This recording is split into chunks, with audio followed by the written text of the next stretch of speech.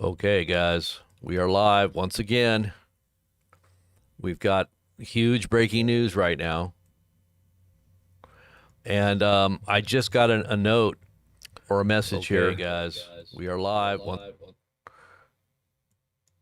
We just turn that off here. We're going to be doing this live coverage of the parade, of the protests, nationwide protest parade, and incoming missiles. These missiles are now incoming. They're saying that Iran is on the verge of sending more missiles. There's attacks right now happening from Israel inside of Syria and beyond. There's a whole bunch of stuff happening right now. We're gonna give you the 411 on in just a minute. We will have all the feeds piped in right here. We've got all the different sources and intel that we have coming in right now. So you should be very informed here at this channel on what's up. In fact, you'll probably have more information than anywhere else you're going to get because we even pull mainstream media here as well. We got the forums, we've got the social media, we've got the live cams, the live feeds, and we post it right here in my deep underground facility right here. All of the different feeds we monitor. My own intel gathering network of intel.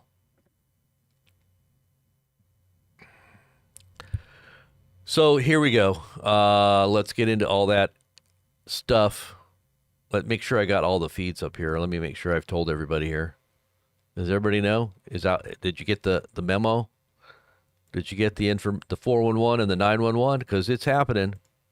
The 911 is actually going down too right now. So confirmed, IDF Home Front Command detected possible preparations for an imminent Iranian attack, asking citizens to stay near protected areas.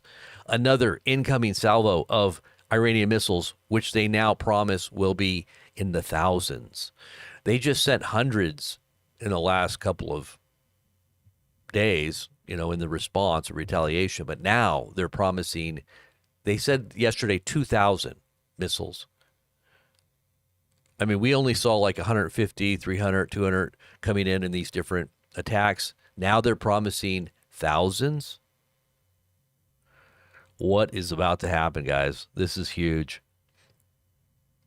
Now we've got all the feeds we're going to be having up on the cam here. I don't even know if we're even going to have time to cover the Trump parade. I don't even think that's really of any significance at this point. What's really significant is whether or not we're in World War III and whether or not there is civil and social unrest here in America and potentially attacks. They're saying that there could be attacks now from Iran inside of the United States. And by the way, Trump just made a statement. Listen to this. He's probably listening to our channel. He must be listening to our channel. Listen to what this new statement said. Let me see if I can find it here. Is it Epoch Times that said it? Let me see. I think it was. One second. Let me find that one post there real quick. It is, I think, oh yeah, was it? Oh no, it was Billy. No, that wasn't it. I just saw it. Okay, disclose. I think it was disclose. Okay, so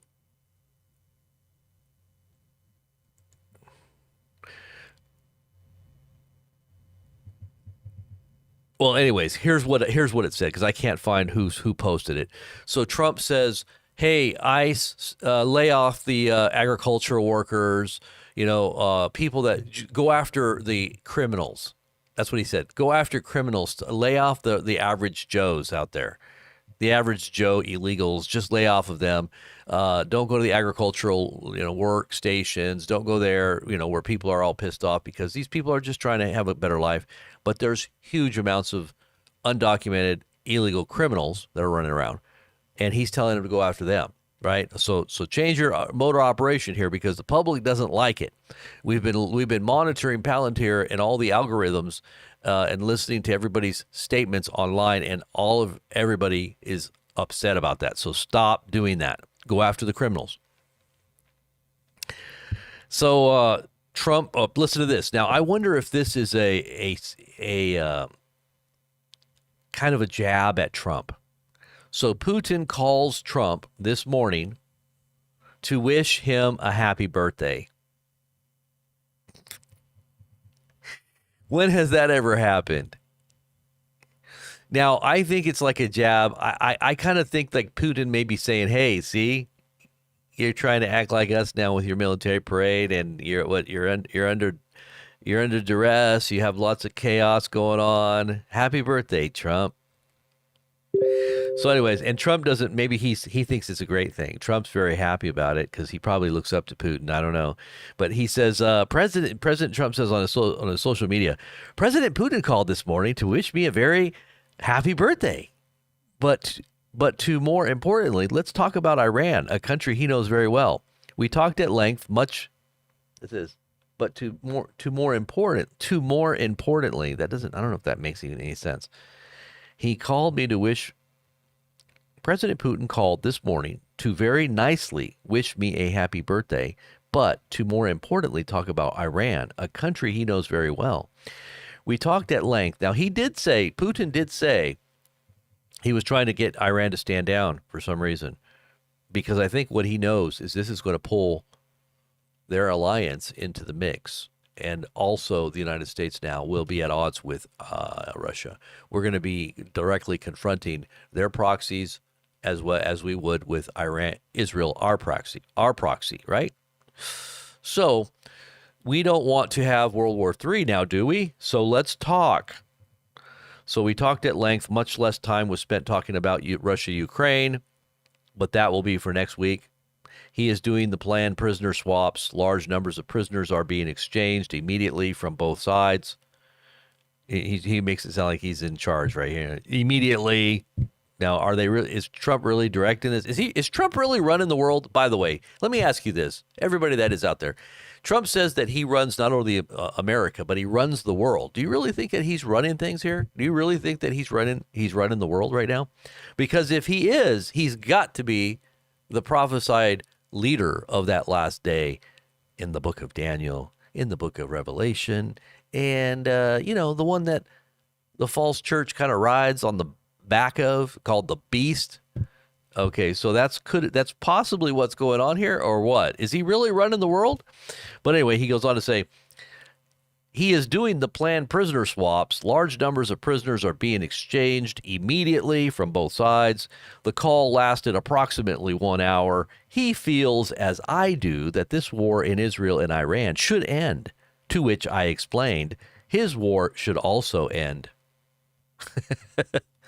Like Putin's really going to go like, well, yeah, I guess I'm really the dummy here. I guess I'm going to go along with Trump. Who do you think really puts each other on a pedestal? Do you think Putin really esteems Trump? Or do you think Trump really puts Putin on a pedestal? Putin on a pedestal. Putin on a pedestal. I don't know. Well, I guess we're going to find out. So Putin calls Trump to wish him a happy birthday. Okay, that was just okay. So that was from Disclosed Television.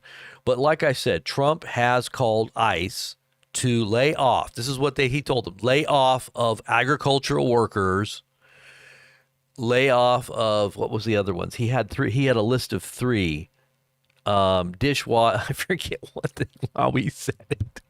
And then he says, go after the criminals. Oh, here it is. Gateway Pundit, I think, said it. Okay, here it is. So Trump directs ICE to stop raids in agriculture, hotel, and restaurant industries, and only focus on, quote, criminal aliens. Why didn't you do that in the beginning? Why is it that you did this? I think he did it on purpose just to stir everybody up. Like I said, that's his way of trolling. He knows he's not that stupid to think that what he was focusing on by arresting innocent mothers. What about all those mothers and fathers that were sent back to Mexico with their children or whatever? Maybe the children are still here. I don't know. They're sending even children that are born in the United States back. They're not considered not citizens if they were even born here now. So they're sending those people back too. People that don't have any connection to Mexico, they're just sending them back.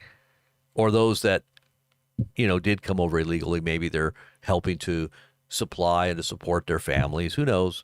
But they're sending people back. But now they're not doing that anymore. Well, we're going to walk that one back. Well, we know we offended a lot of people, and a lot of people are horrified. And this is giving a lot of fodder to the opposition because it does look pretty bad. I mean, we do look like we're like big idiots here. I was going to say something worse, but. All right, so Trump, let's see. Okay, let's see. U.S. Air Force jets are up in the air from Qatar. Okay, that means something's happening. Unidentified projectiles have been spotted by Iranian locals over western Iran. Okay, so projectiles on the way. All right, so let's go to our cams, guys. We're going to go to the cams and start watching what's going on here. Okay, honey, give me those cams really quick. I'm going to be looking for them here right now too. Okay, let's see if I can find it. Okay, here's a good one here. Okay, what the heck? They ended their coverage? How could they end their coverage? This is just now starting. What in the world are they doing? All right, we need some more coverage. Hold on. Let me pull these up. I've got the other feeds for the parade, but like we really want to watch the parade, right?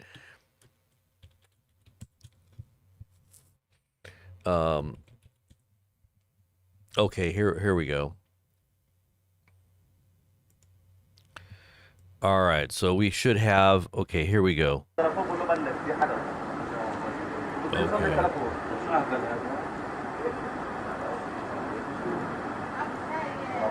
These missiles are incoming, guys.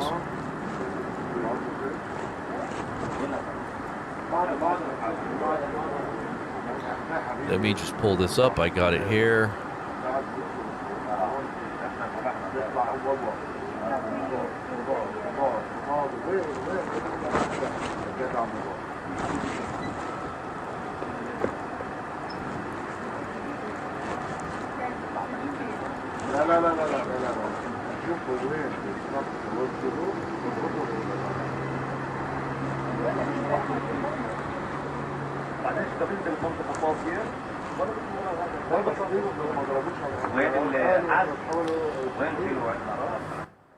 All right, guys. So this is it.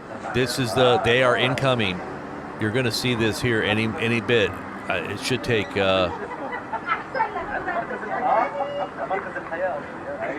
Hold on one second.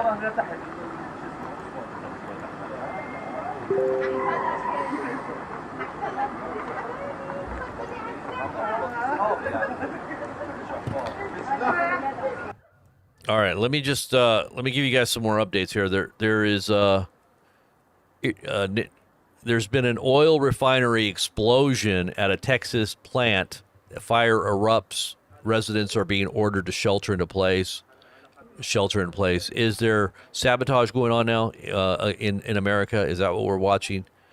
We're watching. Did you guys see the 2 targeted assassinations of senators out of Minnesota? I guess 2 senators were separately targeted, and the guy acted like he was a police officer, came to their door, and then just shot and killed both. The one couple, I guess, were severely wounded, and the other senator, who is the, I believe she's the of Minnesota. I think she's the. What do they call it? I forget. They have a term for it where she carries the gavel. I forgot. Anyway, her and her husband were both murdered, assassinated. This is an assassination.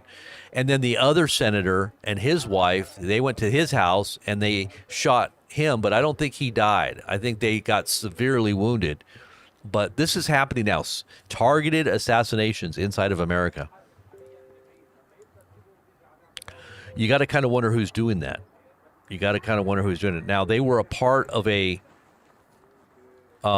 she actually was an advocate for LGBTQ. She was one of those real liberal type Democrats. And you got to kind of wonder what the heck's going on there.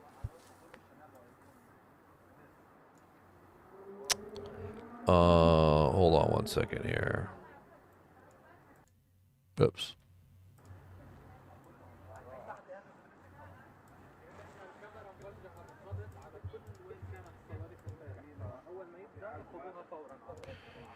And just hold tight because I'm doing a couple things really quickly here.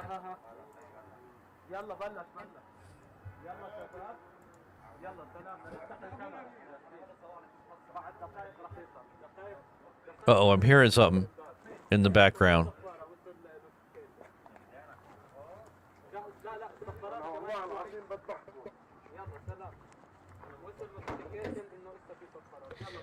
It sounds like I heard like an alarm system, you know, that phone alarm system you get. Okay, here we go. Iranian missiles lift off. All right, we've got video, or we've got actual pictures. I'm sorry, pictures of incoming missiles. So we're not seeing the video yet, but pictures are coming. I'm sure soon here the pictures will be in. All right, hold on one second here, guys.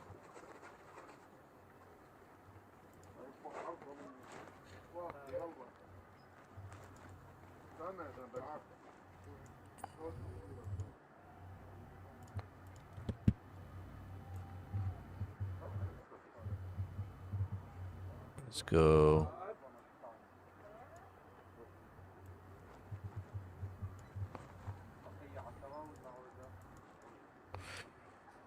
All right, so let's pull up those pictures really quickly.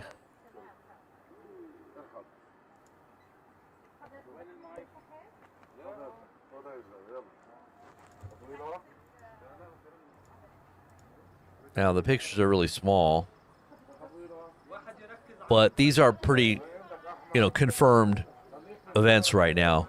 These are not fake news or anything like that. This is all happening right now. We get the intel before it really hits mainstream. So it's on the way right now, guys. They're moving the cameras right now for some reason. Maybe they're expecting it to hit here anytime. Let's just listen in. Okay, I hear sirens. 40 missiles were launched, they said. 40 missiles. So far, Haifa. What is Haifa? Okay, Iranian. So they should be coming any time, guys. Missiles are incoming to Israel right now.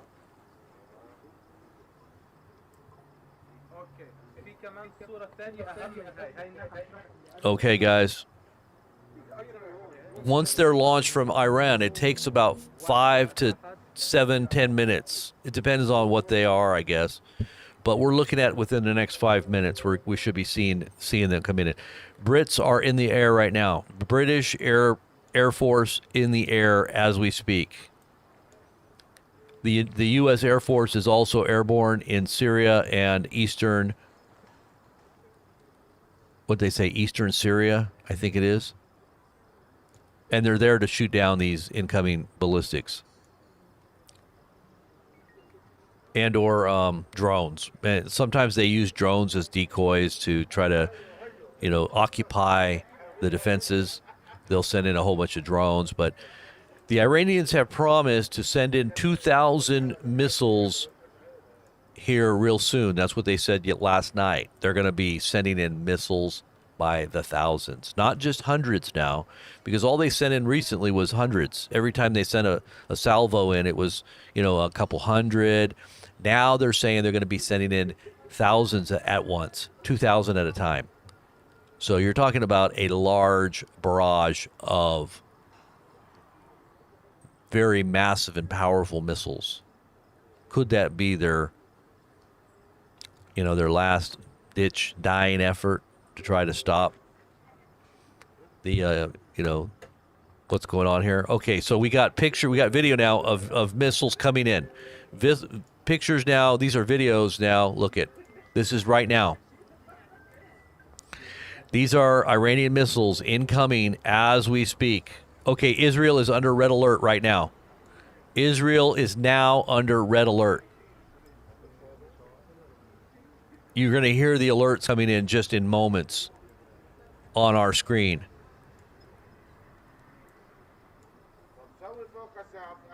Any minute you're going to hear the alerts.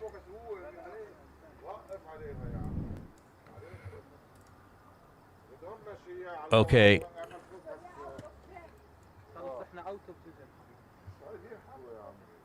Israel is under red alert.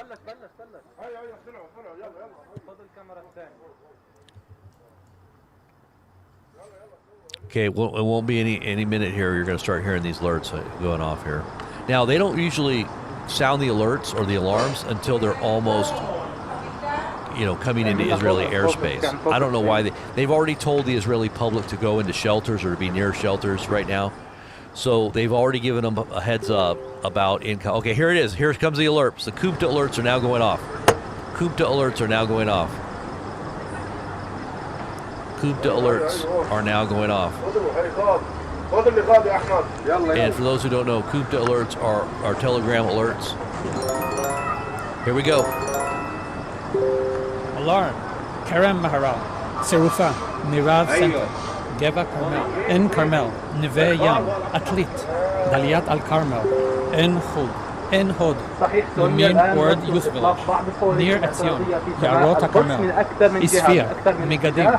Bet Tzvi, Givat Wolfson, Bet Oren, Damon Present, Yagur, Achotrim, Tirat Carmel, Kfar Galim, Haifa, Neve Sha'ana, and Ramat Carmel, Nesher, Haifa West, Haifa, Carmel and Orsim, Kiryat Ata, Haifa, Kiryat Bialik, Kfar Bialik, Kiryat Motzkin, Kiryat Yam, near Etzion Industrial Zone, Haifa, Kiryat Hayim, and Kiryat Shmuel, Kishin Prison, Oranim, Sha'ar HaAnakim, Kfar Hasidim, Rechasim, Ibtin, Al Hawaled West, Kfar HaMakabi, All right, this Ramat Yochanan, Usha.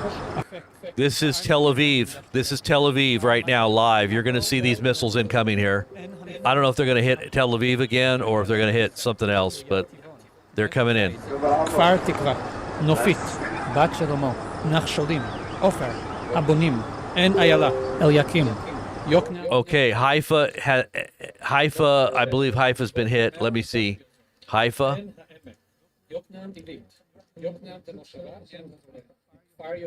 Train station.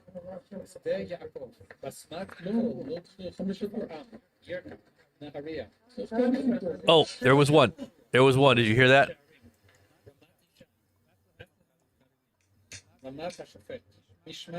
Oh, that was probably something else. Sarid, Migdal HaEmek, Yifat, Nahalal, Ramat David, Manshia Zabda, Zarzir, Timrat, Kfar HaChoresh, Ilut, Givat Eilah, Chajajere, Shimshit, Hasolelim, Alon HaGalil, Bir Al-Maksur, Chanaton, Kfar Manda, Demedet, Moreshet, Mitzpeh Aviv, Hollywood has become a member. Horanit, Manof, Shechania, Kabul.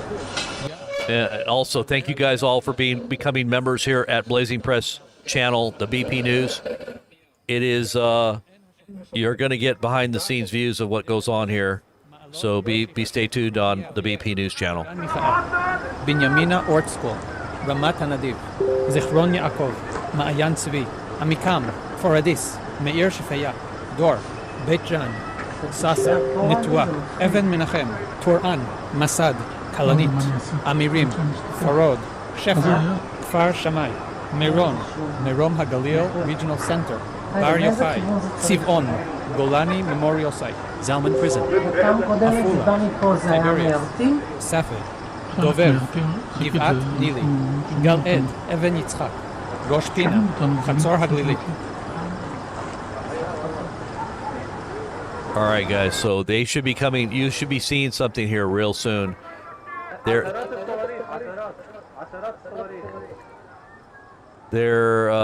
You'll be seeing them scream if they don't shoot them down. I mean, I don't think they're going to shoot them down. The jets are in the sky right now in eastern Syria, trying to shoot these things down, but they are incoming. That means they're imminent now. When you hear these alerts, that means they're right on the doorstep there. All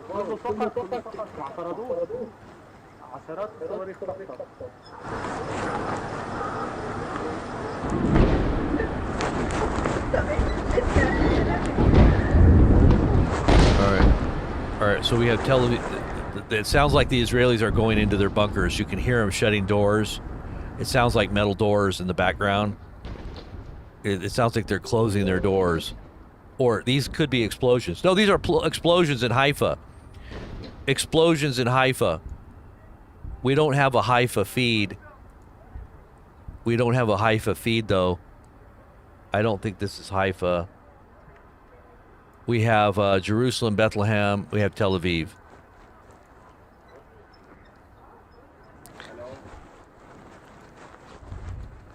Honey, if you can find a Haifa feed, let me know. I don't know. Sometimes they don't have them all. They only have the main ones here. But we've got... Okay, in the entire northern Israel, it says is, including Haifa, is under red alert. All of northern Israel. So Tel Aviv is not in the crosshairs at the moment.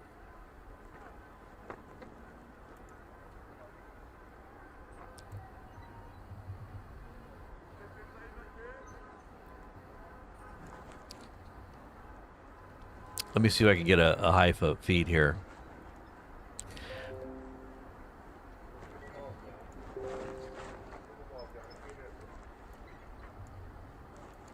Okay, so far no impact so far from the sources we're looking at. It says explosions in Haifa are from interceptor launches. So interceptors are hitting them in the sky. You might have been hearing that just a minute ago, those explosions. I'm guessing that we have some kind of audio here that may be picking it up. I don't know. Whoops.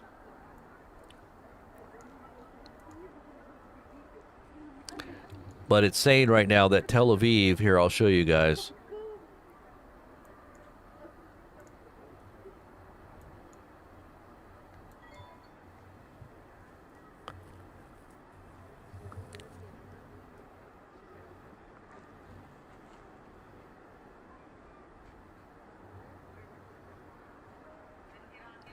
Let me just see what they're saying here on this other channel here. Okay.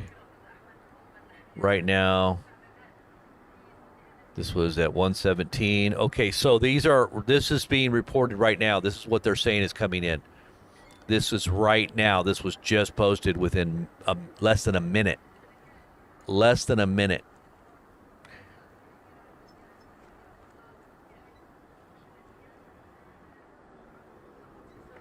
Okay, there you go. And that's northern Israel. Okay, Iranian missiles over Haifa now. Iranian missiles are now over Haifa. They're over Haifa right now. Haifa right now. Let's see. Okay, here we go. We've got... Well, I just showed you guys that video. So he just got the video right before I did. He got the same...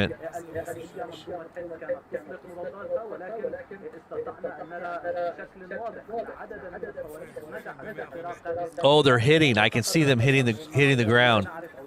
They are literally hitting. Oh, wow. Okay. They are hitting. If you see them out there, did you see those guys? Did you see that? They were literally hitting. Okay, we've got footage right now.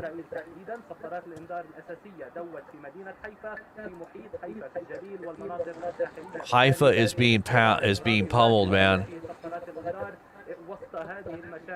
This is in real time, guys. We have sources that get it instantly. Instant source right here. You're not going to find this on any other channel. No other channel is covering it in an instant way. They're getting it way after the fact. Here's some more right here. This is Haifa. It just seems that they're focused on Haifa right now. الإسرائيلية، وذلك لأن تقارير أفادت من إيران بأن إسرائيل قامت بالفعل بقصف أولي من خلال مسيرات ووسائل أخرى لبعض Here's some more video of Haifa. في إيران. بالتالي هل إيران تحاول أن ترسم معادلة أن Okay, impacts are now being reported in Haifa. Here we go. Look at this. This is Haifa right now. You're seeing impacts inside of Haifa, the city of Haifa. التي نستطيع أن نقول أنها غير مسبوقة شمالي إسرائيل تحديدا. Israel is being attacked once again. It's happening right now. Scenes from the occupied north. Okay, so somebody is saying this is an Islamic channel. They're showing these scenes here. Look at this. This is from northern Israel. Missiles in northern Israel. There you can see some of them being taken out in the sky, but some of them are hitting. You can see some of them are they're taking out a lot with the Iron Dome, but a lot of them are making it through. I can see it from the back end.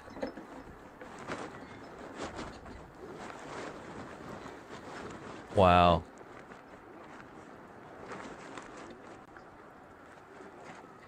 Okay, guys, we also have some very important news here with what's going on here domestically in the United States. They have been targeted assassinations against senators. 2 senators, or 1 senator was killed, and the other one was severely wounded in their homes. They were targeted by someone dressed up as a police officer and came in and shot them. Two of them died, the spouse of one and the senator of Minnesota. And also, we have huge protests ongoing across America right now. Here's some visuals of that right now. Militarized police, National Guard. This is all across America. This is happening in 1,500 different cities across America now. The rising up of the population and public against Trump's, what they say is a kingship. That's why they call it nokings.org. But this, many would say, is a left movement to resist what Trump is doing. Trump's trying to save America. Trump's trying to secure America. Trump's trying to bring peace to America. But in that overreach of, this is why Trump walked back the ICE's directive to go after hotel workers, restaurant workers, agricultural workers. He told them to stop today, this morning. He said, stop. Don't keep doing it. We've got too many people upset. Okay, Iran wants a new wave of missiles. A new wave is now incoming. Another wave. Now, they promised thousands of missiles yesterday are going to come in now. Before, they said only a couple hundred a day or a couple hundred every time they launched. But now they're going to be launching thousands, they said. So you're going to be seeing thousands of missiles now coming in to Israel. And many of those are going to get past defenses, especially if they're hypersonic missiles.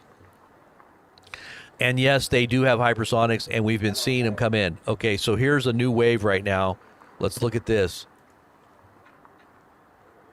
These are just now being launched out of Iran. Right now. This is a new wave. Israeli jets are over Yemen right now. Israeli jets over Yemen. So why is Israel in Yemen right now? They should, I guess they're taking the fight to proxies of Iran. So you see that missile went right up into the stratosphere. Those are coming in from space, like way up. They're coming up from way up high. These are very high level ballistic missiles, medium range type intercontinentals, I guess you would call them. They go very far and very fast. Once they're launched from Iran, it only takes up to 4 to 5 minutes if they're hypersonic to get to Israel. So you're talking about a 4 to 7 minute period once they're launched. Are they going to attack Tel Aviv again?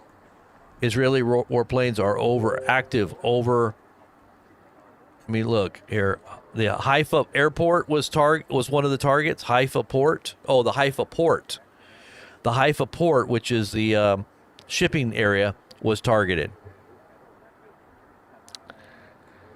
So we've got just huge protests going on right now, guys. Look at this.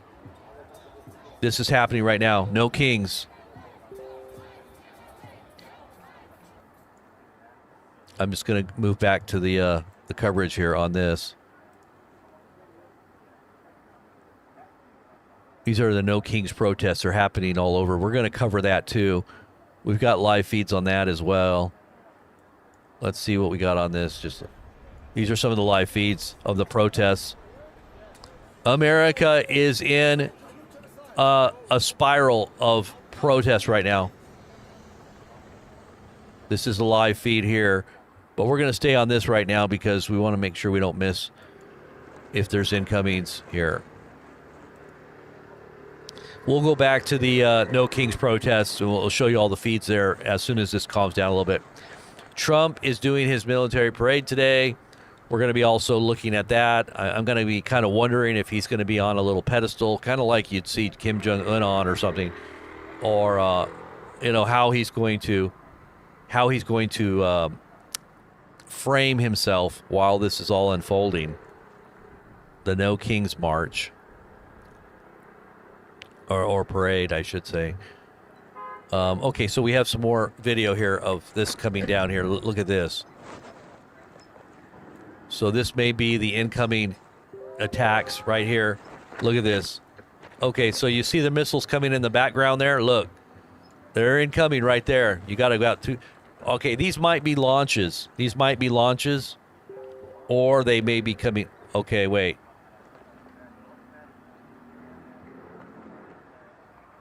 So that was it on that. Let me see if those were launches. It doesn't say.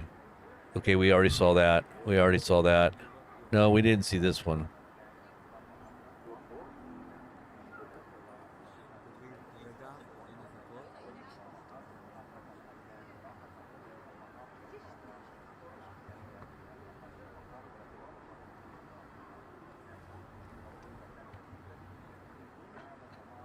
Those might be Israeli defenses, I'm thinking.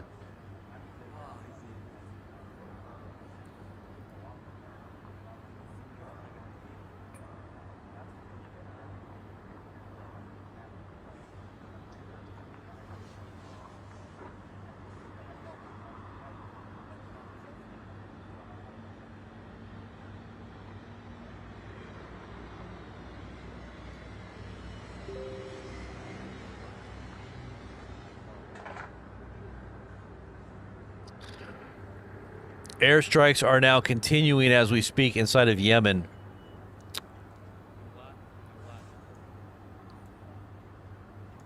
I didn't see any impacts there, so... I'll see if I can find this. Okay, Iranian missiles rained down on the Israeli port of Haifa.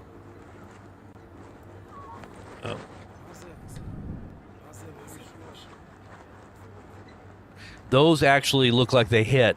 You can see impacts. Watch the flashes. You see the flashes on the ground? Those are hitting their targets.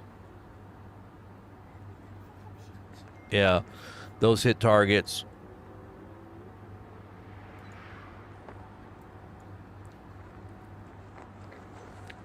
Okay, this is crazy. Look at this video footage here. Look at this. Wow. Look at that. This is a barrage of missiles on their way to Israel. Smoke rising from impact sites in Haifa. Massive damage inside of the port of Haifa. Look at that. Look at the impacts. Look at the impacts. Wow. Let's look at that again.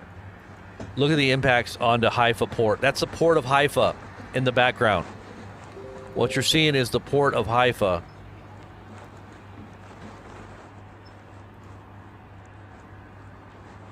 Why is this not going away here?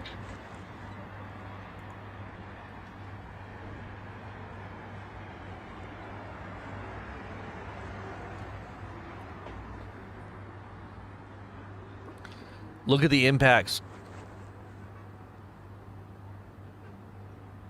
You can see some of the defense of Israel taking some of them out, but some of them, a number of them actually hit.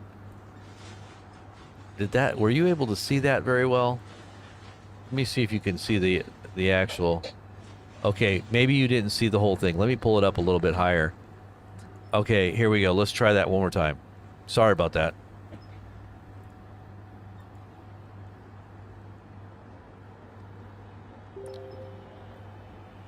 You should be able to see it now.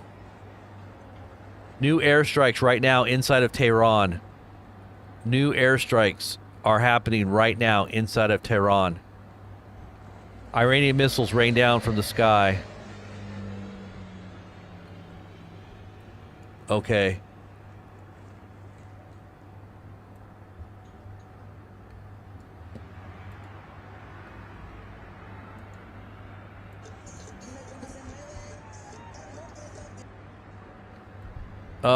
They're doing mariachi dancing in the streets. What in the world is this? Oh, where am I at here? Oh yeah, here we go. Look at this. I can't play the music. Oh shoot. Here, let me pull it back up here.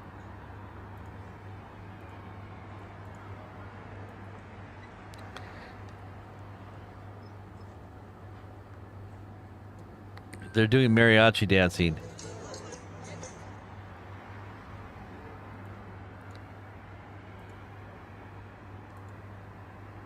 These are the ongoing protests now all across America.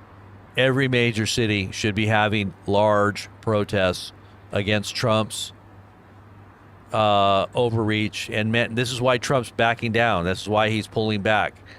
He's literally pulling back his directives on ICE because so many people right now are in a state of unrest. But his military parade should solve that. Let's just put out that image of strength and of power, right? We're going to be playing the Xingzhu, what do they call it? The art of war. We're gonna play strong when we're really weak, because that's what we do. We want to make sure we telegraph to the whole world. This is why Putin said, "Happy birthday, Trump." Happy birthday, Trump. You having a good time there, Trump? That's what's happening. That's what the whole birthday wish was all about. All right, we got new members. Right on. Come on now, new members. How many members we got in here? If you're a member of the BP News channel, say hey ho. Let me hear you say way ho. The Watchman, how's it going? New Brunswick, M. McCarthy, Shadow Files, Troy Hamilton. What's happening, guys?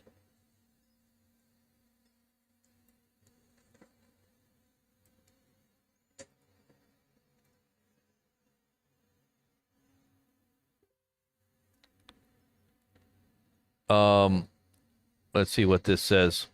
Trump and Netanyahu are continuously being informed on the ongoing strikes in Yemen and Iran. Okay, here is some footage here of Haifa. Look at this.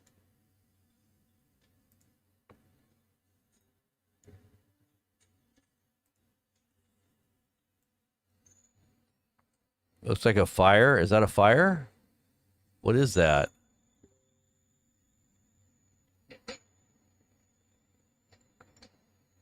I'm not sure.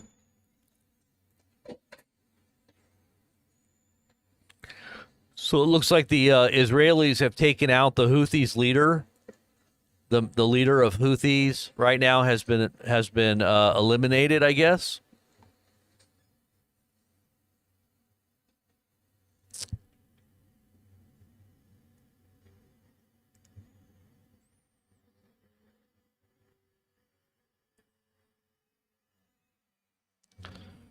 U.S. military personnel. These are Marines currently standing guard in downtown Los Angeles. during the nationwide No King's Day protest. These are not National Guard. These are Marines. U.S. military Marines right now. People are laying down flowers at their feet. Seriously?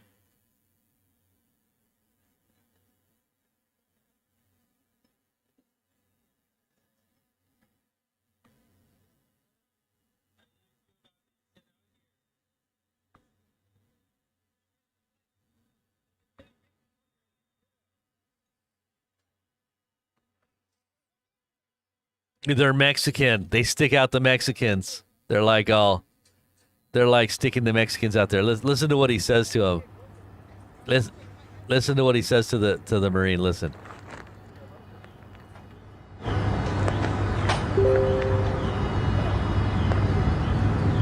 He's like, how do you like being out here, man? How do you feel about being sent out here?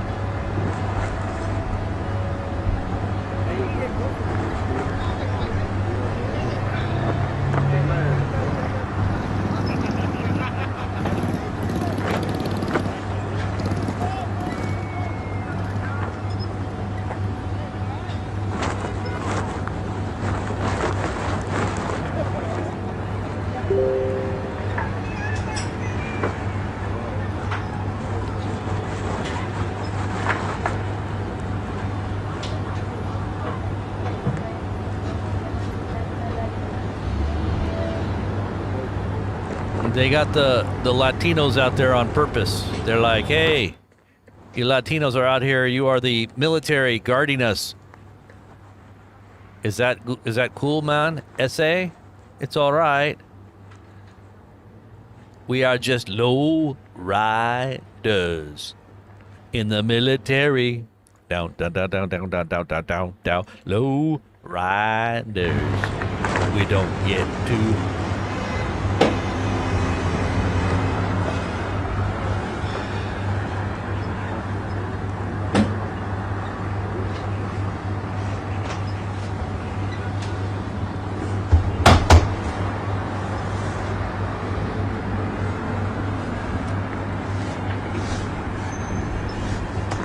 Oh, I didn't have my mic on there. Sorry about that. Sorry about that. Israel has conducted a targeted assassination airstrike against senior Houthi official in Yemen, according to the military radio, IDF military radio.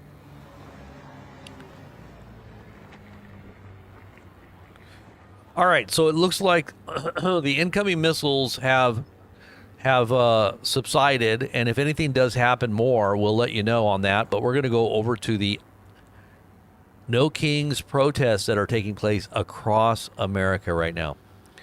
We're going to be looking at some of that right now. Let's see if this is the live one here.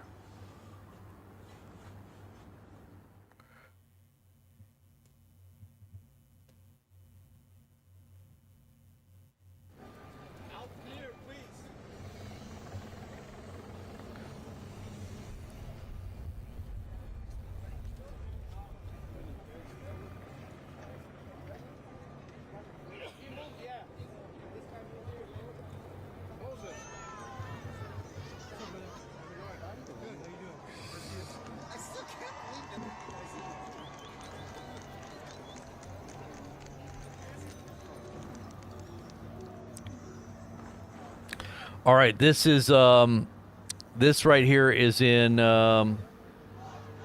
this is nationwide. This is nationwide. This is not just one or two cities of America. This is in every major city that is happening across the United States right now.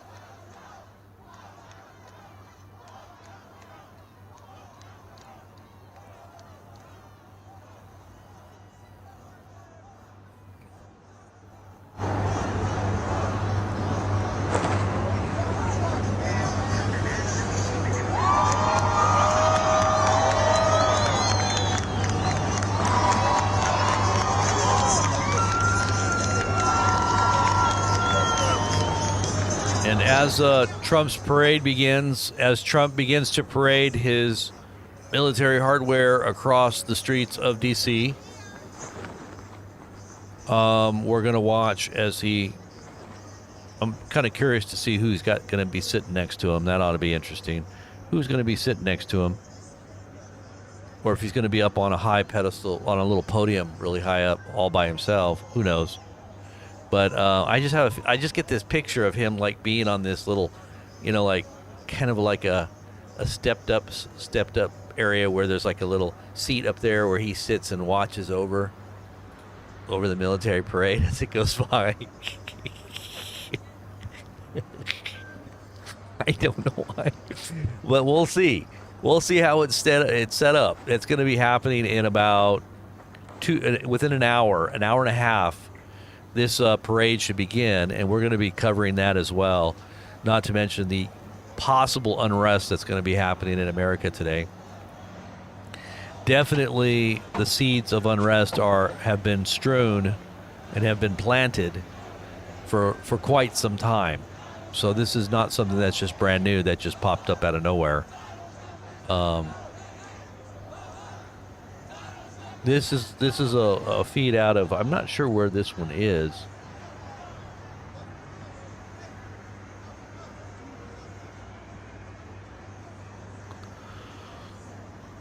But anyways,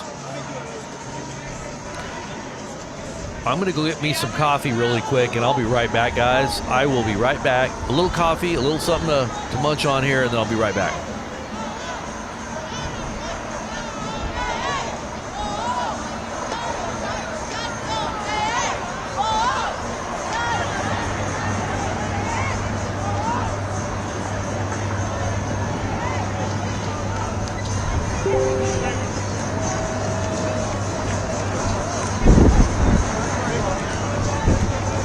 Oh, really quickly, yeah, that's a Trump golden Trump. Hey, MTM, I want to welcome you as an eternal Blazer. MTM, thank you very much for being one of the Blazers on the member list there. We're going to be trying to provide the members a great hangout opportunity here at the BP News Channel and giving you guys a lot of extra stuff. So stay tuned for all the members. We got lots of members incoming, so if you're not a member, become a member. It's only like 1 or 2 cups of coffee a month in support, unless you want to become an eternal member. Then you might have to, give up like 4 or 5 cups of coffee. You don't want to do that, but if you got the extra to help support the cause and get the message out, and you really like this coverage, thank you, Kathy Poland, for being a member. You get a special call out, Lori Gardner and Cammie. Cammie's a recent member, and Prepare Now is as well. Heidi is in the house, and all of the mods. Elizabeth, thank you for being moderator here as well. Okay, so an Iranian depot, an oil depot was struck. Not Home Depot, oil depot. An oil depot was struck inside of Iran. 1 dead and several are trapped. It says here, in an impact in Haifa, I believe, in northern Israel. So there has been 1 person dead so far, at least they're saying. But like I said, I'll be right back. I'm gonna whip myself a cup of coffee. Wait till I drink my coffee. You haven't? I always go. Always get that coffee and I call that the caffeine anointing. No, I don't do that. I try to be anointed without the caffeine, okay?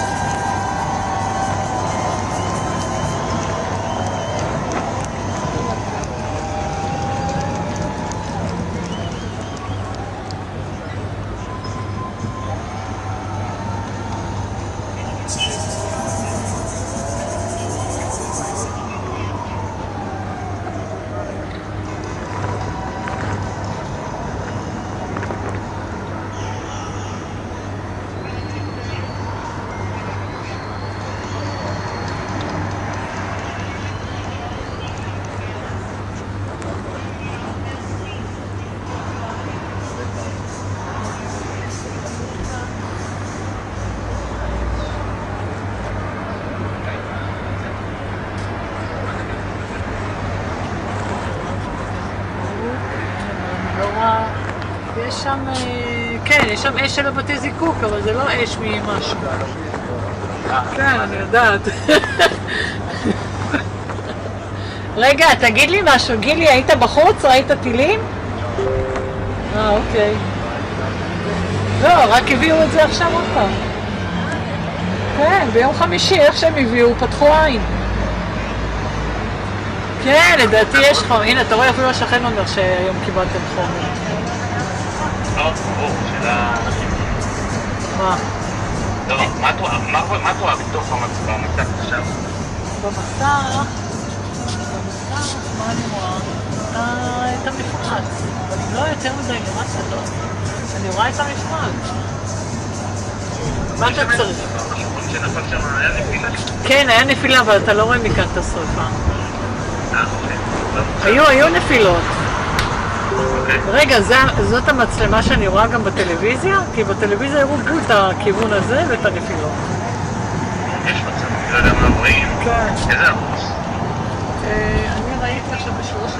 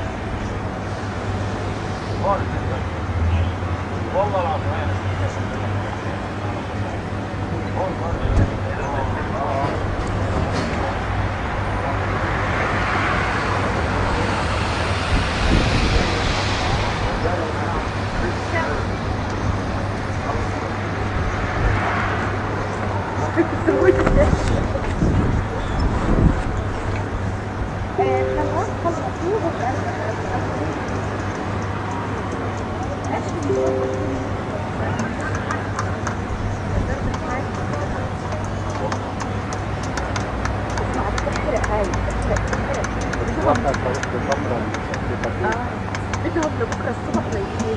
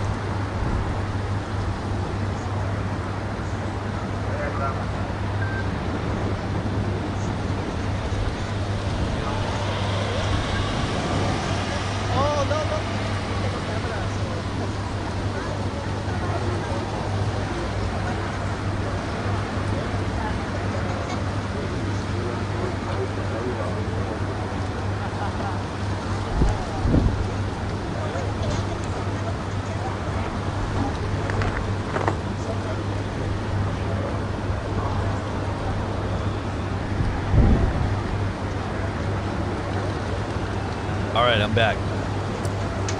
All right, let's see what's going on here. There's still a lot going on here, guys.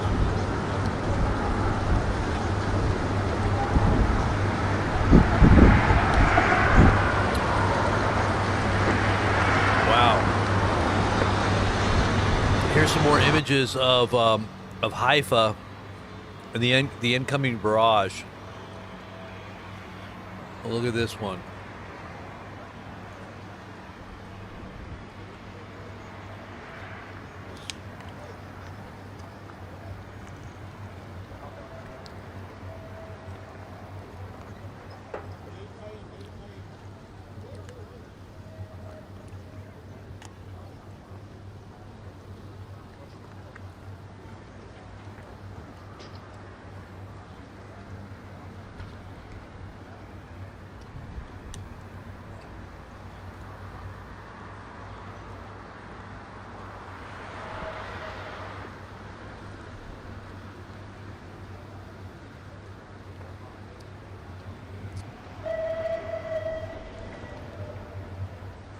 All right, this right here is impact sites inside of Yemen.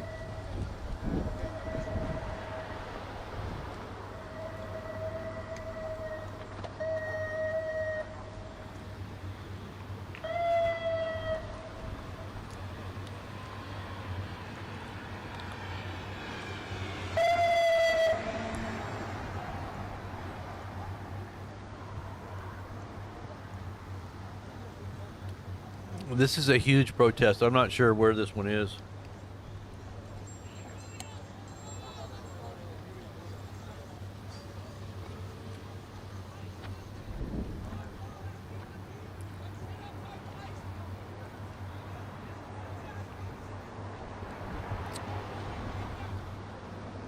All right, let's see what else we got here.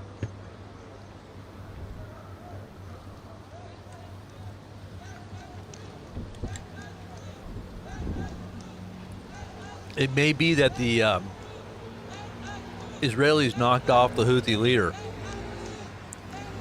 They may have taken him out.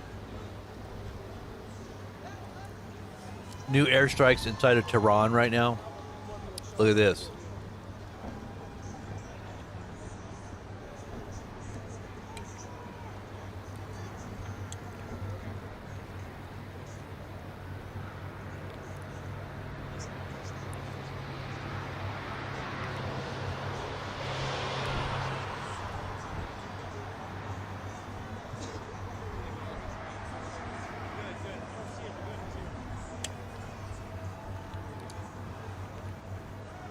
Those are very significant.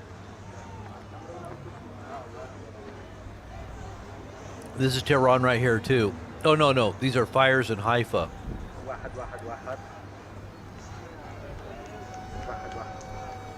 Oh, we showed you that already. What was that on the top there? Is that an oil refinery?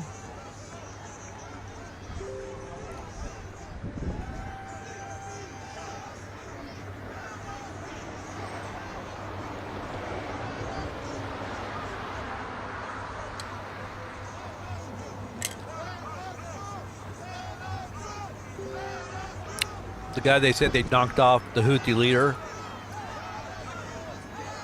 Supposedly that's the Haifa leader.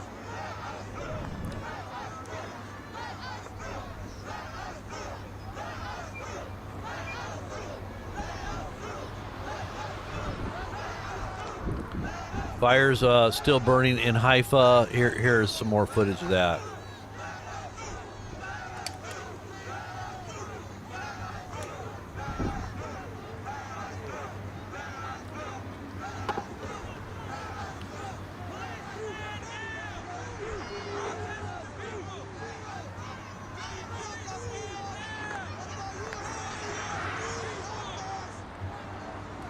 This was in Tehran right here. Pictures out of Tehran, Iran.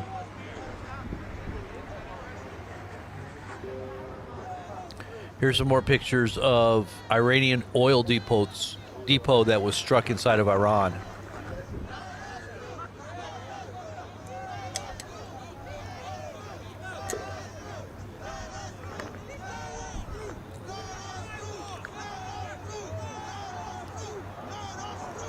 Wow.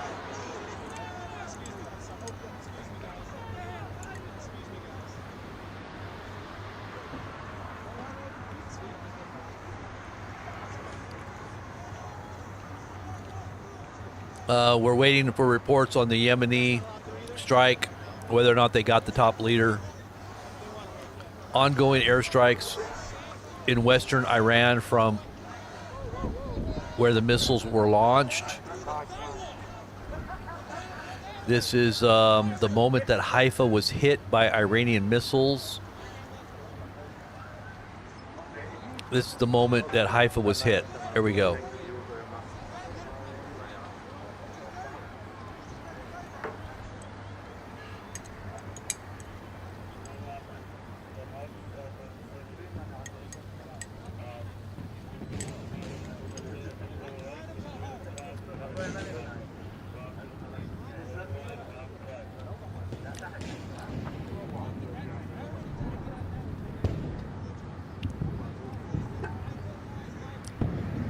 Can you imagine living in a city like that that's being bombarded with missiles coming down out of the sky like that?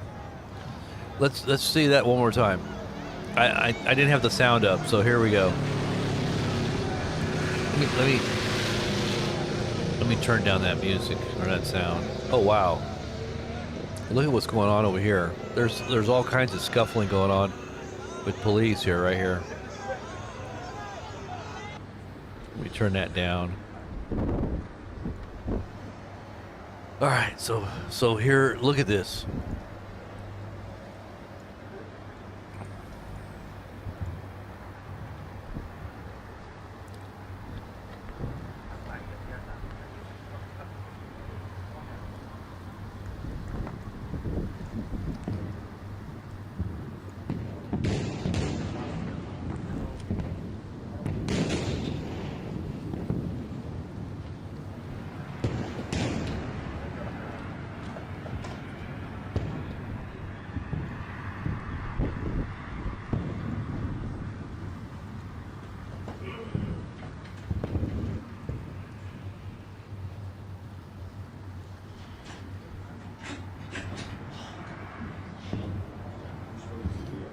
Wow. A lot of those flashes that the flashes that you see in the sky are actually missiles that being intercepted. They're being intercepted, but some of them hit.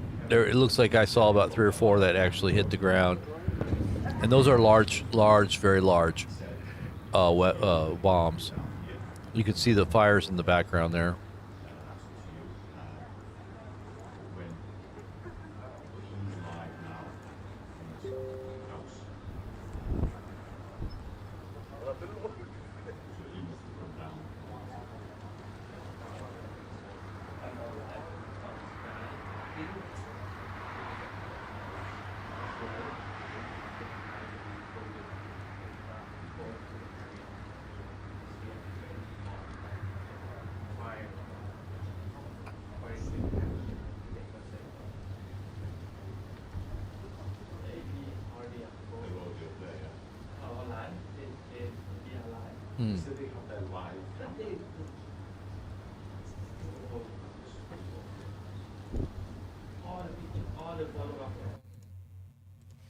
Let's turn that down.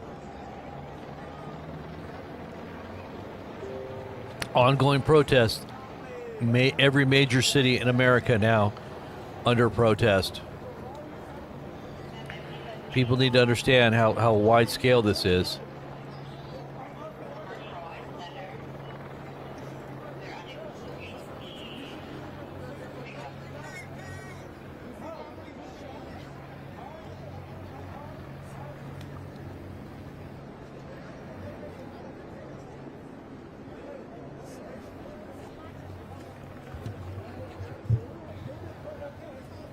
Is anybody noticing gas increases today?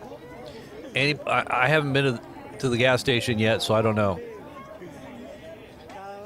Just curious if anybody's noticing an increase in their gas prices locally. Has anybody, because I haven't been out to the gas station, so I don't know. Gas went down 30% here. Gas went down. We're living in an upside down world. What's going on? They just said oil prices skyrocketed on the stocks, oil stocks or whatever.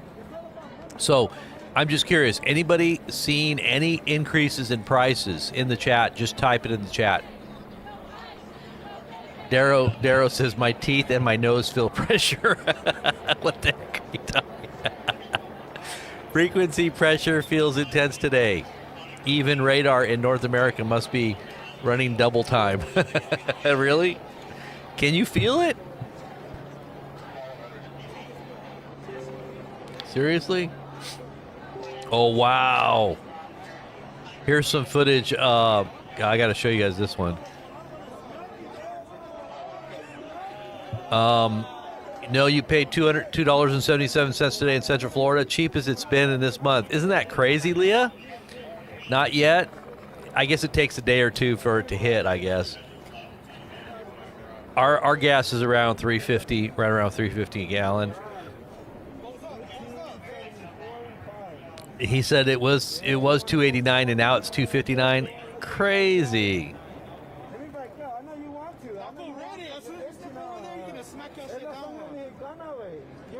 This is the time to actually stock up right now. It's probably the lowest it's ever going to be.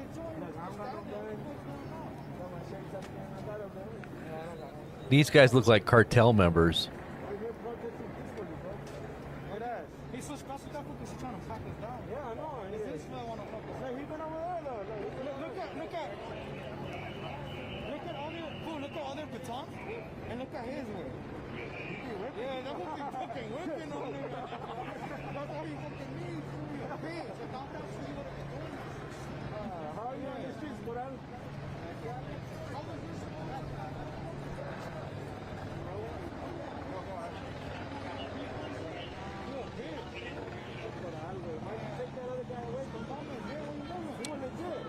All right, check out this. Check out this this footage right here.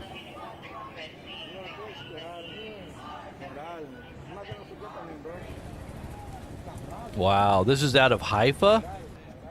This is out of Haifa. Oh, no. I'm sorry. This is visuals out of Tehran. I was going to say, man, that looked really bad. Okay, so this is right out of Tehran after the initial strikes just a few minutes ago, a few hours within the last hour. Oil depot burns inside of Tehran.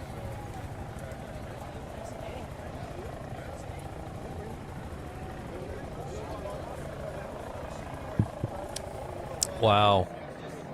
That is absolutely crazy. That just happened, guys. I don't think that's less than lethal, though. I think that may have been like a smoke bomb. Here's some more visuals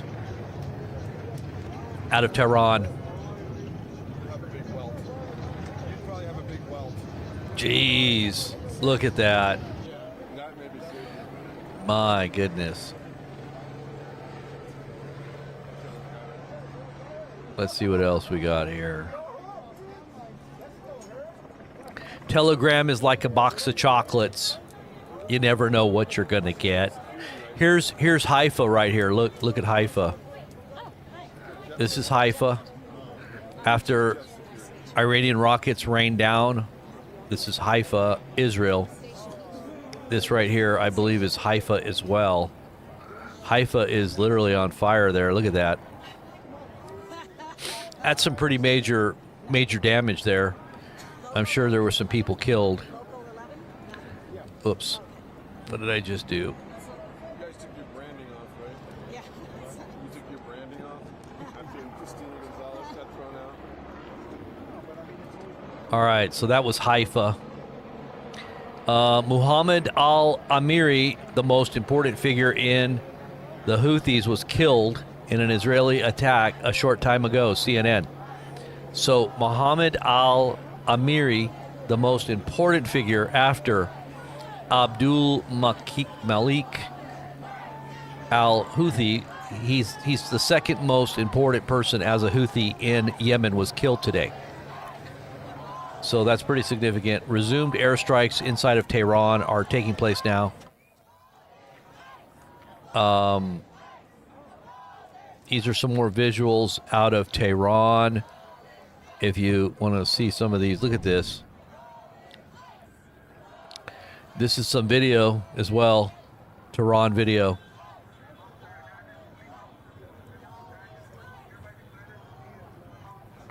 Oil refineries are burning.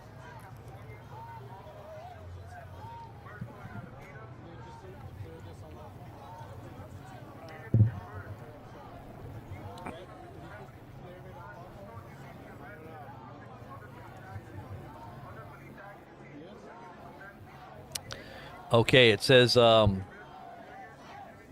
right, so it says, an Iranian ballistic missile struck a two-story home in the northern city of Tamra, east of Haifa, and it wounded 14 people, including one who is in critical condition. Additional missile movements are being detected right now from Iran. This is just within the last 10 minutes, so there may be some more incoming missiles. Okay, Israeli jets are scrambling over Syria towards launch sites or launch lines in Iraq. That means more incoming missiles, guys.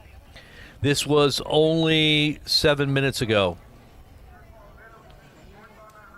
Okay, we've got 3 reportedly dead after Iranian ballistic missile inside of Haifa. Oh, geez. This is terrible footage. I can't show that.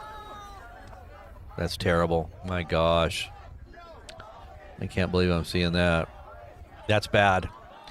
I can't show that footage. It's pretty graphic. All right, so we should be looking at possible new rounds of incoming missiles from Iran into Israel. Guys, it looks like in the last 5 minutes, we've gotten reports that missiles are now incoming once again, incoming into Israel.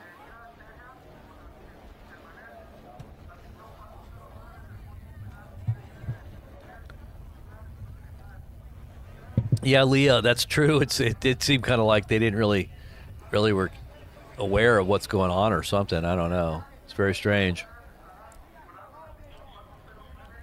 So you just got the visuals of what's happening in the protest here in America right behind. Well, I'm not even on the screen, am I? I thought I was on the screen there. Let me get myself up there on the screen and join the party here. There you go. I got my America shirt on. This is actually a shirt that just kind of tells you that, you know, you got armor on.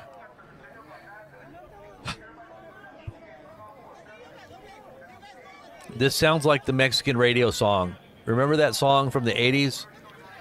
I'm on the Mexican, whoa, whoa, radio. I'm on the Mexican, oh, radio. Mexican radio. Mexican radio.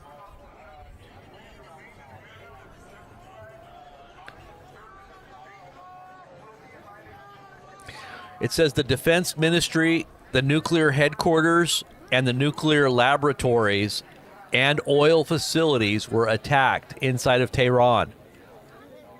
The Defense Ministry, the nuclear headquarters, nuclear laboratories, and oil facilities inside of Iran were attacked just a little bit ago. Breaking, let's see. Oh, close-up of hypersonic missile impacting Haifa. Look at this. Oh, my. Look at this. Look at this footage. Look at this footage.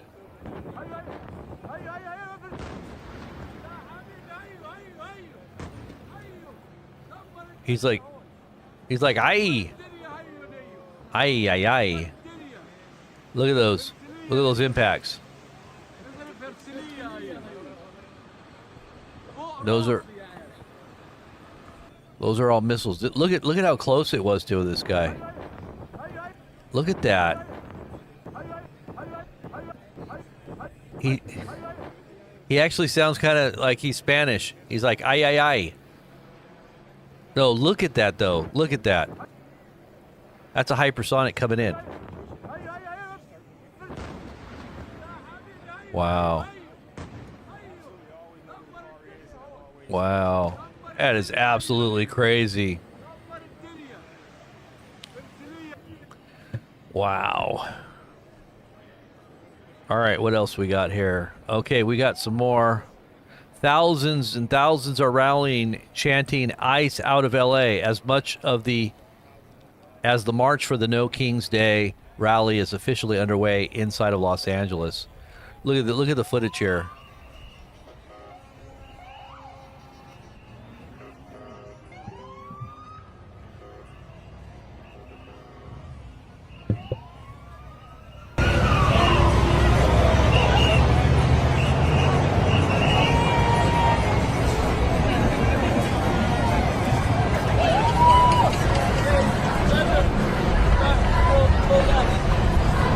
That's a big old concrete.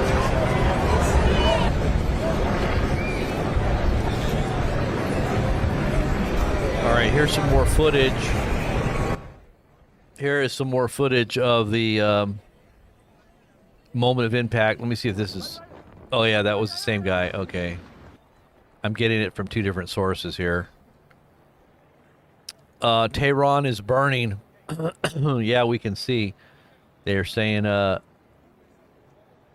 Tehran is burning.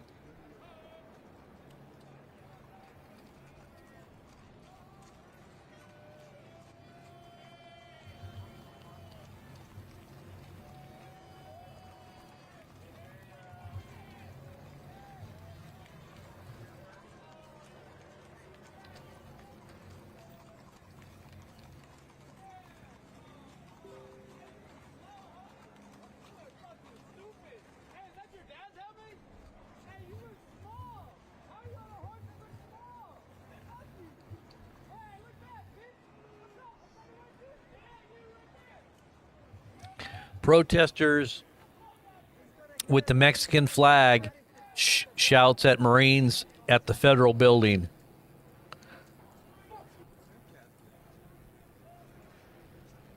Shame on you! My dad's walking in front of me! My dad's a shame on all the cowards! Shame on you! How do you feel about pressure on my unit? Coward! Coward! You're doing the fucking job!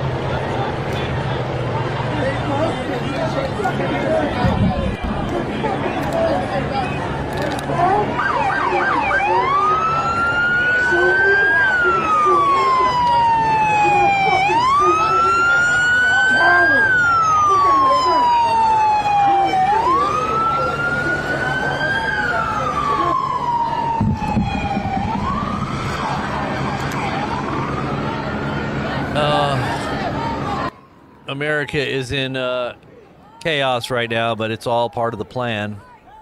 If you didn't know, these are things we told you were coming here. It's now here. And it's going to get a little worse before it gets any better. Before the controls are brought down, before they roll out digital currencies, digital IDs, digital tracking, biometrics, everything's going to be connected to you, to your person.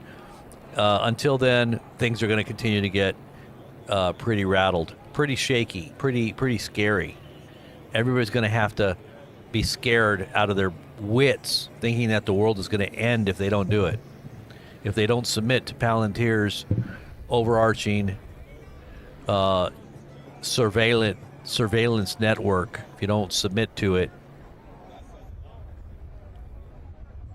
you're literally going to be fearful of everything spiraling out of control. Why are we looking at this guy's feet? Let's go back over to this one. This one is, I'm trying to think of where this is at here. I'm not even sure where this is at. This is still the skyline there. We're going to go back to this skyline here if something goes down. Let's get rid of that one.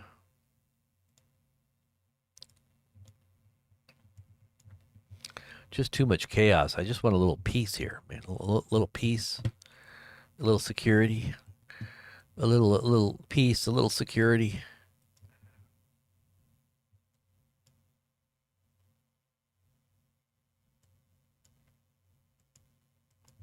All right, then the military parade should be happening in about an hour.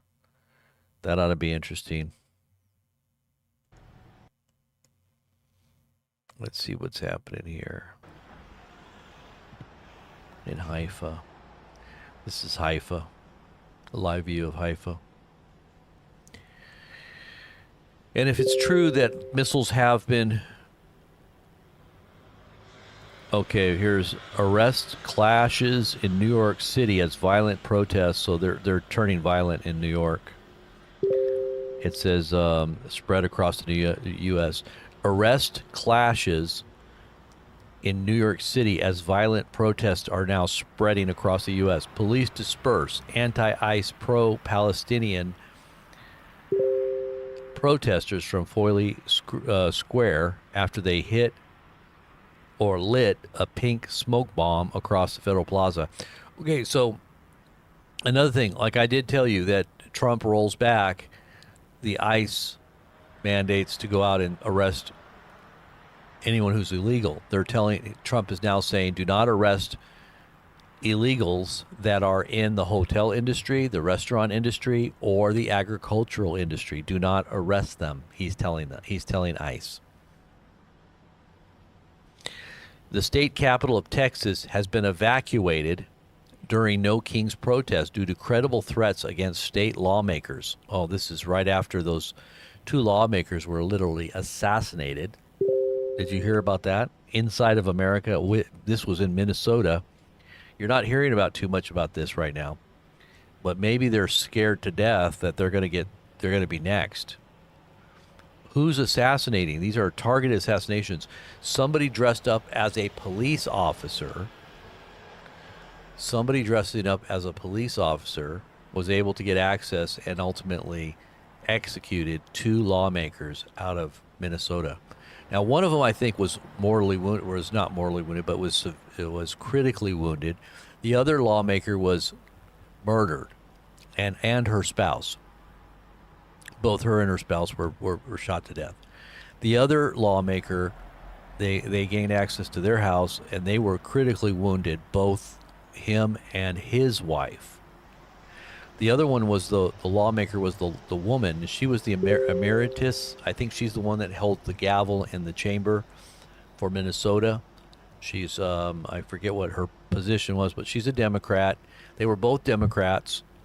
And she seems, when I looked at her profile, she was really into the LGBTQ thing and promoting this idea of this woke kind of mindset, and a very anti-Trump person. And she's been eliminated.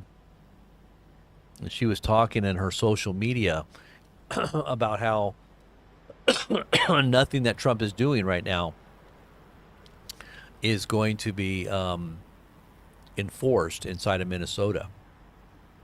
That they're resisting it and they're succeeding. This is what she said on one of her last posts. Not good. Nope. Maybe she was too influential, and they needed to take her out. Look at this. Look at these protests here. Look at this. This is happening right now inside of Texas. This is large protests inside of Dallas, Texas, happening right now.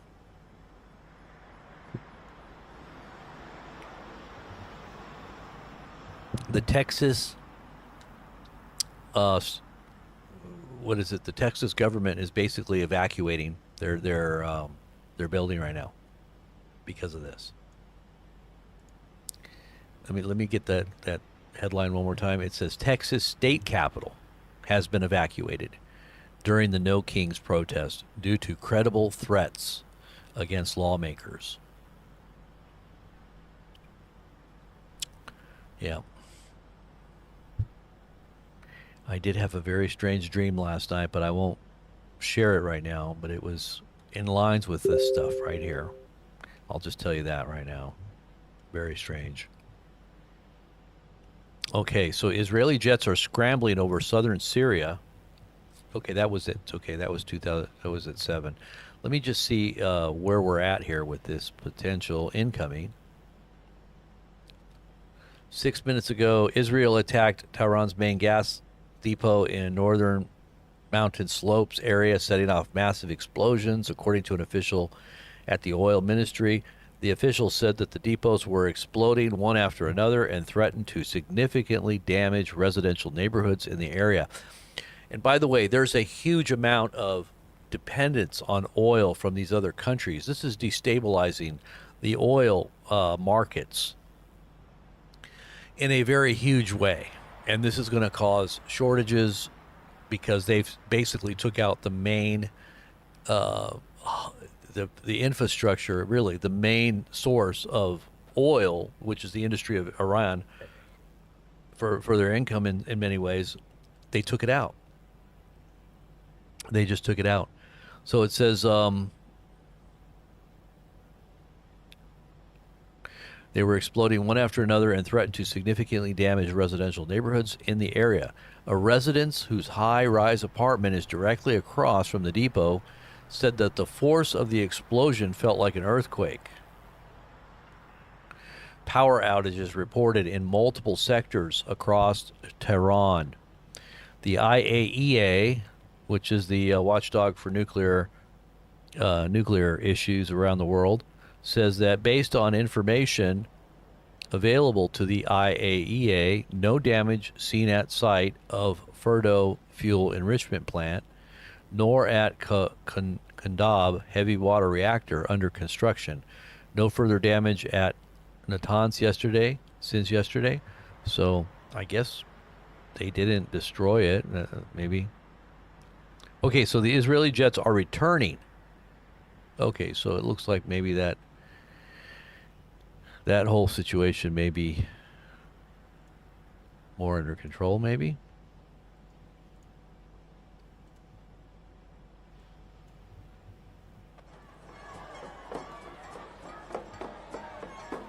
These are live visuals here.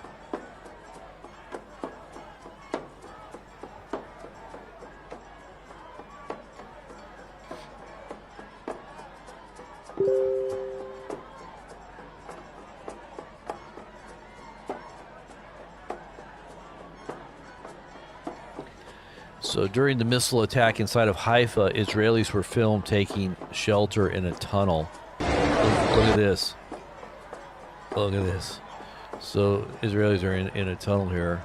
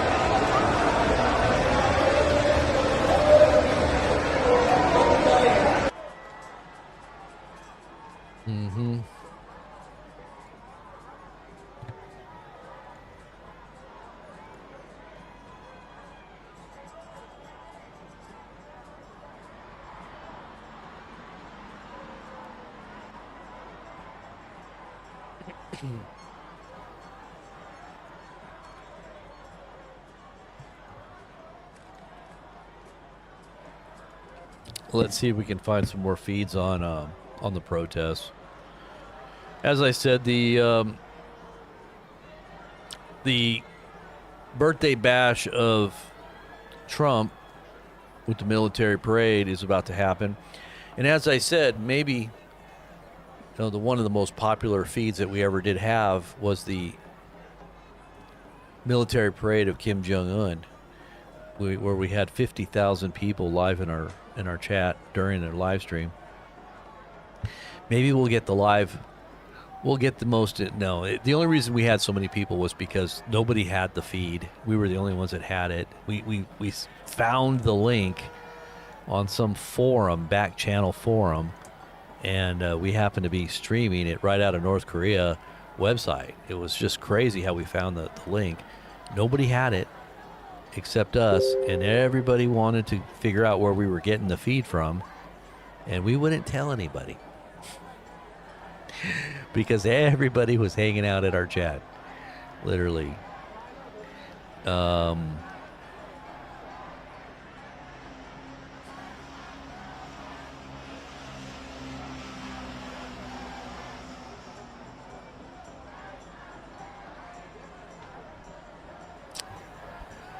Let's see. What else do we got? If you guys aren't a part of the Telegram page, make sure you get connected over there on the Telegram page.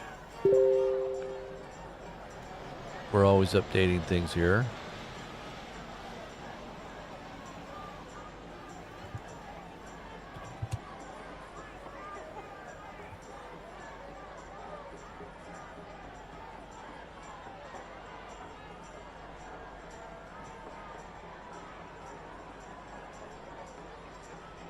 Hey, TTI family.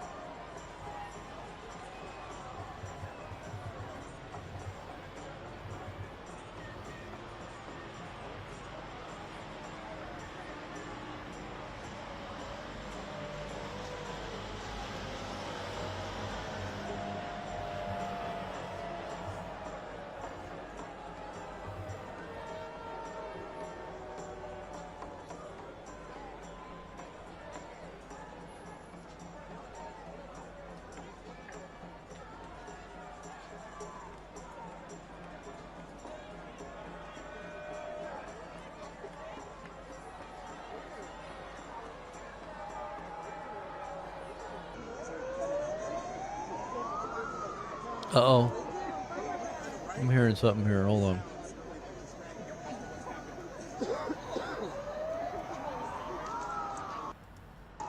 That's happening right here.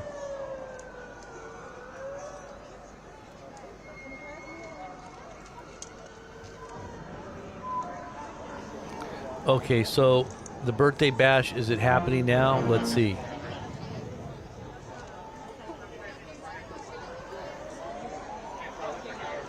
No, not yet. Okay, so I did get a link here, but let me see something here. Yeah, that's not it. That's old footage. The Crux always does that. They show old footage in preparation for things. It's not actually happening yet.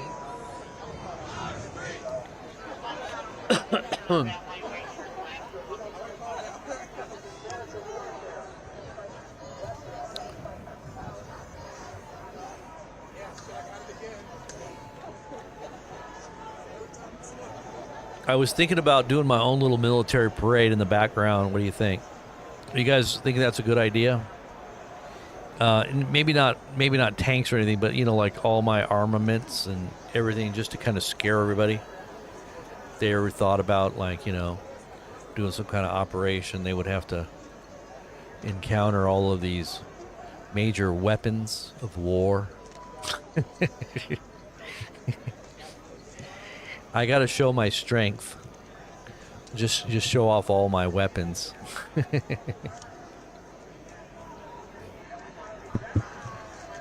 I'm just gonna line them up all in the back.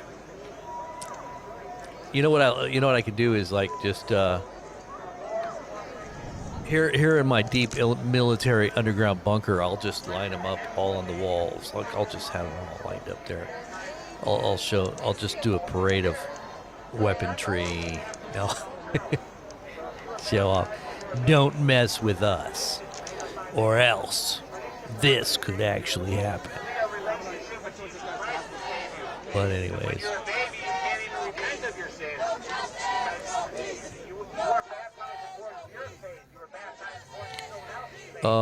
Let's see what this one says here. I think we might have... Okay, so here we go. We got kind of an interesting feed here.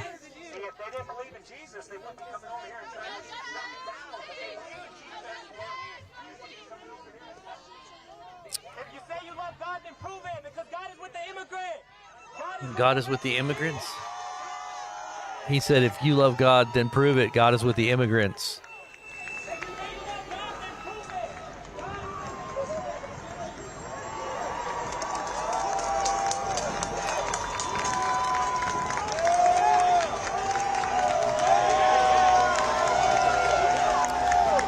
This is at Los Angeles. Marines are facing off with protesters. Don't touch it.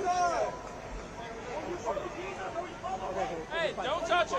Don't touch it. Don't touch him.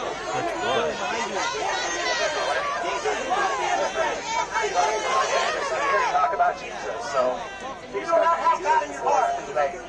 You don't need the Bible. I don't have the Bible, so Holy Spirit inside you, you have some self-control too. I was just like you. I broke all the commandments just like you. And I decided to surrender my life to the Lord and live for the Lord. So it's up to you what you want to do. I was a full-time sinner 3-4 years ago too, but Jesus set me free of my sinful nature. And that's what he can do for you too. So your choice, heaven or hell. I'm just out here to tell you the good news. No peace, no justice, no peace, no justice, no peace, no justice, no peace, no justice, no peace. Of all your sins, no peace, of your justice, no peace, the Holy Spirit, no justice, no peace, bless us, no justice, no peace, no justice, no peace, no justice, no peace, no justice, no peace, no justice, no peace. All right, so what this guy's doing is he's preaching the gospel out there, it looks like. I'm not exactly sure because I can't hear everything. I hear him talking about how Jesus set him free, and he's talking about his gospel, and these people are really agitated, almost like trying to create some kind of mob. But I guess he's walking away now.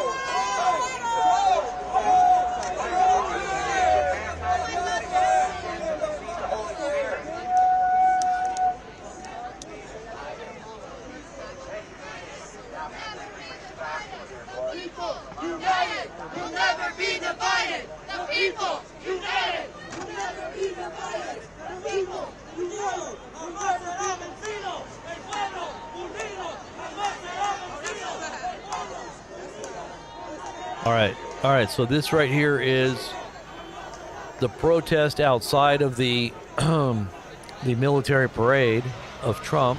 And this is this looks like where they're going to be holding it here in the nation's capital. And you can see people gathering along the streets there, right there, for the parade.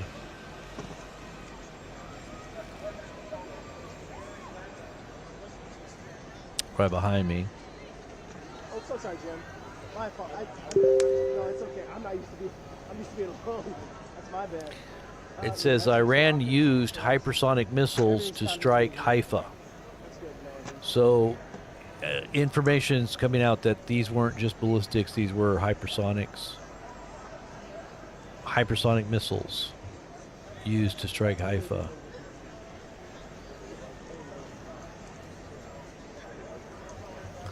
I just want to say a shout out to all the new members of the BP News channel. God bless all the people that are watching, including the new members. Thank you guys for supporting what we're doing out there. All you in the green. You guys in the green. Very important work that we're doing here. Revelation is in the house. I see that Revelation member Leah Storm, all the mods, Fig Beater, Elizabeth, A-Dub. Excuse me.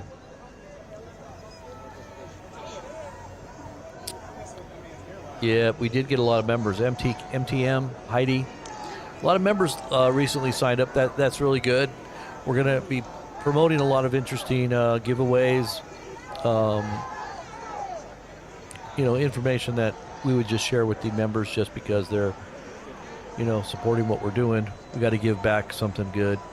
So I just gave away $500 worth of equipment yesterday or day before yesterday to the members. We're going to be doing another giveaway here real soon. So still a good chance for you to win in terms of percentages when I spin that wheel. Because we haven't been overwhelmed yet with huge amounts of numbers because we're still growing the channel. The channel is definitely growing, though. It's growing quickly. And we're going to continue to increase our impact and our reach here on YouTube and beyond. We already have a sizable following, but in terms of those who are actively participating, we need more active participants, not just passive viewers. We're looking for people that are going to be involved because that's how we really reach out and touch people is by involvement, right? Where we're all acting as one, not just one person up doing a bunch of, chattering. We have to be actual doers of what we're talking about, and that's why we all work together. I don't know why I've got something in my throat here, but it could be the allergy thing. We got really bad allergies right now.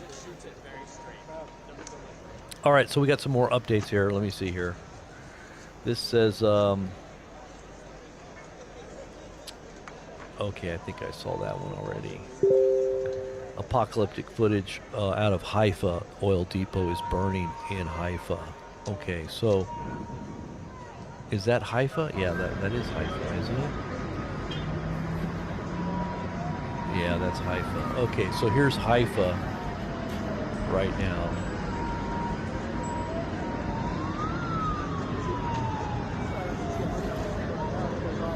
This is Haifa. Haifa, Israel.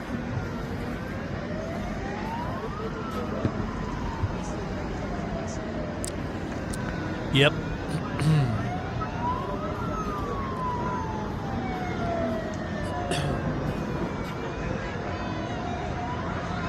Now they're saying, the Iranians are now saying that they're going to, as of last night, is that Trump's motorcade there? As of last night, Trump,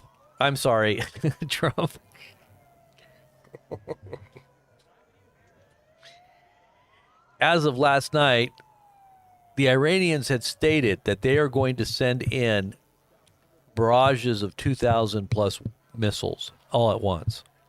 Instead of just a couple hundred at a time, they're now going to send in thousands at one time. This is what they say they're going to do. Thousands.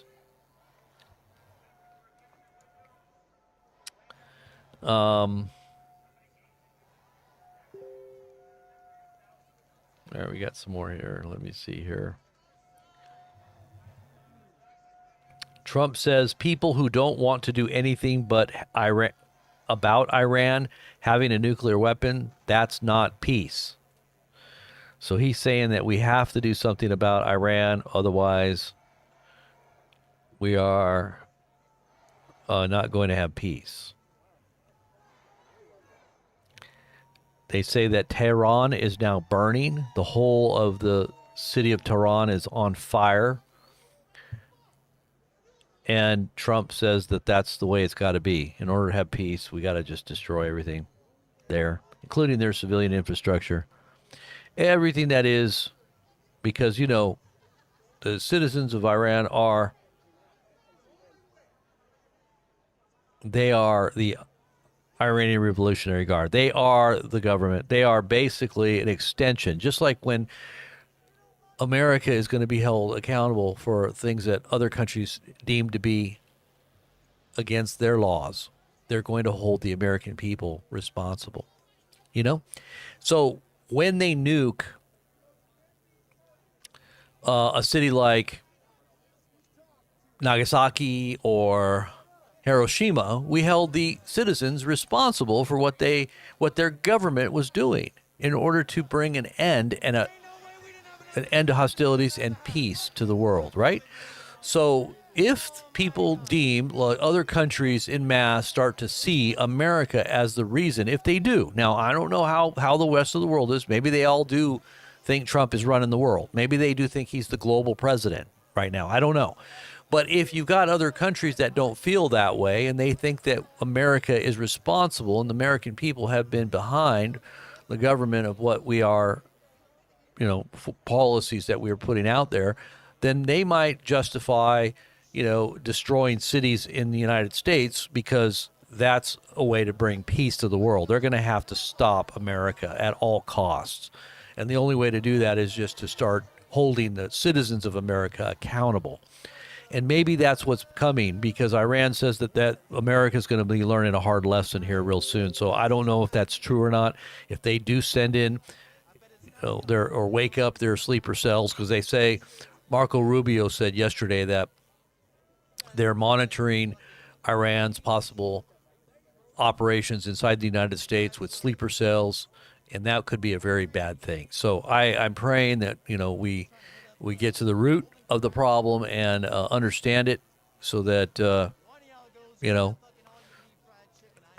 is it something that's going to even help to know what's going on? Maybe not. If prophecy is unfolding, there's really nothing you can do about it anyway.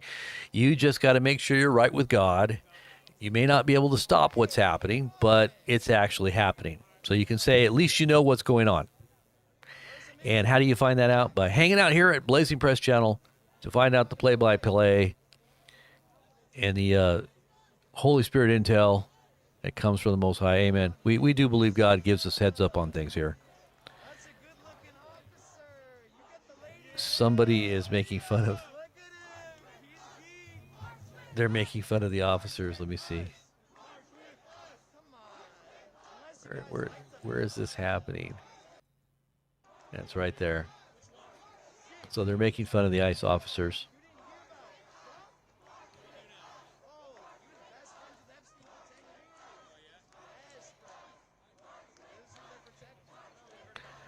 Six p.m. Eastern time, so we've got about 10 minutes, I guess. 10 more minutes. Thank you, Freedom Deep. Bill says, you scare us daily already. Bill. Yeah. I don't mean to scare anybody, brother. It's just the times we're living in. The fear of the Lord is definitely something we should all have. I have it. I'm daily in fear and trembling. So, what I preach is what I practice. Okay, so if you get the fear of the Lord, that's a good thing. Now, if you have the fear of men, the Bible says the fear of man is a snare. It's a trap. You don't want to be afraid of men. You want to be afraid of the Most High. And I say that in a reverential, respectful kind of way. Obviously, God is the lover of your soul, and he's there for you, right? He's on your side if you're his child. Now, if you're not his child, I would say there's a reason to be afraid.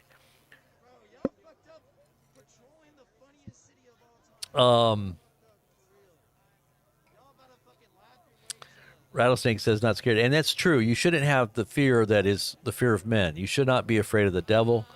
Now, obviously, you respect your adversary, but the Bible says there is no fear in love, but perfect love casts out all fear. For fear has to do with punishment and judgment. He that fears is not made perfect in love. You want to be made perfect in love? Well, then get to know the God that is defined as love. God is love, right? The scripture says God is love. So when you get to know God, you get to know God's providential care and oversight of his own creation. Ultimately, all things do work together for good to those who love God.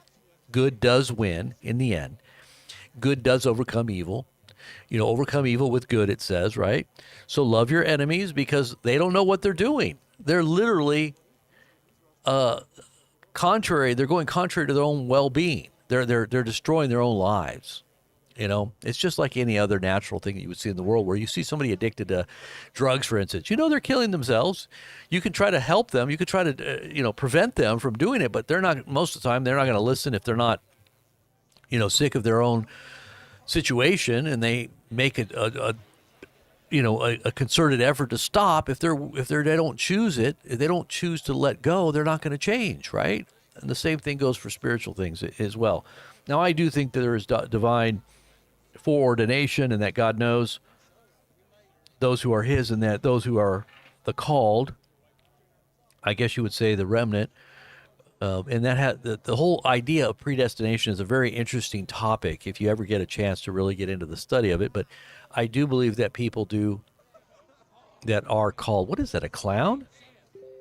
Is that guy a clown? That guy's a clown. He's good. He's a clown show. It's a clown show.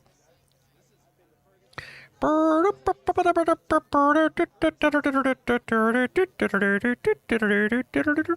looks kind of distressed. What happened? He looks like he's upset or something. What's going on with the clown? With the clown show here? You got upside down flags waving everywhere. Military distress.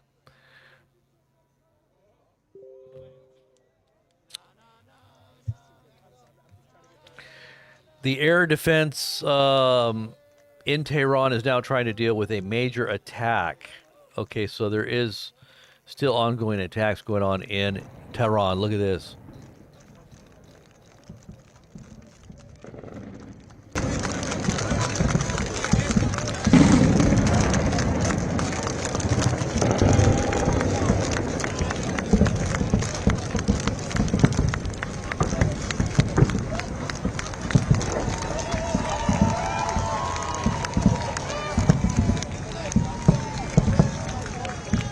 That's Tehran right now.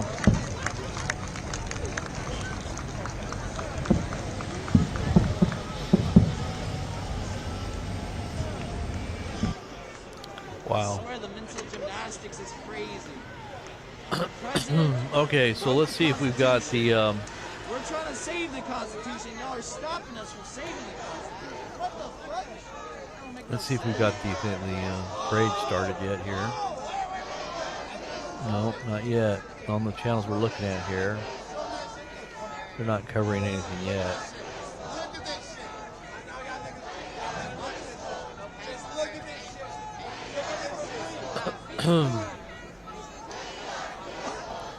The skyline of Tel Aviv still looks quiet. We got quiet on all fronts here. All's quiet on the eastern front. But not here in America. We got clowns running around here. We got mimes, we've got clowns, we've got your general chaos breaking out.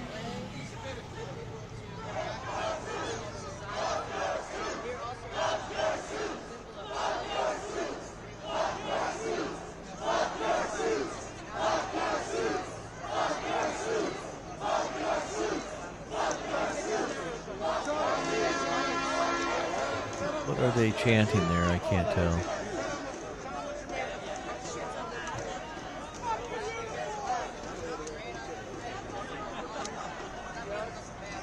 Oh, yeah! Send in the clowns! We got clowns to the right of me. Wait, clowns to the left of me. Jokers to the right. Here I am, stuck in the middle with you. Here I am, stuck in the middle with you. Check Twitter. Why, what's on Twitter?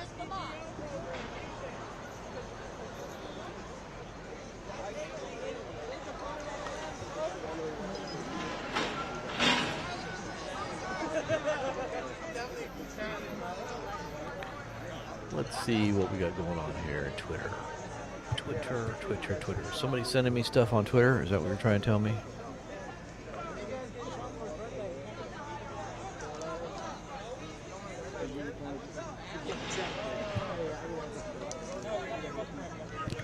Scenes from Dubai. What?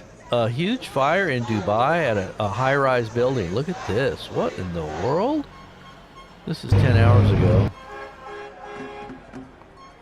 That's pretty significant, I would say.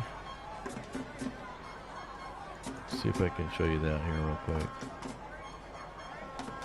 Look at that fire. Lord Jesus, there's a fire. That's in Dubai. Dubai.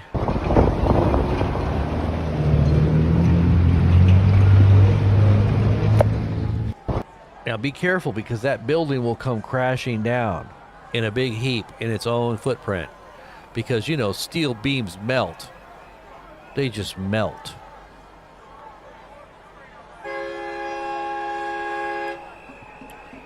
Yeah, right. Okay, Trump is a ist. Racist. They didn't say it. You hate our presence, but rely on our labor. We love your labor, but we hate your presence. So get out, but no, stay. This is what Trump said. Get out of here, but no, forget it. You can stay, because our country will fall apart without you. So he said today, Trump did say today, that he has called ICE to not deport and not pay any attention to restaurant workers, to agriculture workers, and to hotel workers. So this was a statement that Trump made today. He called on ICE to walk back their deportations of the main hub of what makes America work, which is illegal labor, especially in agriculture. Otherwise, we're not going to eat. And you're not going to be able to go anywhere because there won't be any hotel service. No, hotel service won't be there. You'll have a dirty room. Your room will be dirty. You won't have any service to your room. It'll just be terrible. And if you want to go out and eat somewhere, there might not be any food because your dishes will all be dirty. And a lot of times the line guys are all people from Mexico, if you haven't noticed. And they're doing it because they're making a killing, because that money is worth a lot in Mexico when they send it back to their family members. So they're okay with it. They don't mind. The average American don't want to do that kind of work. Even if they're entry-level kids, they don't want to go to work. Not like they used to be. I used to work as a dishwasher. I know how to do dishwashing. I wash dishes. Well, I'm kind of Mexican, but maybe that's why, babe. Well, I got a little bit of Mexican in me. Not a lot. I mean, I've got a little Mexican, but I wash dishes. And I washed dishes for a full year at this one huge... We had the biggest dishwasher, one of the biggest dishwashers. It took three people to man it. Yeah, it was a 3-man dishwasher. One guy was feeding it, another guy was taking the dishes out the back end, and the other guy was stacking it. This was for a big operation. So I had to do dishes. I had to do everything. Wash these big pots inside of the hot steaming. Oh my gosh, that went on for a full year when I was a kid. I must have been my late teens, maybe early 20s when that happened. But I know how to wash dishes. So get out there, young people, and find a job. But that job's below me. Get out there and pick some fruit. Get out there and pick the grapes, pick the apples, pick the figs. You know how to pick figs? I picked figs once. I picked figs. I used to live in Central California. You know how they pick figs?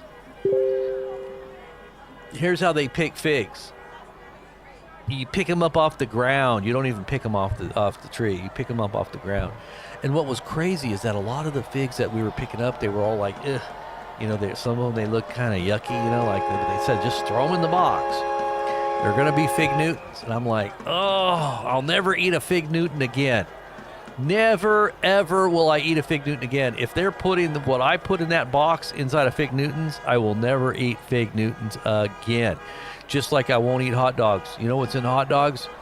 Probably the same type of thing, except it's coming from the slop of the pig, or from the pig, and from the beef, whatever's left over. It's like after I get done processing our chickens and there's all that goop, they just kind of scoop it up and then stick it in. This is laboratory chicken meat. We're going to glue it together with chicken glue, with what they call meat glue. We're going to make some new chicken out of this. It'll be good. We'll make hot dogs out of it.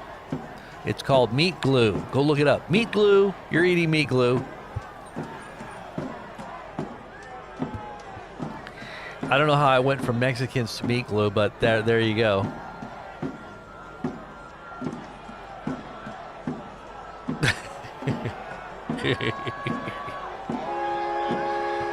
How's it going, Josh? Josh Lacey? What's happening? It's been 30 years of war by the Majorca types. Yes.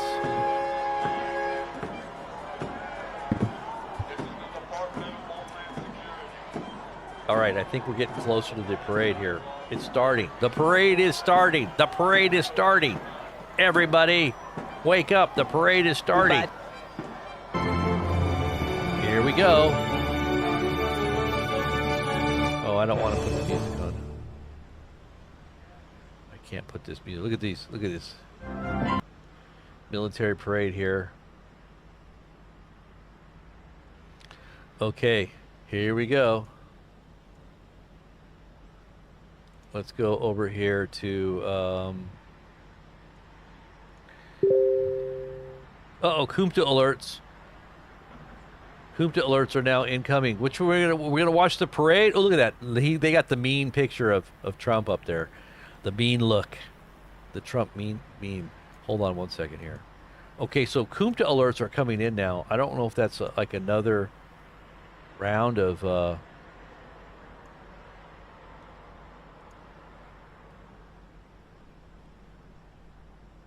Let's listen. That are happening around the country. This is the Secretary of the Army. There are VIP introductions going on that very large viewing platform right on Constitution Avenue. At the control room will let me know. Can we listen in to the voice who is introducing our special guest? Okay, we'll do that right now. Listen in. Pete Hegseth. Oh, can you guys hear it? Pete Hegseth.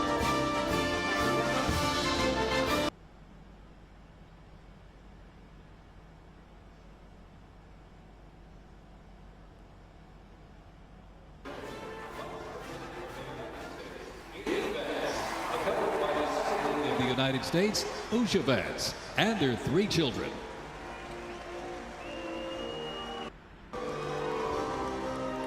I wonder if JD is wearing his eyeliner today. Do you think JD is wearing his eyeliner? Isn't JD's wife isn't she like a foreign person? Isn't she like some other country? I thought she was like some other nationality or something. I can't remember.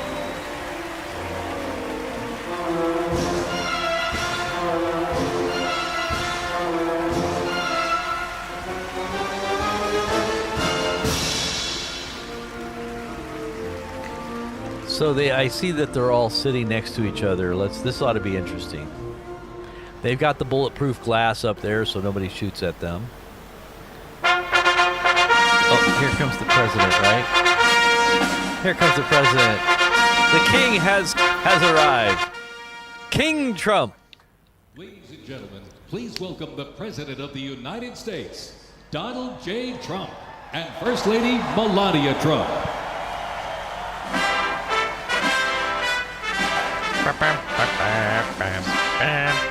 Happy birthday, President Trump. Let's do the 21 gun salute.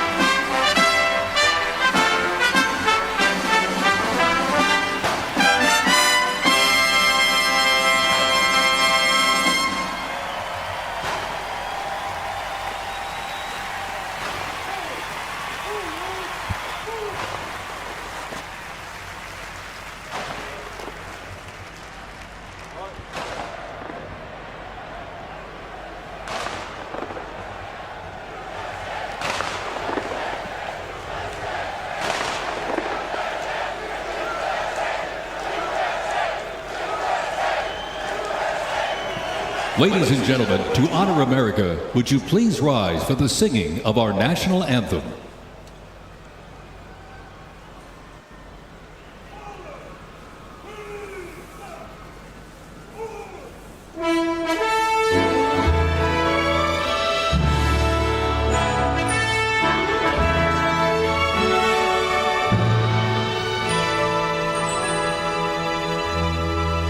Oh, say, can you see by the dawn's early light what so proudly we hailed at the twilight's last gleaming,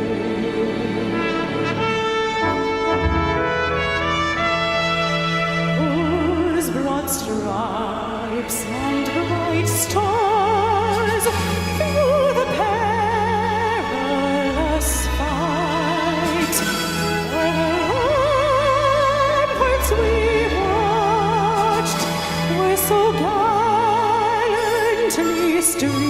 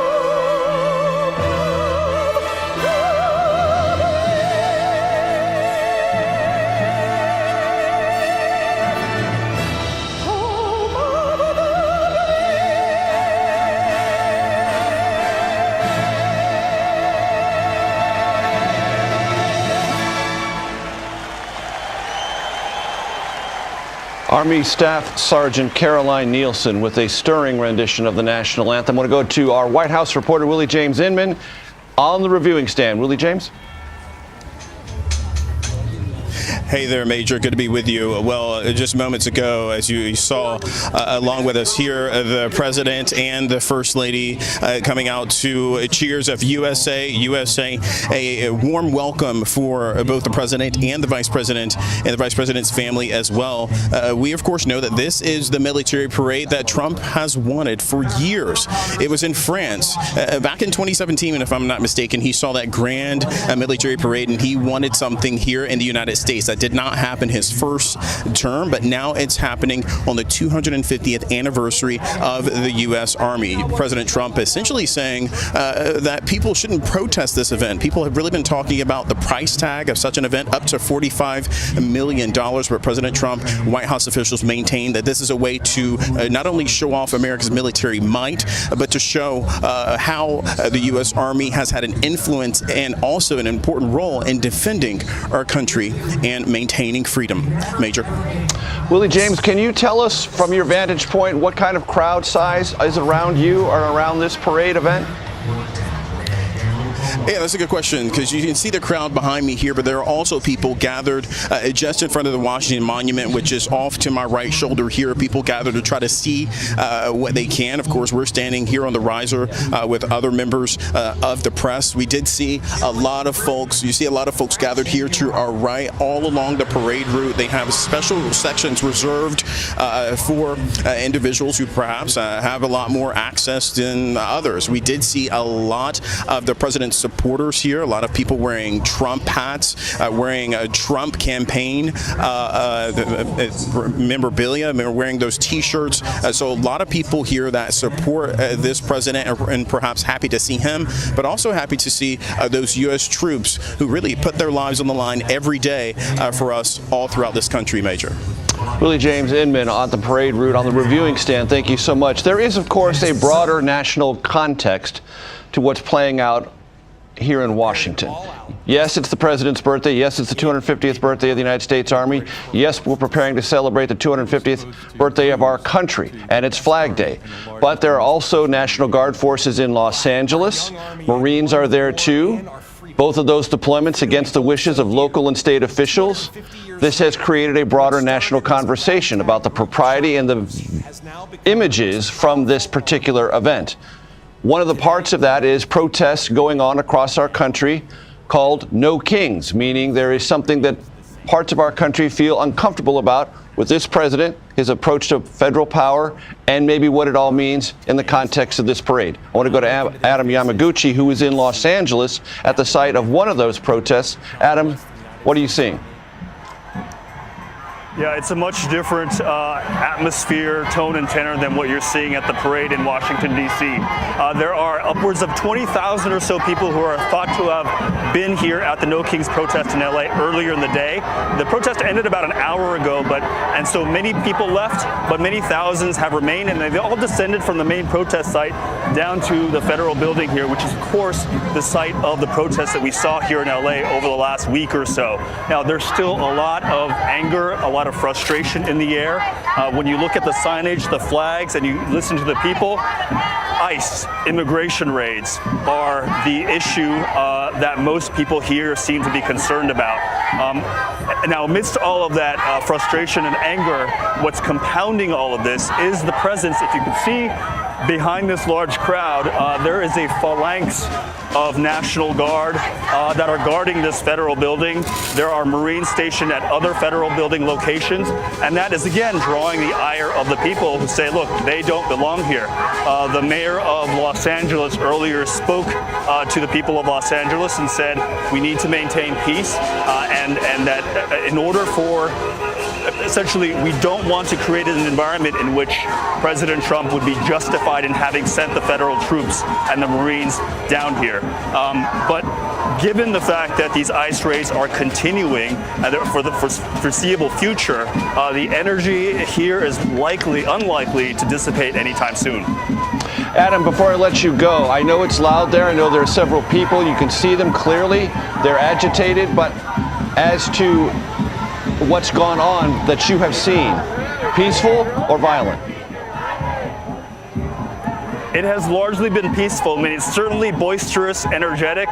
You can see that, but mostly peaceful, at least right now. Or the night here is young. Exactly. Just after 3:15 Pacific time in Los Angeles. Adam Yamaguchi, thank you very much. One thing we should lay down for everyone, ladies and gentlemen, is the United States Army serves the entire country. It does not want to be a political football. Not today, not yesterday, not tomorrow. This event is to celebrate the long history, the storied history of the United States Army and our country, and the Army wants the focus to be there. It doesn't want to engage or be engaged in broader conversations about divisive politics. To that point, here with me on the set, James Laporter. He is part of the CBS News National Security Coverage Unit. Also, I'm very happy to have at the desk U.S. Army Command Sergeant Major Christopher Mullinex. And for everyone's edification, just understand, Major in name only. He is a legitimate Sergeant Major, and we're happy to have you. Chris, I'd like your thoughts on, from the Army's perspective, what is today about? Yeah, thanks, Major. So today is about celebrating 250 years of sacrifice. Like you said, the Army's been here a year longer than our country, and we're here to celebrate that. Through the good and the bad, the United States Army's been right here with our nation. And this is your Army, this is American people's Army, this is America's Army. And that's what we want to celebrate today, and that's what it's all about. And James, there are two schools of thought. You see military equipment on Constitution Avenue, tanks, artillery pieces. Is that normalizing militarism on the streets of the nation's capital, or is it a way for the nation to get to know its Army a little bit better and see it in a different light? Those are two competing thoughts. The militarization of whether or not you putting tanks and self-propelled howitzers on the streets normalizes military equipment on the streets. That's a long debate that goes back to the 90s when Program 1033 was introduced under the NDAA, and law enforcement started to get more military equipment from the actual U.S. military. And that's a legitimate debate to have, and people can have those debates. But also, and as you pointed out, the military and the Pentagon, these are apolitical institutions. They support and defend the Constitution of the United States, and they obey the orders of the president and the people and the officers appointed over them.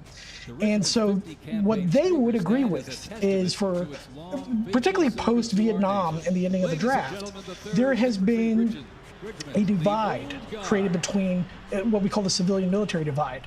And this is both under Republican and Democratic administrations have both said this, that because service is, shouldered by 1% of the total population, and then when you get into numbers about combat, it's even less than that. Right. There's less familiarity. That's right. And there is a divide between the military and the civilian population, and the military will say that we would like to bridge that gap. And Chris, to that point that James just made, that's something that is part of what today is about for the Army. That's right. To close that sense of it's not estrangement, it's not a division, it's not like we're against each other, but we're just not as aware as we used to be. That's right. It's about connecting the Army to the people, to the American people. And today is about, it's an opportunity that we had to bring the Army to the people. And we don't get very many opportunities to do that. It's making sure that they know that we're here, we're ready to fight and win our nation's wars, and if they want to serve, there's a place for them. So one of the reasons we are so happy you're here is you can help us understand what we're seeing, because what people do at a parade is watch and observe. And I want to give this audience ample time to watch and observe. So what are we seeing right now, Chris? So right now we're seeing the Revolutionary War era soldiers on the street and showcasing what our soldiers look like during that time. And there's a kind of interesting visual juxtaposition. All right, we got some major breaking news, guys. Major breaking news. X Twitter is down as U.S. military parade kicks off. So Twitter is not working right now. There was some other breaking news too right now. New wave of ballistic missiles has been launched from Iran to Israel. So we are going to have to preempt this here in a minute. As these missiles incoming, share this feed everywhere you can, because missiles are now coming once again. Let's see. Is Twitter down? Twitter looks like it's up. What is this? Oh, people coming in on their parachutes. The military coming in on the parachutes. I see Twitter working on my end. It does look like it's a little bit slow, but a deadly plane crash was caught on camera. What the heck happened here?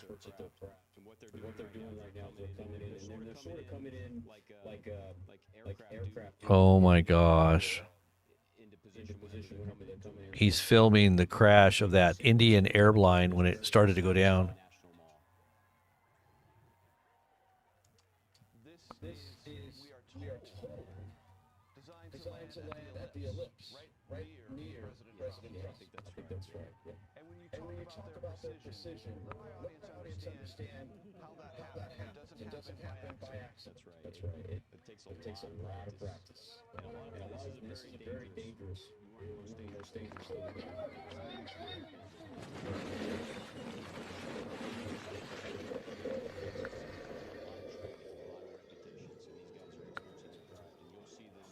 Oh my gosh.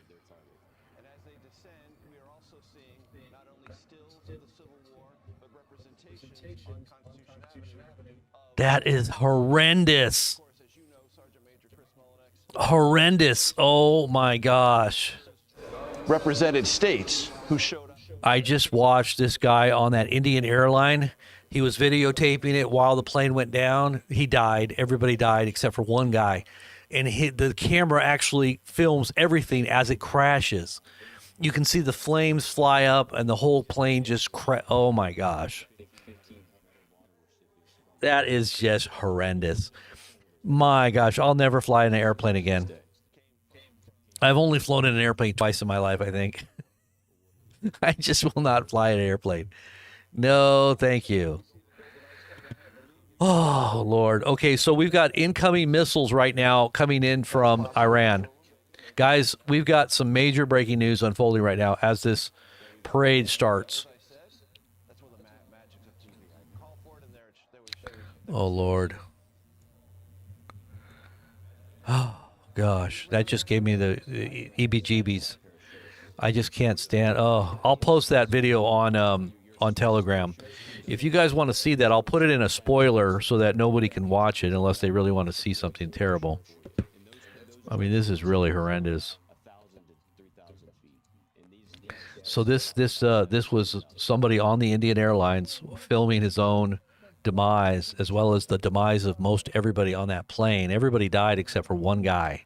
One guy survived. I don't know how he survived. The whole plane went up in a big cloud of fire, a mushroom cloud. If you saw the video on that, it's just absolutely horrendous. So it says, let's just, I'll post the link here. So they must have, okay.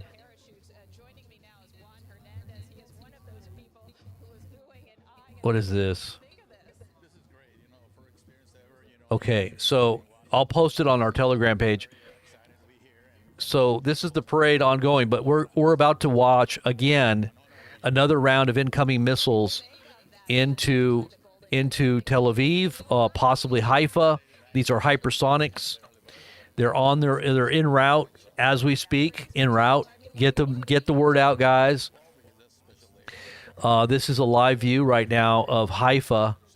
I'm sorry, of this is Tel Aviv. And Haifa was totally, completely barraged here just a little bit ago. On fire, still on fire.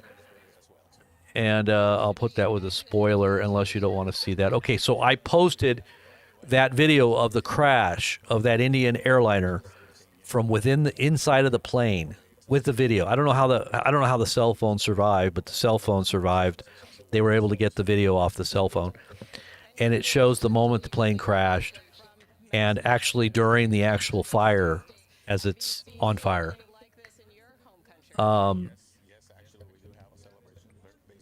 Get ready, guys, because this incoming missile salvo, another one coming in from Iran, is on its way. Let's see if this is going to pan out again. Let's see if we've got information on this right now.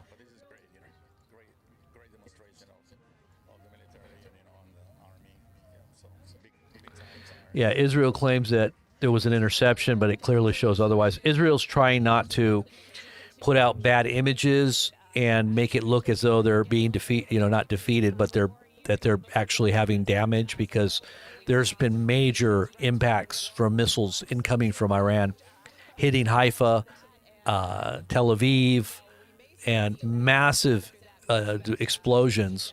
These bombs are very large, and they're hypersonics. So they're coming in from Iran, and Iran is getting through. Now they're saying they're going to be sending in 2,000 plus missiles at one time. So Iran is definitely threatening now, because they've lost a huge. Iran has pretty much been crippled with a lot of these attacks. I don't know if Israel has disabled their ability, their command and control, or if they're going to still continue with the launches. They were taken by surprise. Iran has stated that Trump misled them in the negotiations and basically got them all off guard. I don't know if you looked at the post that I made earlier on Telegram, but the Iranians are now blaming America for this deception that was coordinated with the Israelis. Here, let me read you what was said. Let me turn this down here.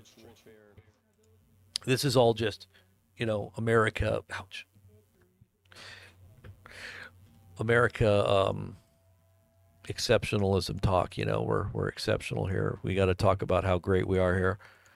But here, and I don't mind, talking about virtue, but we want to be based in reality too, in our true standing before God most. And it's not about how we get along over, trying to compare ourselves with the rest of the world, because we are not here to lord over anybody. We're not here to get into anybody's business. We're not here to impose our will and overthrow governments, especially people that are just peaceful, that we're imposing our will upon other governments. This is not going to fly forever, guys. I'm telling you, empires,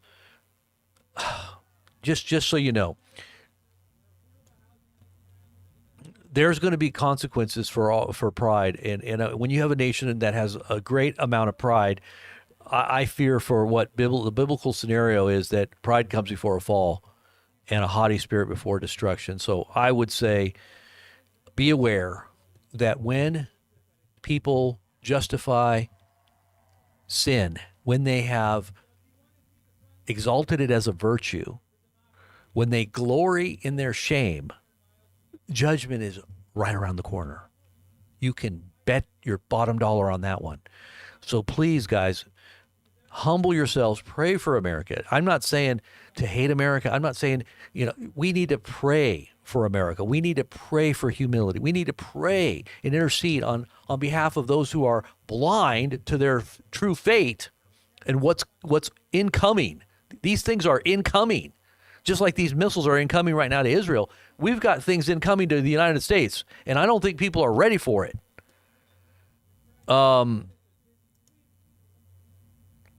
Israeli official requests the U.S. to join in the ongoing campaign against Israel.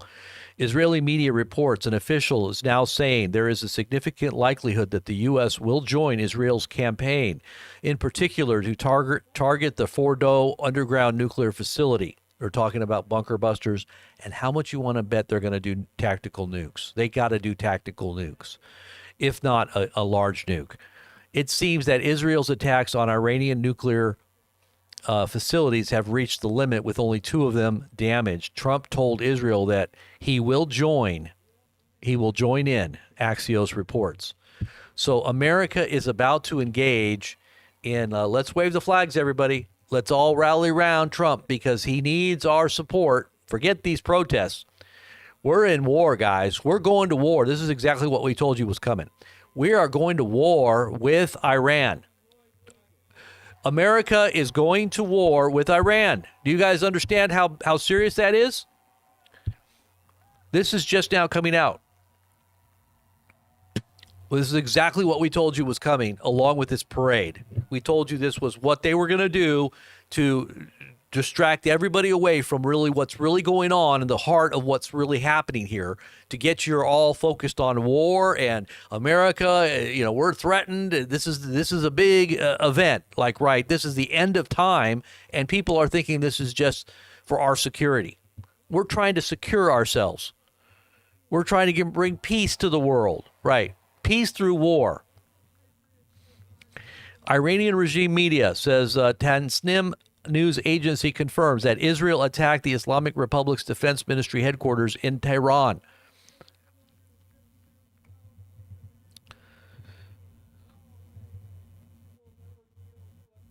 Stop tapping. Am I tapping? Was I tapping?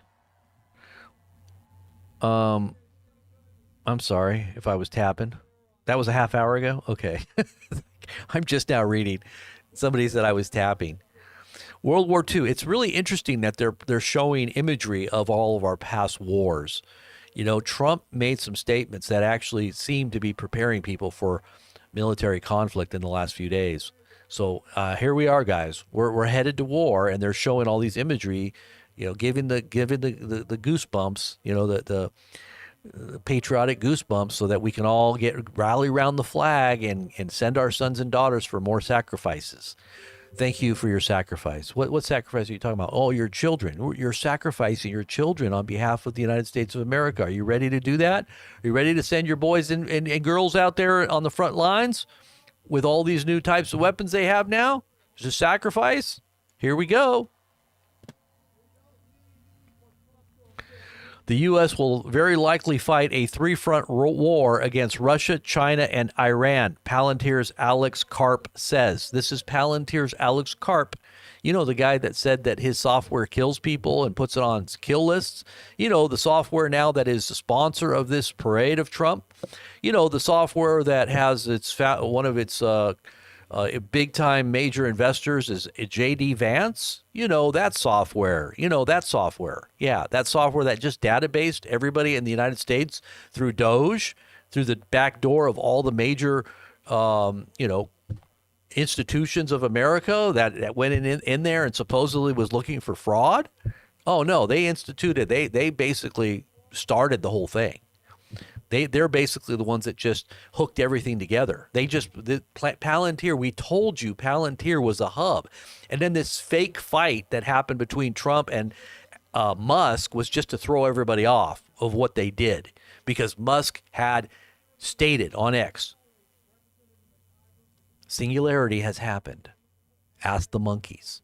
He said that just, 2 weeks ago? It already happened. So they put they tied it all together and they turned it on, and we're all being surveilled right now in real time. So I hope you understand how serious of a situation we're in right now.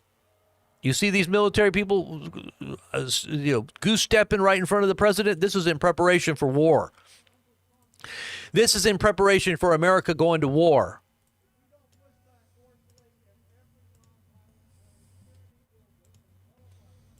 And if you don't know what's going to happen, I'll just refer you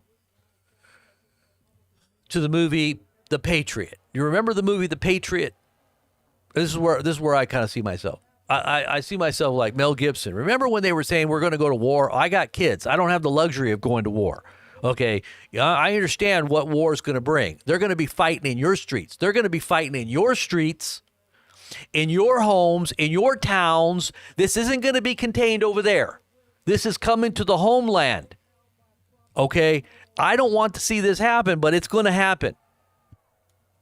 So you all better be ready, and you better all put two and two together and figure out what's going on real quick so you can get ready. Y'all better wake up.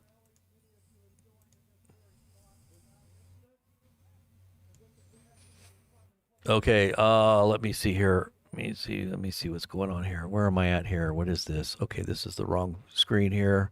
Let me get the right screen up here.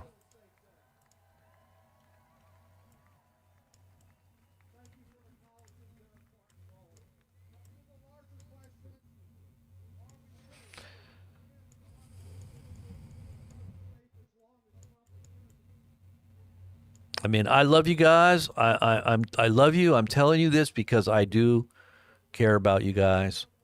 This is Alex Karp right here. Alex Karp, one of the founders of Palantir. It's coming from fortune.com, fortune.com.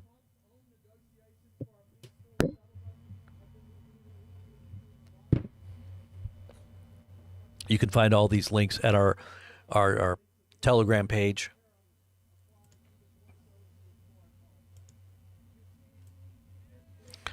The depopulation, a lot of people at the meeting, there is a lot of people that are big at this meeting on depopulation at the Bilderberg meetings here that are going on right now.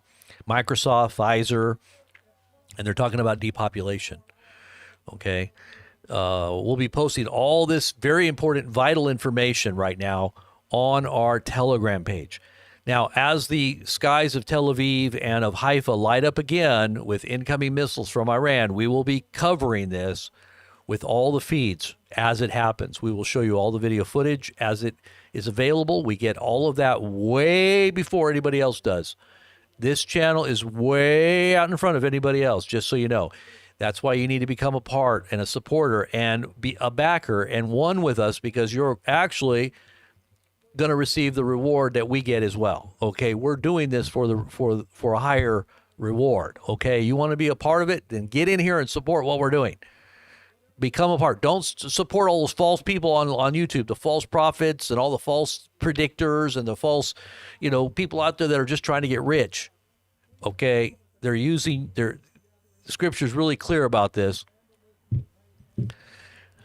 I think of that scripture where Paul's upset. He's like, why do you let people, take advantage of you? They take it. They're using you. They're taking your money and they're using you for their own selfish ambition. And then Paul says, and you like it. You let it happen. You're like good with it. You glory in it. I don't know why. Look at all these old vehicles. This is great. Old military vehicles here. All right, so the Bilderberg meeting is now happening from June 12th to the 15th. So we're in the right smack dab in the middle of the Bilderberg meeting out of Stockholm, Sweden. Stockholm. I don't know, is that where they got the Stockholm Syndrome from, or is it spelled differently? Stockholm Syndrome? This is what America's under right now. We're under Stockholm Syndrome. We're literally, now I'm not personally, and I hope you're not either, but I think a majority of Americans are under this Stockholm Syndrome, where they get controlled by their fears and their trauma, and they're told what to do, and they do it, kind of like the beat woman by the husband that beats his wife, and she just like tries to please him no matter what, even though she gets beat on a daily basis. I still love him. I'm not gonna leave him. I'm not gonna call the police on him because he's the only thing I have in this world. Like Stockholm Syndrome. We're under occupation from an abuser. This is kind of what I see going on here in the world right now. But this is what happens when you're in sin. The devil is your master. If you're not under the Lord, this is the reality of what I'm talking about. If you're not in Christ, you're under a controlling influence that is truly an abusive. And this is what Jesus said. The devil comes but for to steal, to kill, and to destroy. I have come that you might have life, that you might have it more abundantly. What I'm telling you is God wants to secure you. God wants you in real peace, in the heart. He's wanting to secure you in every possible way, eternally. So eternal security, he's wanting to give it to you. All you got to do is call upon him, because this world is not going to afford you any peace. Anything that is of any value is not coming from this world. I'm telling you right now, this world is not your home. You better be looking at it as passing through. You're just sojourning here. You're occupying until he comes. You're waiting and looking up for the redemption that's drawing nigh. Okay, in the midst of this world, you can enjoy God's goodness. You can enjoy the blessings of God. But I'll tell you what: don't fix your attention on them, and don't put your hopes in anything that's here in this world, because it's fleeting and it's like a vapor. It will disappear very quickly. As soon as it appears, it'll be gone. All flesh is as grass, And the glory of a man is as the flower of the grass. The grass withers, the flower thereof falls away. And this is the same with nations. They come and they go very quickly. 250 years isn't all that long. And America is just still almost coming out of infanthood. We're still a very young nation compared to many other empires on the planet. But it says all flesh is as grass, and the glory of a man is a flower of the grass. The grass withers, and the flower thereof falls away. But the word of the Lord endures forever.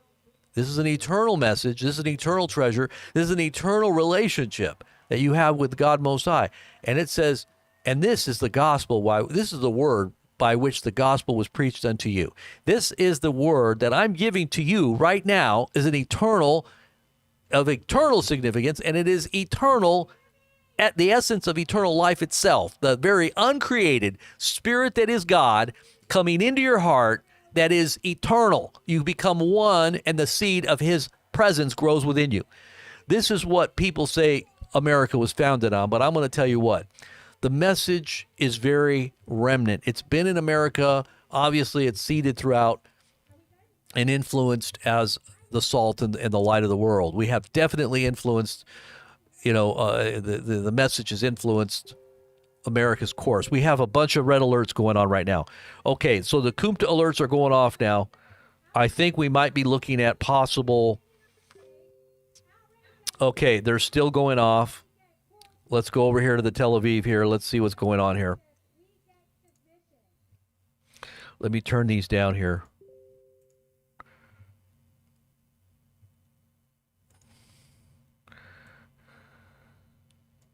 What's going on here, guys? Hold on. Let me take a look here.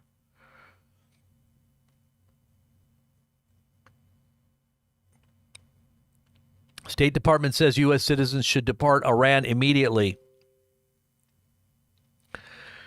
Israeli officials request the U.S. to join the ongoing campaign against Israel. Israel media reports an official saying that there is significant likelihood that the U.S. will join the Israelis' campaign, in particular to target the Fordo underground nuclear facility. It seems that Israel's attacks on Iran... Okay, we already told you that. Palantir is there. We said that. Okay. Let's see if this ongoing or incoming is still... the alerts are going off in Israel right now. Let's put that on the screen there really quick. These are the Kumta alerts right now coming off of Israel. We told you they were incoming, and here it is. This was 1:13. Okay, that was earlier. So we got these recent alerts. 3:42, that was 2 minutes ago. Elliot. Okay, so it looks like it's coming from the south. And the Jordan-Israel border. So this was just incoming here just in the last few minutes. Actually, this one was the one that was coming. 3:42. So it's 3:44 here on the left coast. I say on the left coast. We'll see what happens. All right, so we'll keep an ear open for that, but let's just go back to the parade thing here. Gulf War. We also have the Paladins, and we will soon have the Abrams tanks, of course, all powerful fighting vehicles. This is really kind of the star of the show, if you will, because we had heard about a lot of these tanks that would be rolling in. I mean, in terms of the Bradley fighting vehicle, we certainly know with respect to that, that it has accompanied American troops in multiple theaters and not just the Gulf War.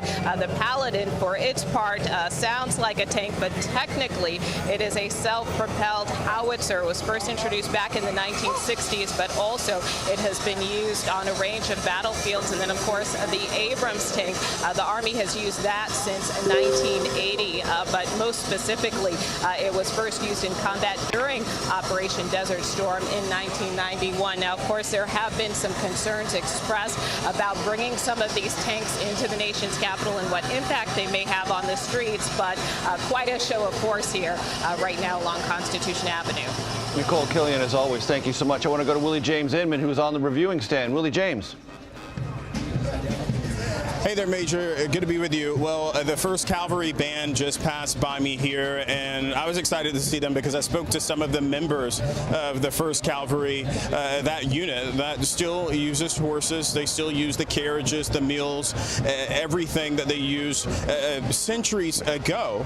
And one of the interesting things about this unit you'll find is they have one member who is a canine, the only canine who is a part of this parade today. His name is Doc Holliday. He's been with the group for about 2 years now. And I spoke to his handler, and he essentially told me that he learns with Doc as well. But he mentioned to me how important it is to serve, but that his family has served for 3 generations, him being the 3rd member of that generation to serve in the armed forces. So if you speak to a lot of the military officers here, you can really get a sense of their commitment to serve their country, and not just them themselves, but down the line in their family for generations and perhaps more generations to come, because White House officials or perhaps officials from the U.S. Army are hoping that this event, although there's been criticism about how expensive it is, that this event can showcase what the U.S. Army has to offer and perhaps give those recruiting numbers a boost and see more folks join the armed forces down the road, Major.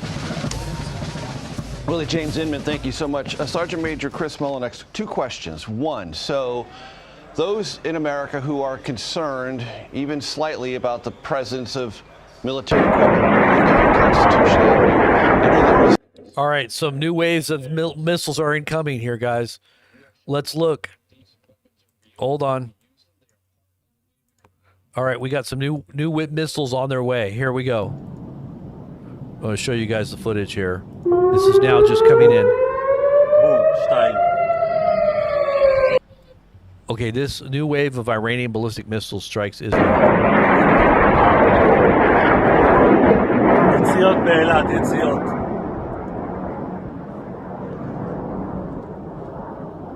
למה אני זקה? תכף יהיה הזקאים וזה יורד, זה יורד, זה יורד, זה ייפול על הכטב"מים.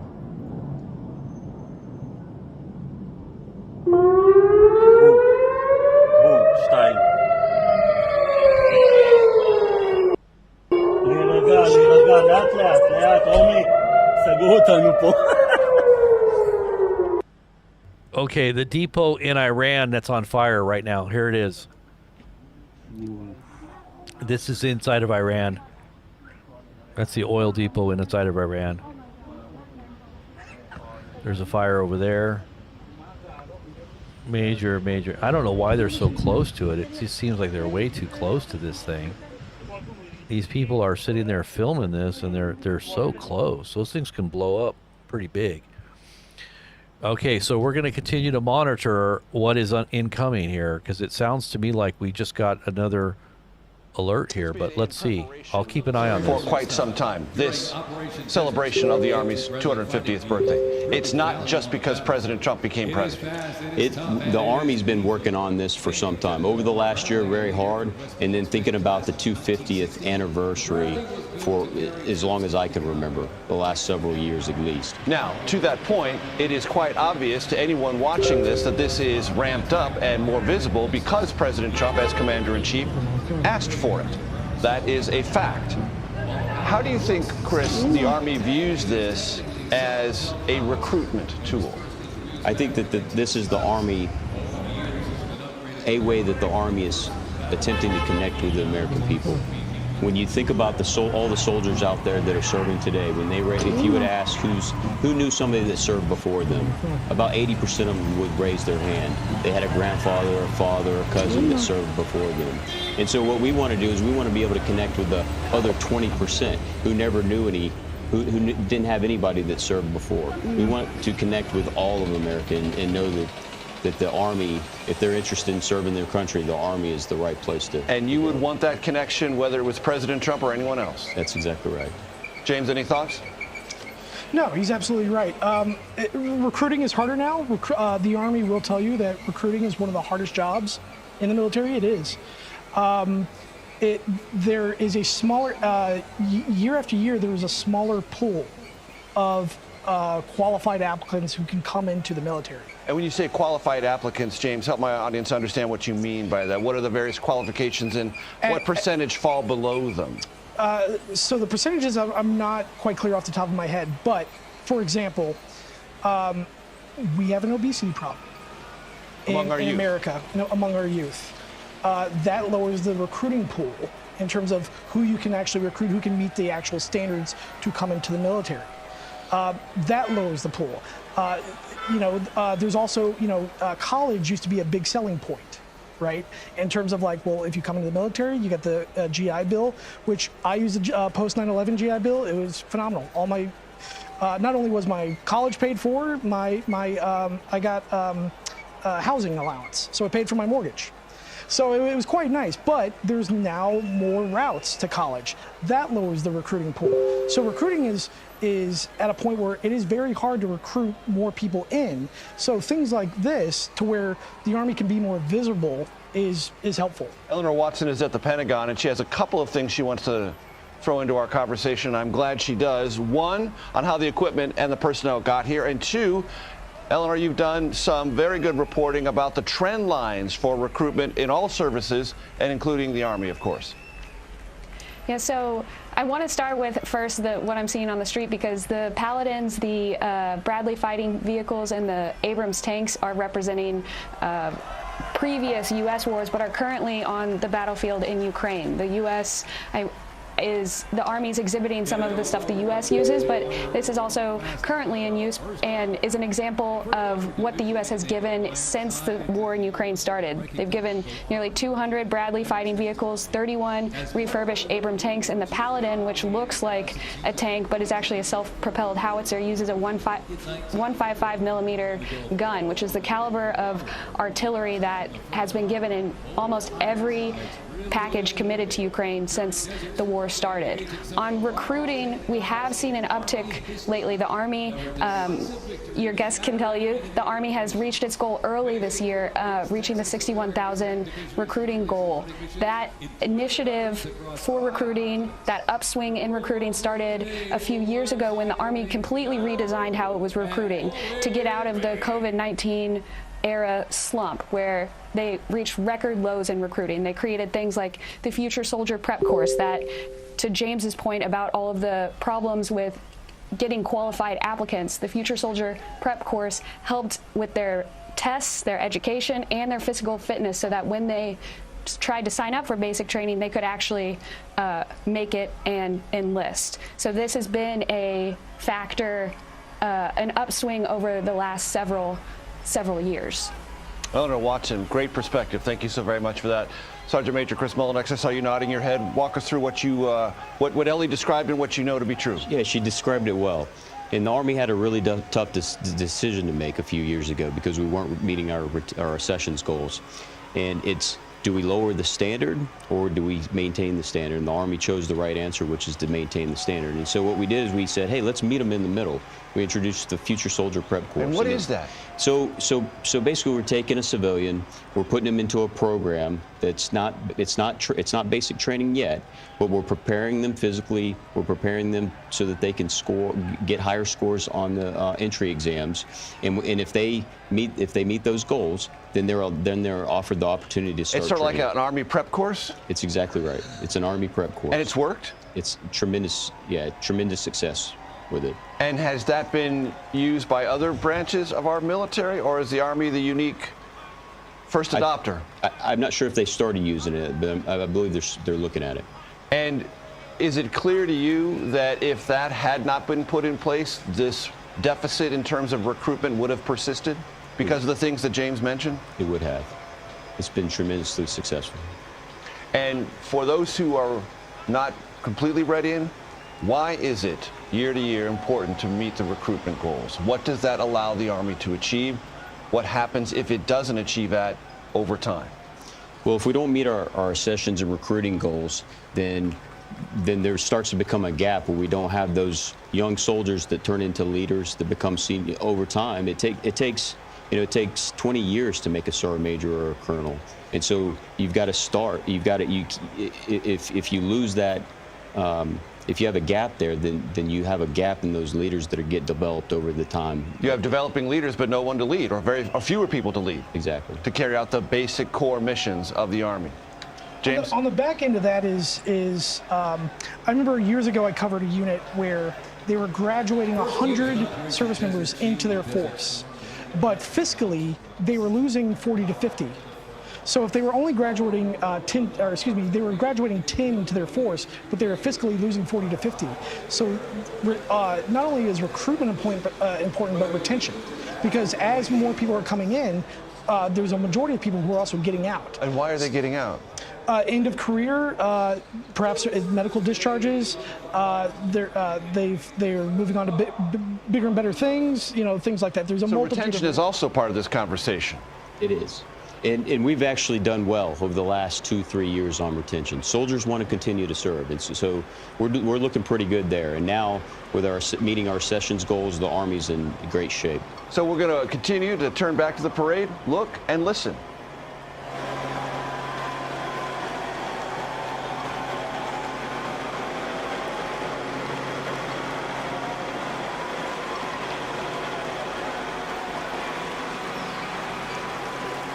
Special thanks to our sponsor, UFC.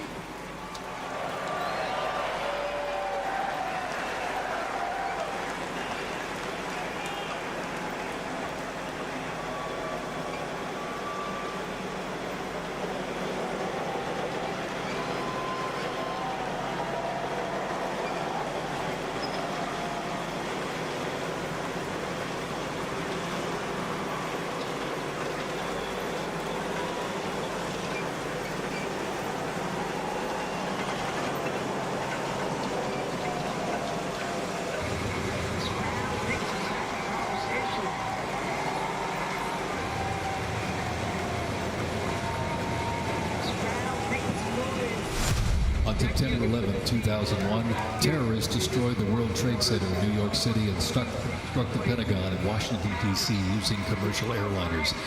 In response, the U.S. launched the global war on terrorism. The U.S. would stop potential threats around the world and take the fight to terrorist groups and the nations that back them.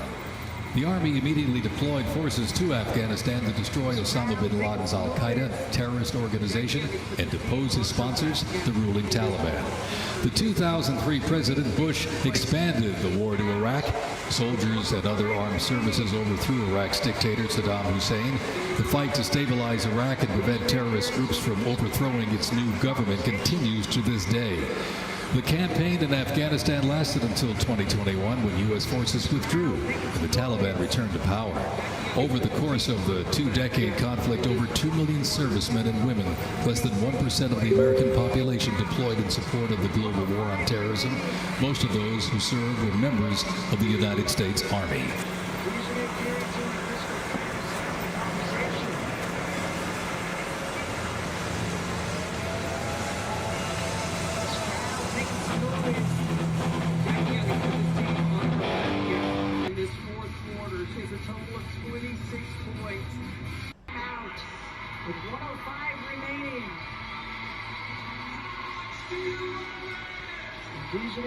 And Crystal Plannis having a conversation.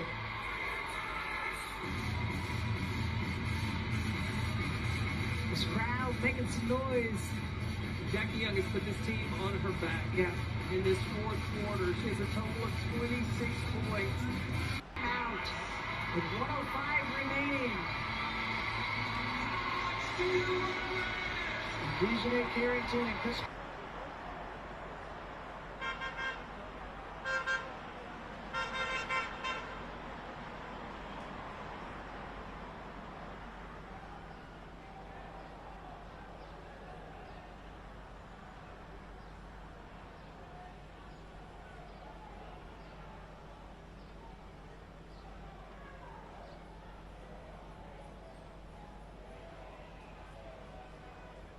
All quiet on the Western Front. So for right now, it just seems like things have kind of quieted down here, but they're expecting something to happen here real soon on the Israel front here. So we're just going to be watching this. I'm getting a lot of things coming in here. Just little updates from what has happened, but nothing new in terms of missiles incoming. But the full statement of the Iranians was just posted here a few minutes ago. We could listen to that. Let me see if it's in English.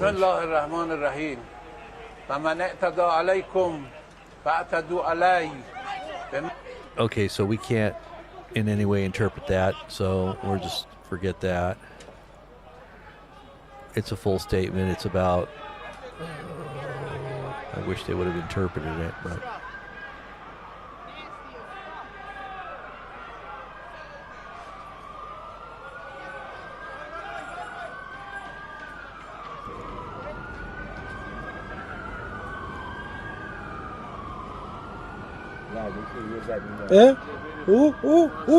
یه جا رو زدن.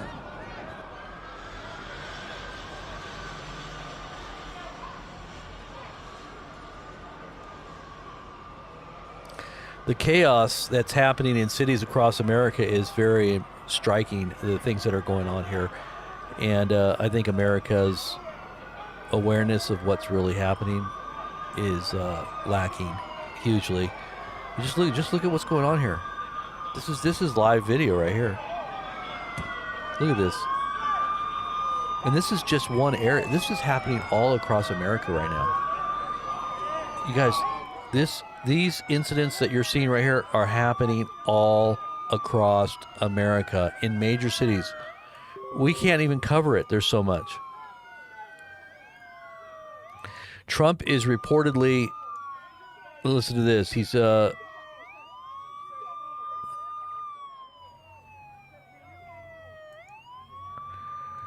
it says Trump preparing to expand travel ban to 36 other countries. 36 other countries, including Egypt and Nigeria. Because why? America is hated in so many. We got some more Kumta alerts. Let's see where these are coming from here. We've got the skyline on here so we can hear in case something goes down. I've got it going on in the back. The Kumta alert here is out of same area, Jordan and Israeli border. The Jordan and Israeli border. So, yeah, these protests are massive.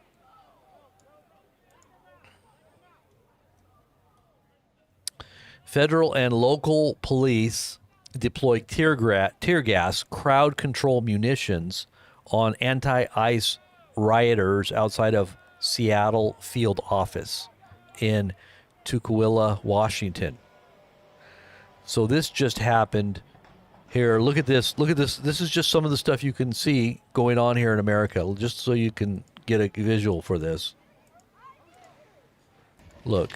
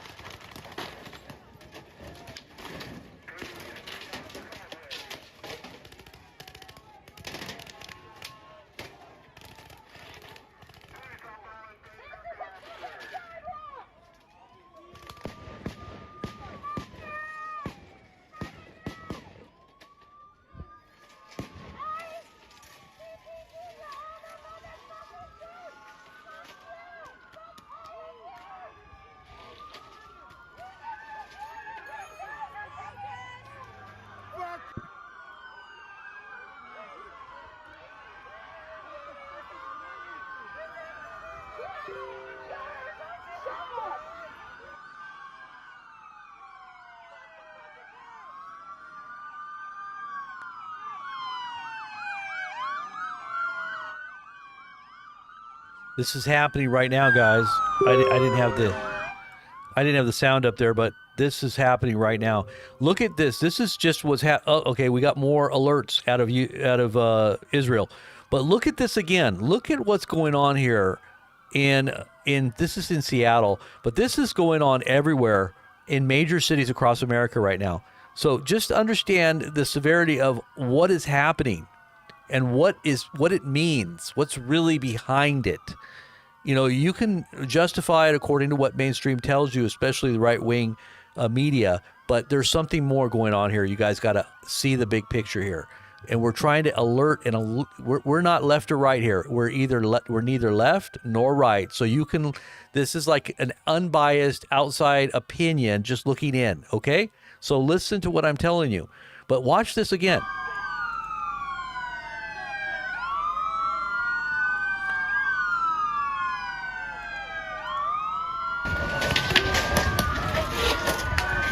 Please stop throwing things at the officers. All we want you to do is just move out of the driveway. That's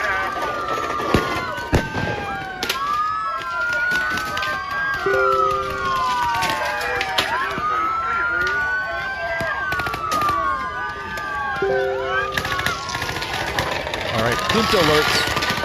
Kumta alerts coming in.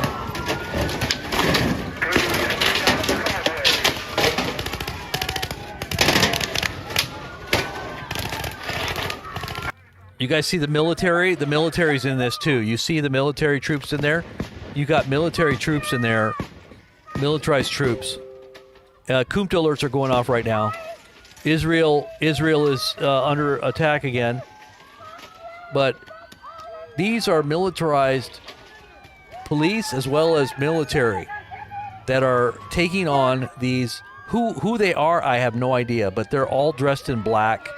Antifa, militarized, foreigners that are going to war with America. Who knows who these people are, but they're definitely trying to cause unrest.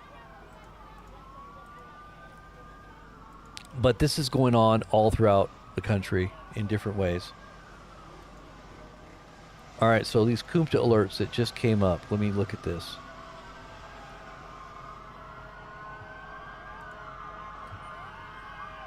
So let me show you what I just saw here on the alerts.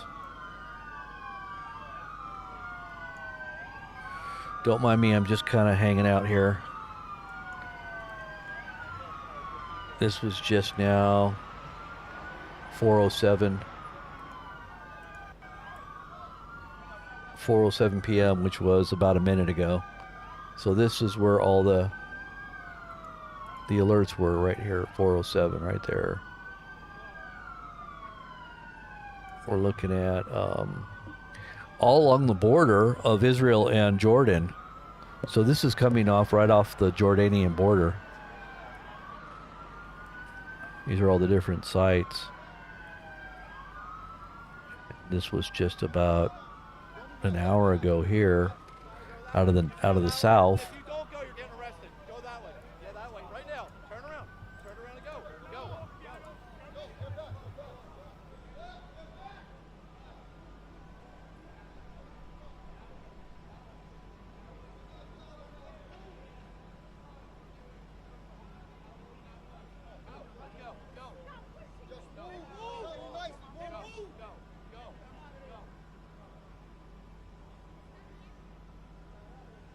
All right, we got some more updates. China is now sending military aid to Iran. Unknown cargo on its way into Iran. What? China has entered the chat. China has entered the chat. Okay, we got Kumta alerts going off again.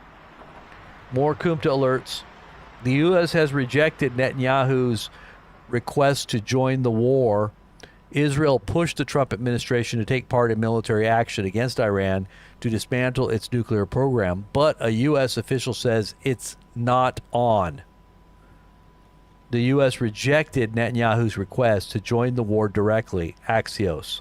What? See, it's a flip-flop, flippity flip-flop. He's kind of making an impression one minute and then another impression the next. It's all about optics too.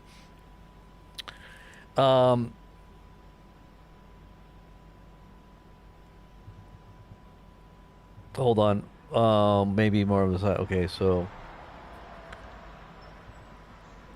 like I said, it's more flippity flop. We're not sure. PSYOP, Flippity flop psyop. That's what I'm going to call it.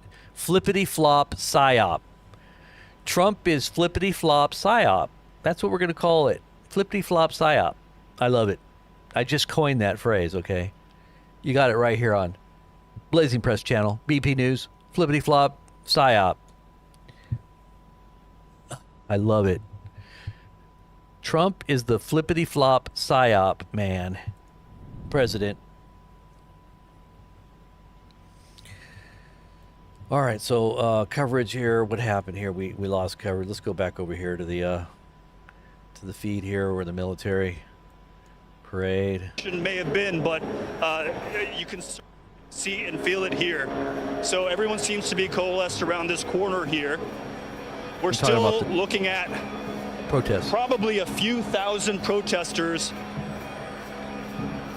about a couple hours after the protest officially ended. But you can see officers here with their pepperball guns. You've got SWAT officers over here at LAPD preparing with gas masks. So there may. All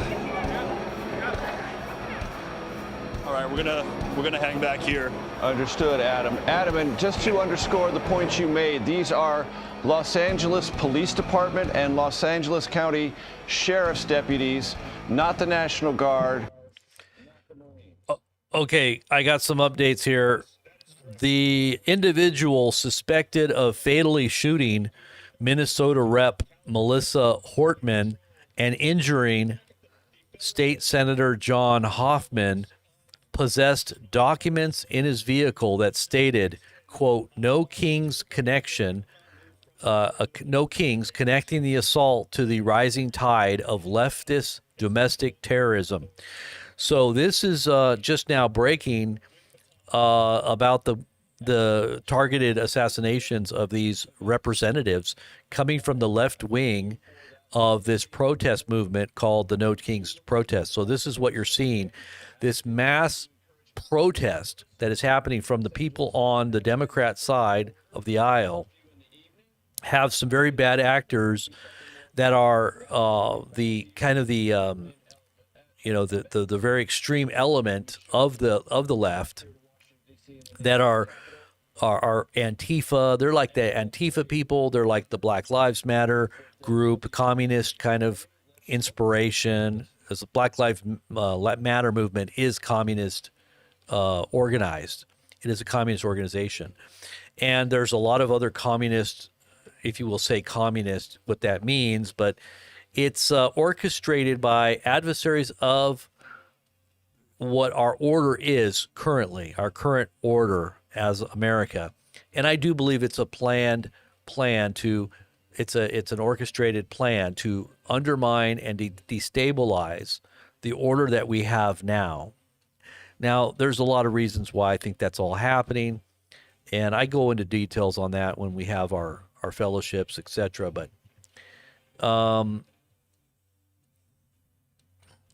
let's take a look at this other stuff here. Okay, that sounds like Jump, the music Jump. It's a good thing I had that off there. Okay, let's see what we got going on here.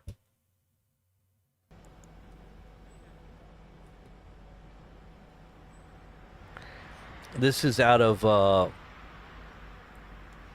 and the reason why we're watching this is because it's so important to see what's happening all around us. You need to be watching.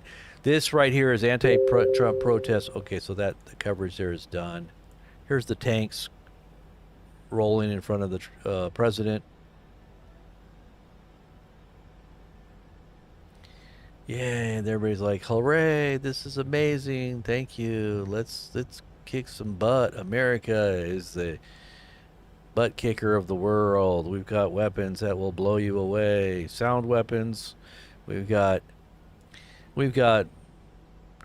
microwave weapons that'll fry your insides out. We've got sound weapons that'll blow your eardrums out. We've got space weapons that we can beam down, Scotty, upon you, destroy you. We are powerful. Don't want to mess with us. Don't do it. We'll kill you if you do. As we're America, the great.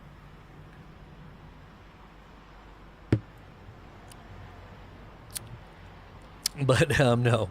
You know, other countries do the same thing. You know, you got Russia that does the same thing. You got China that does the same thing. Well, America's got to do it too. You know, we got to show off how strong we are, and how you don't want to mess with us. Because, but is it really for our security at this point? My view of what we see going on right now is a little different, because I see something else afoot, something very nefarious, something very under the current view of what people perceive that is contrary to their expectations. And I'm just trying to make sure people are up to speed on what I believe is coming. What I see happening is definitely something that is not going to be expected. It is not going to be expected by the average person when all these things begin to unfold. It'll be blamed on whatever, terrorism or whatever else, that the reason why our country is going into lockdown and martial law and chaos generally, with the collapsing economy on top of that, and the hacks that are going to be affecting infrastructure, critical infrastructure, which is ultimately going to be right on your own doorstep at that point. You're going to be feeling the heat, and you're going to be wondering, like, who's going to save us? Are our police going to come to your door and rescue you at that point when all hell breaks loose? I mean, I don't know. I hope it doesn't get that bad. Hope it doesn't get to the Mad Max level. But, you know, our military is going to be focused on domestic issues, and I think that we're going to be wide open for attacks from without. This is the same thing that Dmitry Duduman said would happen, is that we would be focused internally as communism begins to undermine our current order.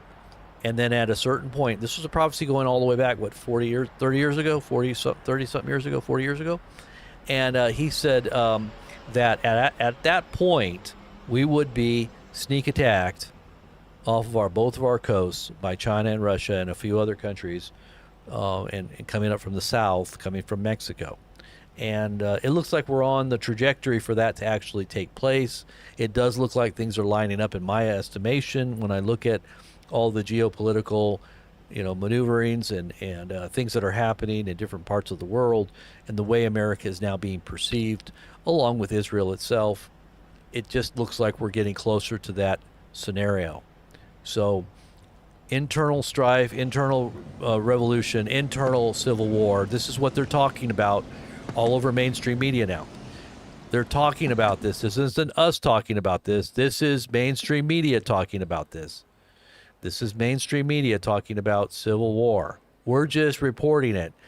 I don't want civil war. I am against any kind of violent acts that are being perpetrated in the name of any kind of partisan group or any kind of political cause. We are not in any way encouraging and or promoting or endorsing any political group.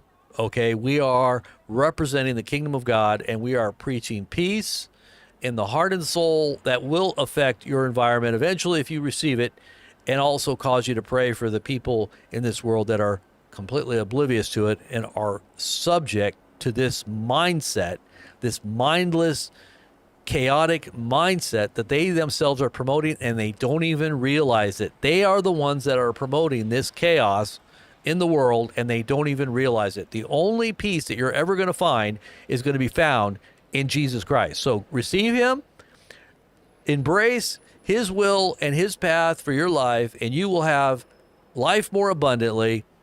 You will not be subject to the devil's ploy, which is to steal, kill, and destroy, but you will have life and life more abundantly, only found in Jesus Christ. Amen. How many of you guys out there understand what I'm talking about? You all understand what I'm talking about, don't you? How many of you guys out there understand this message? Type 1 if you're in agreement with this. Type 2 if you're not. And I don't mind if you're not. We're not going to ban you. We're not here to silence people just because they disagree. But if you are in agreement, type 1, and if you're in disagreement, type 2, and we will pray for you, definitely asking God to open everyone's eyes that is not in agreement. All right, so let's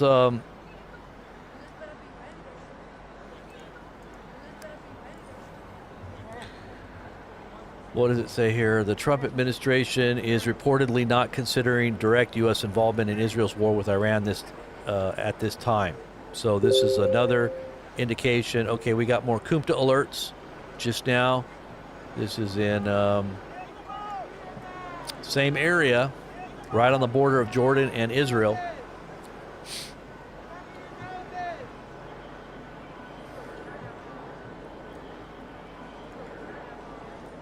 Live images of the protest movements around the nation.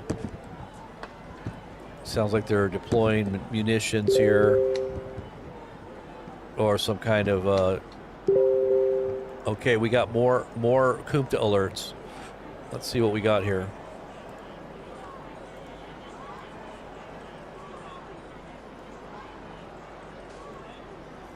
.441, let's see. I guess they're just updating it.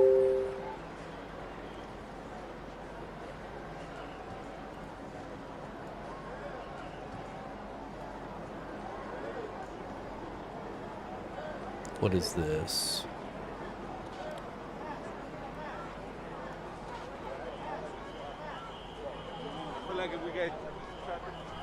So Trump is celebrating the fact that the Court of Appeals has ruled last night that I can use National Guard to keep our cities in Los Angeles safe. He says cities, in this case Los Angeles, and he means cities all across America. He's not just talking about Los Angeles, because this is happening in many cities across the country, and they are giving him authorization to be able to use the National Guard, and in this case, commandeer it. And it says, if I didn't send the military into Los Angeles, that city would be burning to the ground right now. We saved Los Angeles. Thank you for the decision. That was just posted. Confusion over multiple rulings on constitutional, on control of California's National Guard. Okay, we still have more Kumta alerts here. So what's going on here? More incoming fighting on the border. I'm not sure what's going on here on the border here, but it looks like something's happening. There's unrecognized aircraft, which are probably drones. Lots of drones incoming. Lots of stuff coming in on the border there.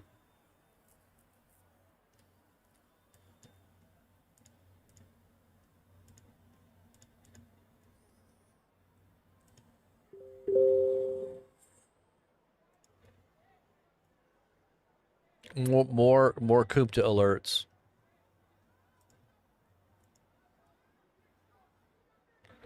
Some more incomings.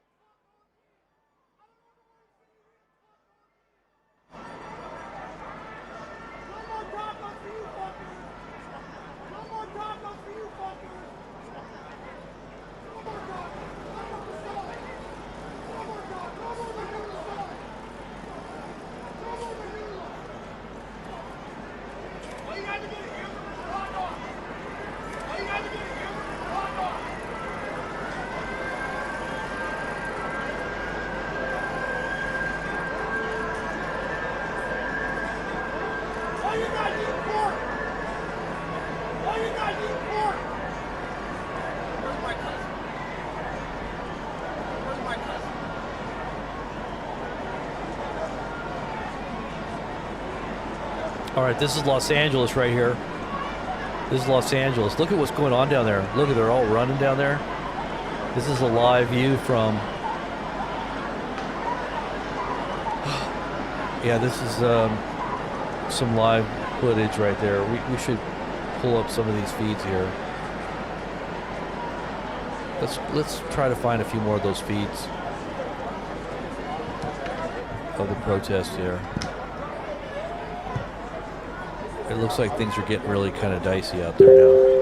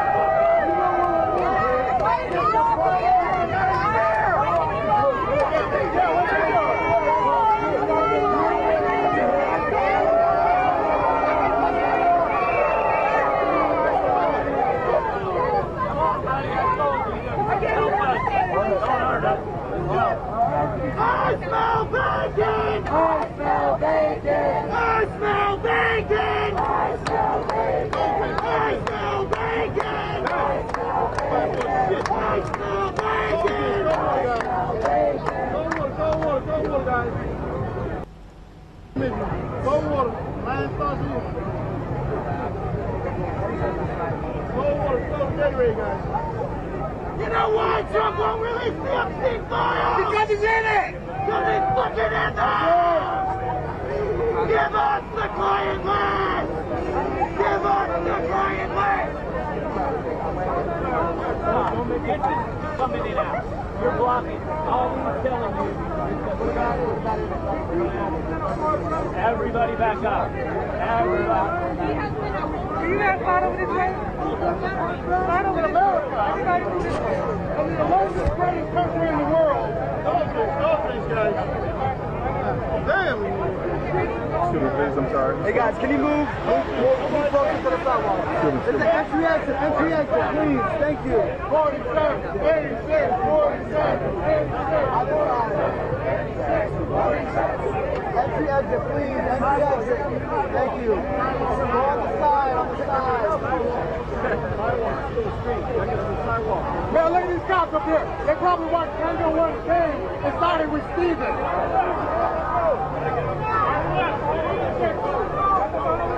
We're allowed to be here, man.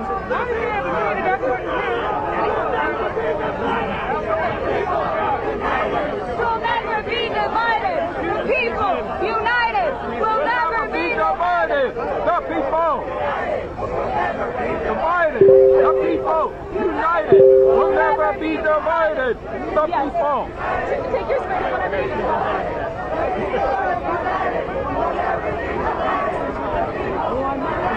We'll never be divided.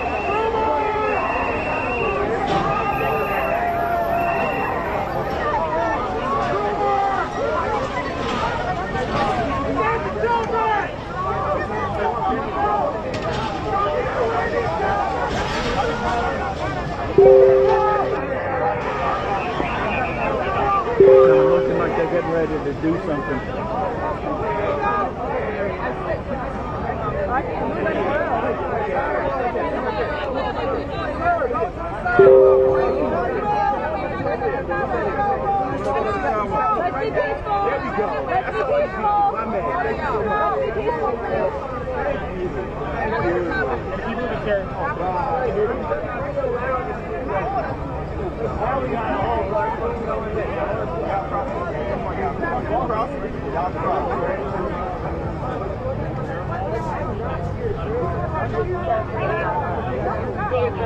Guys, pick a side. You gotta get off this median.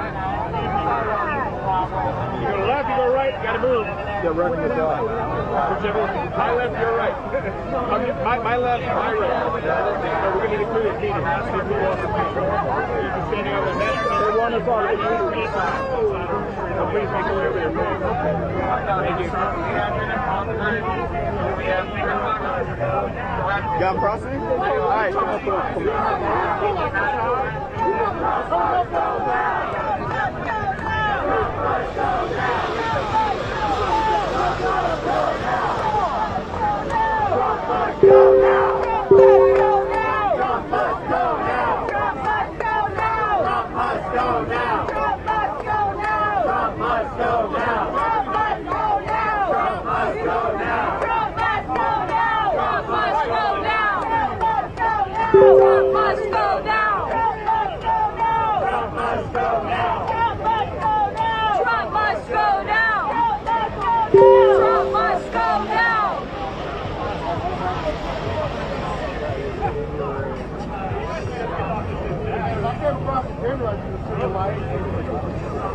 Trying to let you really hard if you're all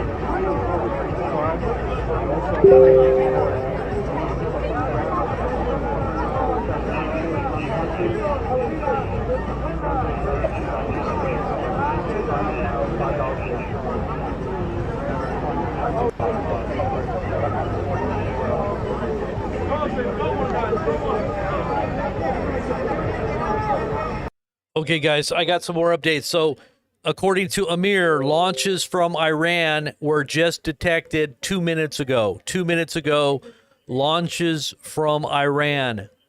So, are these going to be a bigger salvo? Or are they, they promised 2,000 plus missiles all at once instead of a couple of hundred. Now they're promising 2,000. Are they hypersonics? Maybe that'll hit targets inside of Israel. We're talking about here in the next few minutes again. We're getting out the warning once again. This is coming from Amir, who he seems to have some connections with military, obviously his former military as well. But he's saying that Iran has now launched more missiles toward Israel in the last 2 minutes.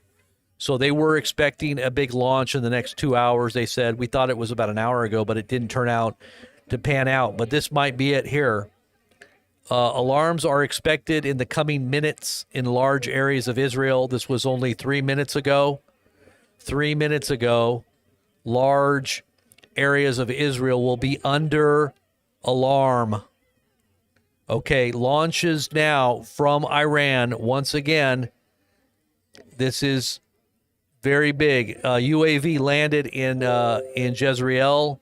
It says, okay, so IDF spokesperson says they have completed a large-scale wave of attacks on or in Tehran on the infrastructure of the Iranian nuclear weapons project and fuel store facilities. Air Force fighter jets under the intelligence guidance from the intelligence branch recently completed a broad wave of attacks in Tehran against several targets of the Iranian nuclear weapons project, including the headquarters of the Iranian Ministry of Defense. The headquarters of the nuclear project spanned headquarters and other targets. These goals advance the efforts to obtain nuclear weapons in the Iranian regime, and it was in which the Iranian regime has hidden its nuclear archive. Okay, so Kumta alerts are still ongoing, but they're saying now missiles, and I was going to say nukes, but missiles are en route right now from Iran just 2 or 3 minutes ago. If these are hypersonics, we could be hearing the alarms going off any minute. So we're turning down the feeds here, and we're getting ready to watch the skyline here of Tel Aviv, because these skylines are getting ready to be lit up here if this is a big barrage of missiles. So stay tuned here in the next few minutes. If this is a legit alert, we will be seeing this. He said that all areas of Israel, major cities, will be on alert in the next few minutes. So that's what I'm thinking is incoming right now. So we got this info just now. Here we go. There we go. Just like clockwork. Just like clockwork. Here we go.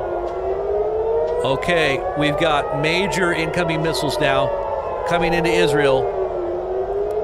Everybody, these are hypersonics. Tel Aviv. Here's the Kupta alerts. All right, this is it. This is the major one here, guys. This is all the alerts coming in. Incoming into Tel Aviv right now. We've got the Tel Aviv cam up here, guys. This is the Tel Aviv cam. You're going to be seeing incoming missiles any minute. I got to get in here so I can see. Can I watch too? Make sure you subscribe to the BP News channel. You're not going to find coverage like this anywhere else online. This is the main source of all information in real time. Right here, BP News. Subscribe. Oh, some more impacts. Or possibly defense systems taking them out of the sky.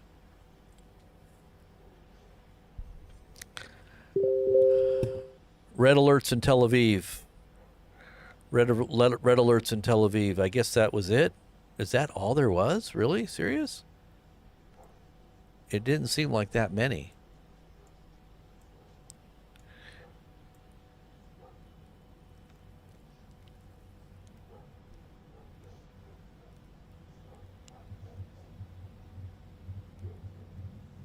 Uh-oh, I hear something.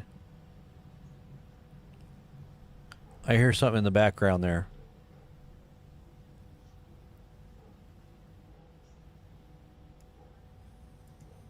Okay, they're saying Iran launches dozens of ballistic missiles at various areas in the state of Israel.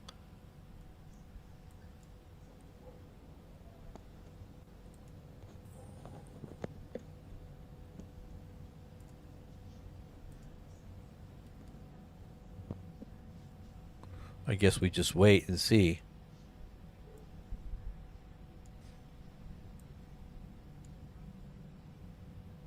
I hear something in the background. Maybe some jets. Is that jets?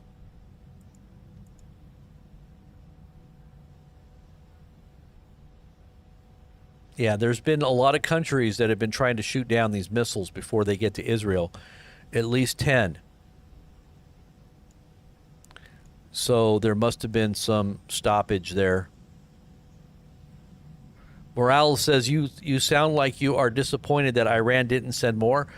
No, I'm not disappointed. I'm just wondering, like, where, because they said they were going to send in 2,000. So I'm kind of wondering, like, if Iran is completely and utterly, decimated by these attacks from Israel, if they're no longer capable of mounting a defense. It's not disappointment. It's just an analysis.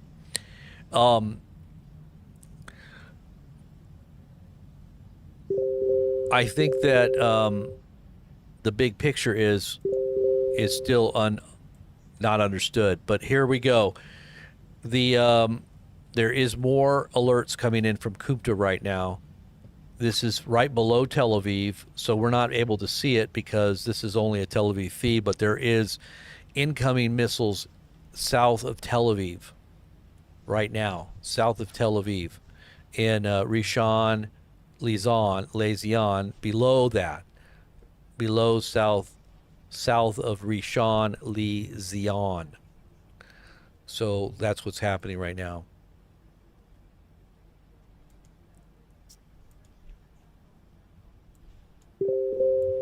More Kumta alerts here in Okay, so the surrounding areas of Tel Aviv are also alerted right now. So maybe there's something else coming in right now. Let's see. A lot of alerts. A lot of alerts. Let's see. They're not wanting to show the impacts. Now they put on the alert alarms? That's kind of weird. Why would you put the alarm on after the missiles? Okay, here's more coming in. There's more incoming. Wow. More incoming missiles. There has been a number of impacts that weren't chronicled, but we'll find the footage here as it comes out. We will be showing you guys all the footage of all the impacts as they're uploaded, but you can see the smoke in Tel Aviv down here. You see all that smoke? More alarms, more impacts. I'm sure that weren't seen, but here I can hear impacts all over. Either they're being destroyed in the air, or they're actually impacting the Israel's land. It sounds like it's hitting the ground. You can hear explosions everywhere. Massive amounts of explosions, and lots of alerts. Lots of alerts. There must be more incoming.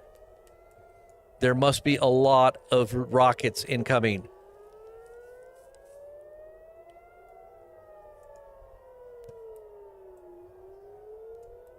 Lots of on the border of Jordan. Netanya area above Tel Aviv.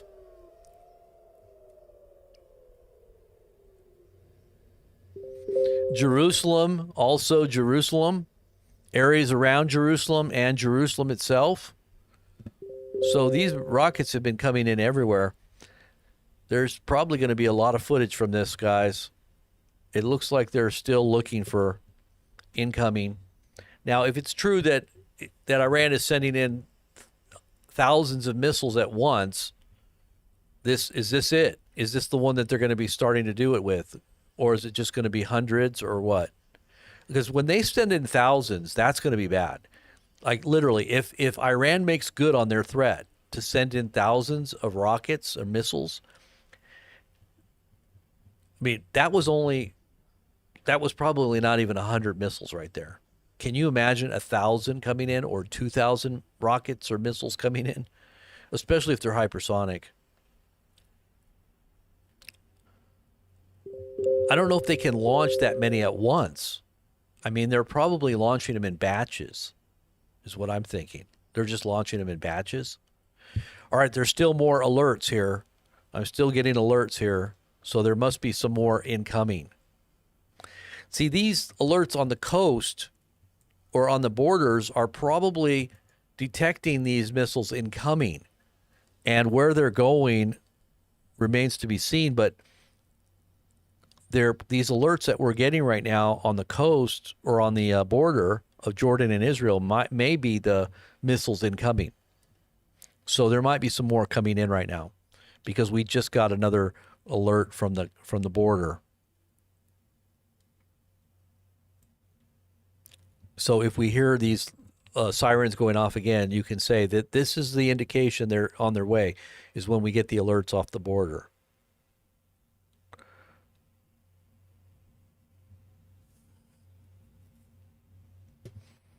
Let's see if we can find some other footage here. I think I can find some more footage right now on this.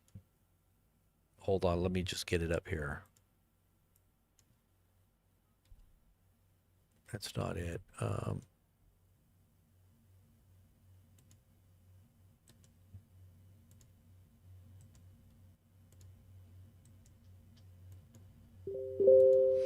Uh-oh, we got some more coming in. All right, is this the one where we can see it? Hold on.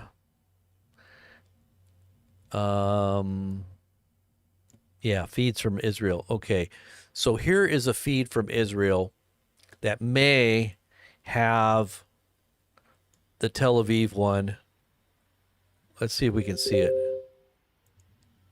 I mean, not the Tel Aviv one, but the other ones. Yep, we're still getting more alerts.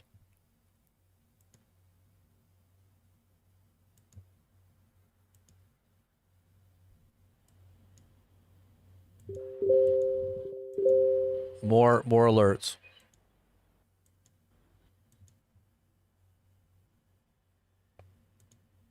I'm just going back just a little bit here to see.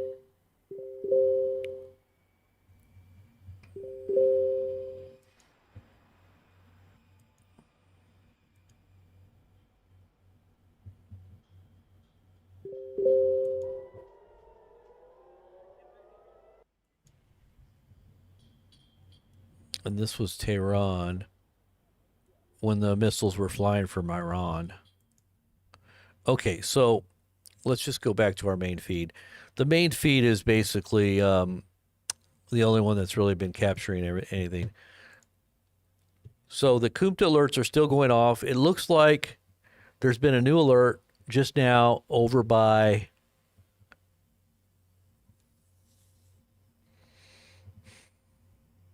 a little south west of Jenin. Okay, another alert just popped off. Same area.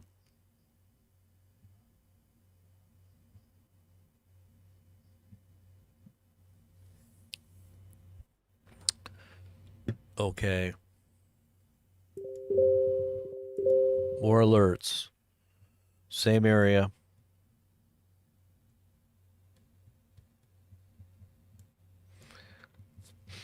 All right, let's go ahead and replay. Okay, well, we do have some other footage here. Let's see. This is a combined missile and drone attack. So what's happening is both missiles and drones. I think this is in preparation for something bigger. More alerts. More alerts on the coast or on the border. I keep saying the coast, the border. So maybe there's something more coming.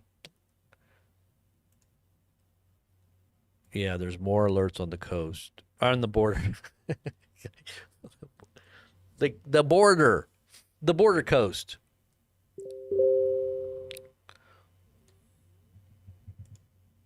All right, so it says here that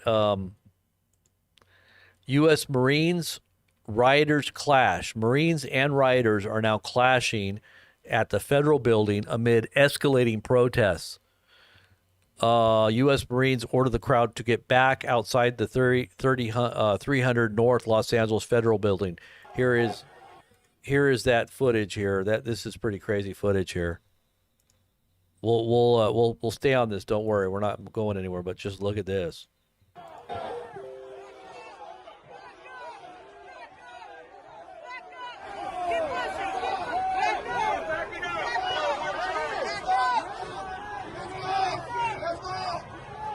Okay, brother, let's go.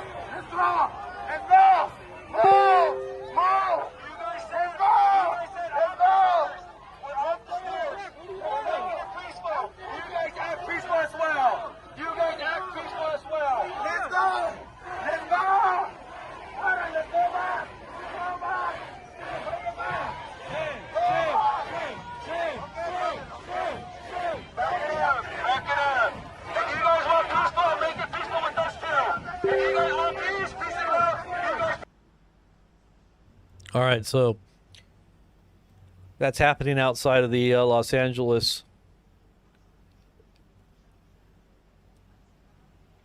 building, federal building.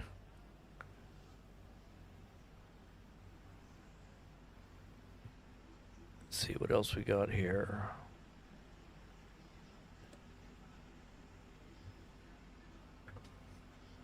The Chinese foreign minister has called the Iranian foreign minister.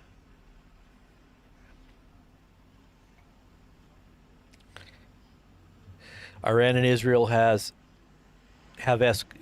escalated to another level and moved to attacking vital facilities. Haifa Port oil refinery, Tehran's oil depot. Israel attacking nuclear facilities are simply nuclear terrorism, which no one is talking about except China. They used UN charter to call attacking nuclear facilities in Iran as an act that violates all international standards. Okay, we have some more alerts that are just popping off the chart here. Oh, going toward Tel Aviv. Okay, so something's coming into Tel Aviv right now. We should be seeing something right now because these are alerts right now in Tel Aviv. We might. There we go. There we go. It's happening right now. It's happening right now. More incoming.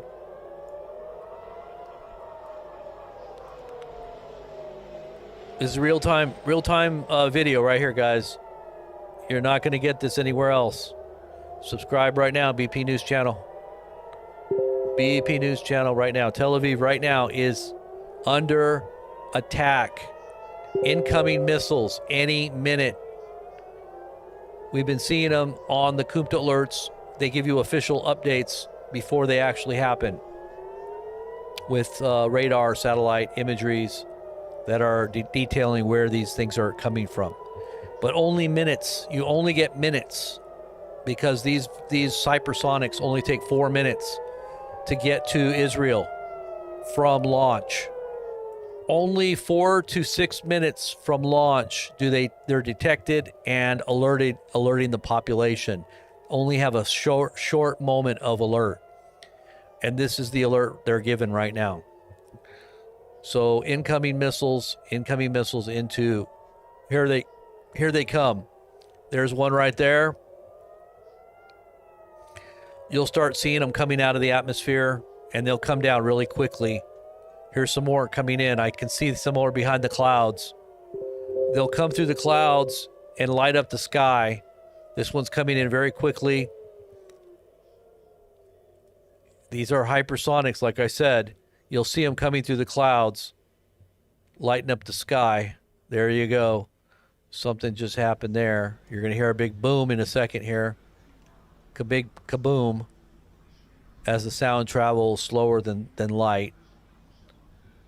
You should be hearing some booms. You hear that boom?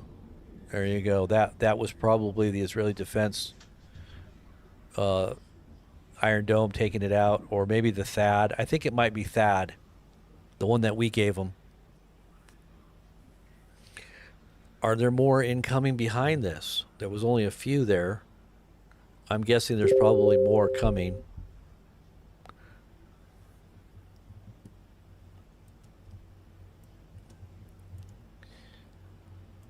All right, escalating clashes in Los Angeles between rioters and security forces. Police on horseback pushed the crowd back in Los Angeles. Look at this.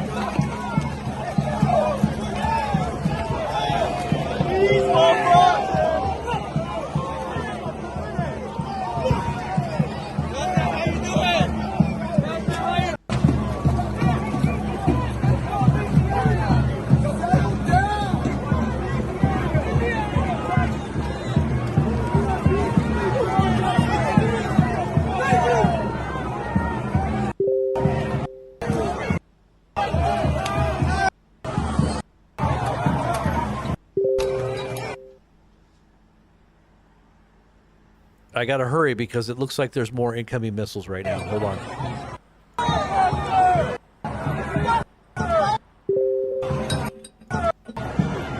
Okay. All right, looks like there's impacts in Tel Aviv. Let's see. Okay, that was probably from before, but they're saying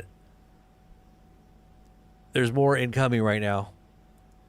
Let's see if this is it. More unrecognized aircraft on their way. It looks like you're going to hear the alerts here in a minute. No, these are... Okay, no, these are alerts somewhere else. Okay, so maybe they're not going to be on their way here to Tel Aviv, but that was 5:54, 4 minutes ago.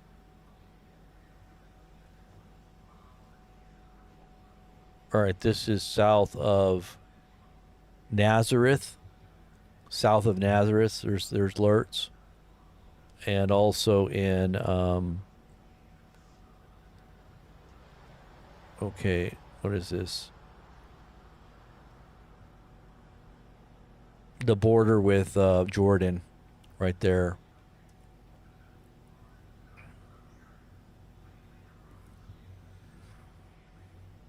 Oh wow, What a crazy, crazy time. Chinook helicopters soar over Lincoln Memorial in a show of force celebrating U.S. Army's 250th birthday.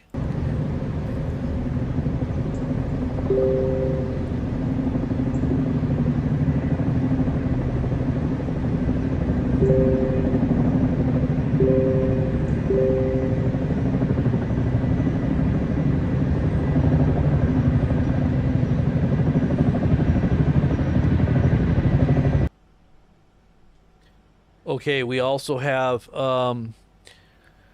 video of impacts inside of Tel Aviv. Look at this. هذا نزل علينا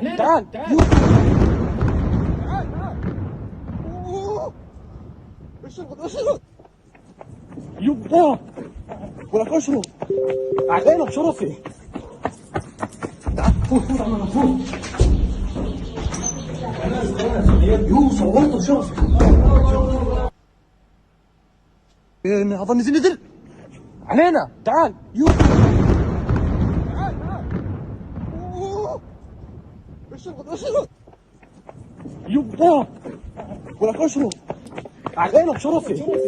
Okay, that just happened. All right, so more Kumta alerts are going off here. Still, these are in different parts of Israel right now, not where we're watching. When we see the ones coming into Tel Aviv again, we'll probably be able to see it. But you're seeing a bunch of other alerts everywhere else around Israel right now. Mostly right now near the border with Jordan. And I'm wondering if this is some other strategic targets that they're going after here. But it seems like they're really concentrated on this one area.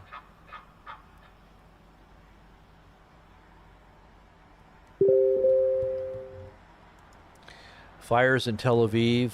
Let's see. Let's look at that really quick.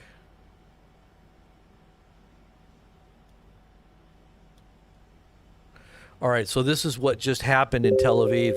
These were visuals of what happened just now, of where the impacts were. You can see a number of projectiles impacted Tel Aviv.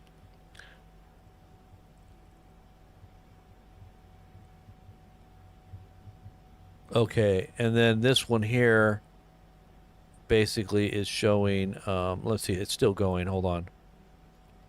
Did that one impact? That one looked like it impacted. That impacted. You can see the light flash on the ground there. Wow. Okay, so these were just recent in the last like 10, 15 minutes. These were recent. Okay, so let's pull it ahead. There's another impact there. I think that's going to show an explosion there. Okay. So here, okay, we saw that. Here's another one חברים, here. נפילה ודאי בבת ים, ודאי, אין סיכוי שלא. All right. Let's go back to this feed here.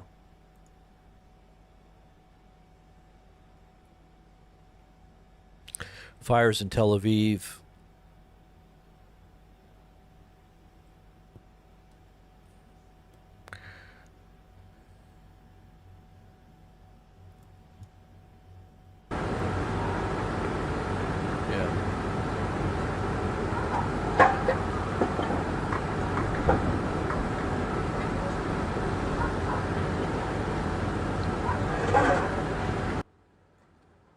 All right.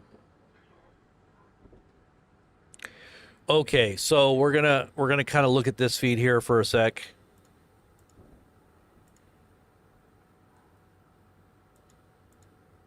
What is this feed here? 1 second here.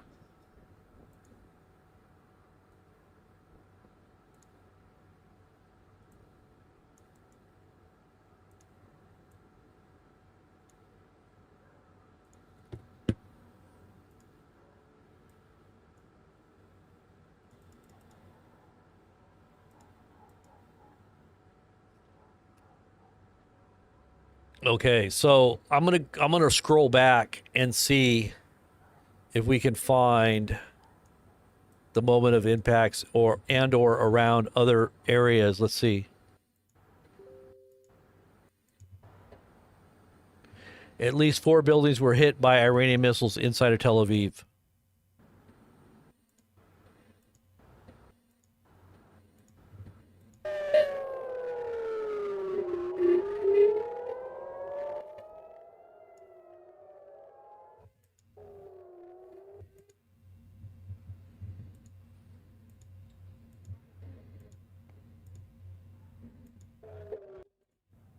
RBL, home industrial zone.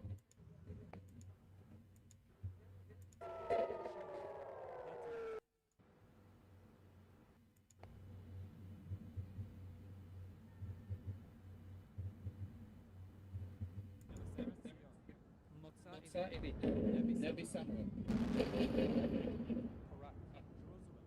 West. Bar Gion. East. Netanya Center. נופי פרת. כפר אדומים. אלון. גבע בנימין. שער בנימין industrial zone. כוכב יעקב. מגרון. שילה. אחיה. מגדלים. שבות רחל. מעלה מכנס. עופרה. גבעת הראל. גבעת הראל. גבעת נסם. עמי היי. מטה.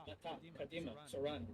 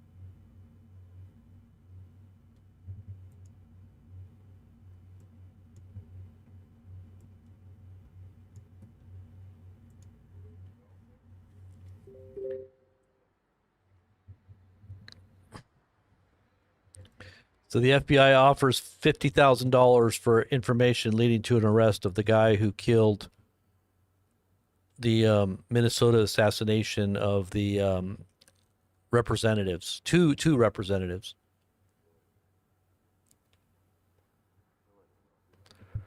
So they say that this guy they have him like, let's see. Offers $50,000 for the. Okay, so they have the suspect or assistance in finding who he is, finding out where he's at, I guess.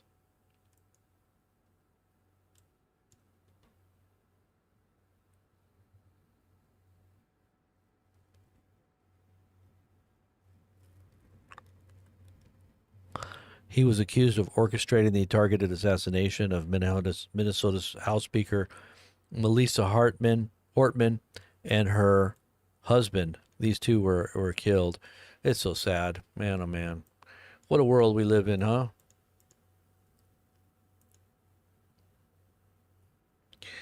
The left wing is definitely off the rails, but you know, when you talk about the backlash of the right, it could be just as bad. When you talk about, well, you know, because it has a moral outlook, that doesn't mean anything. You know, you could say, you know, righteous indignation, you can say it's moral outrage, whatever, and still you could be missing the real mark and causing just as much damage and harm to people's hearts and souls. This is what the Pharisees did, right? If you go back to the Bible days, hey, they were perfect in every way. They were, at least outwardly, they were lifted up in their positions as leaders of the of society. They were looked up as respectable and very much revered as leaders, but they were definitely undermining what was truly the true message that was going to really help people, right? Okay, so this is footage showing, let's see if we can show this. Insane footage. Iranian missile strikes on Tel Aviv moments ago. Let's see. Oh my gosh, look at this. Look at this footage. Look at this footage.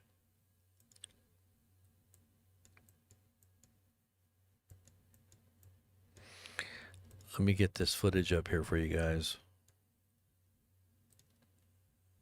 Look at this footage.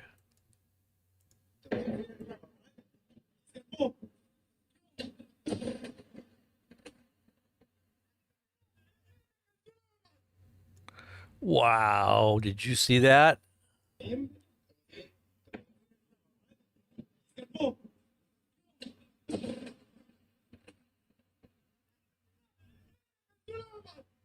Wow. It looked like there were two impacts there. Look, you could see two different impacts. There's one there, and then there's one to the right after it. Look. Boom, another one. Wow. End time visuals, guys. End time prophetic visuals right there for you to see with your own eyes. Okay, actually, I did not have the sound on with that, so let me try it again, just so you can hear it. The visuals of what's happening is good, but the sound, messed up the sound. One more time.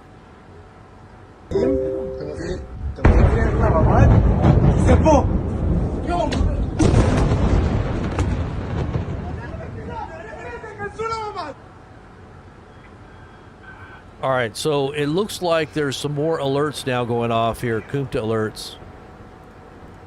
Let me see what just happened here, where this is at. Where is this?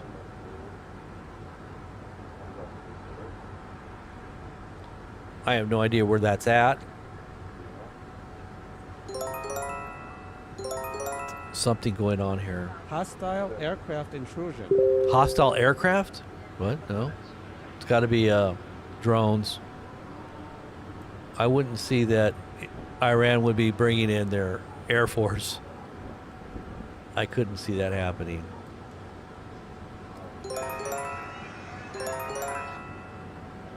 Shaked. Chinanit.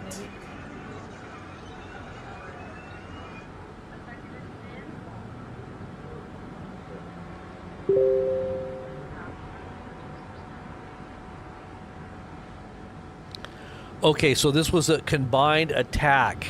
Okay, so here's what I'm getting right now. This is what we're getting right now. The Iranians launched a swarm of suicide drones in order to overwhelm the defense systems, and then launched missiles behind it and cruise missiles. The Houthis also joined in and launched at least one missile, the most significant combined attack to date. Okay, more missiles incoming.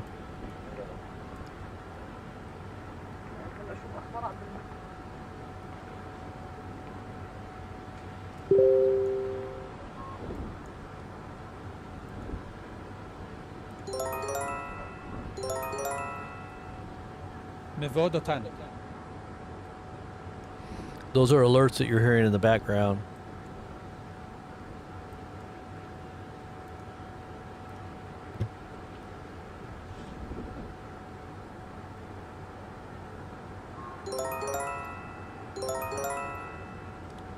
Rehan.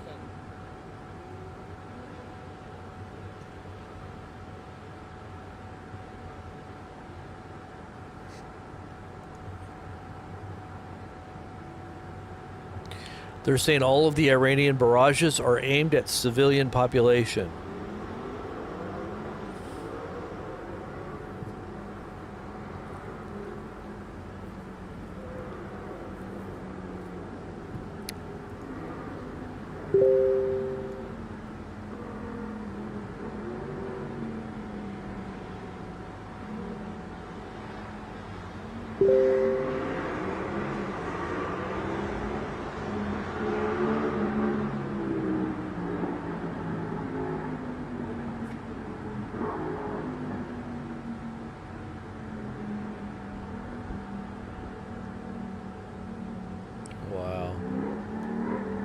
This is Tel Aviv right here. Tel Aviv. That's Tel Aviv. Wow, that's just absolutely crazy. Look at that. Massive damage.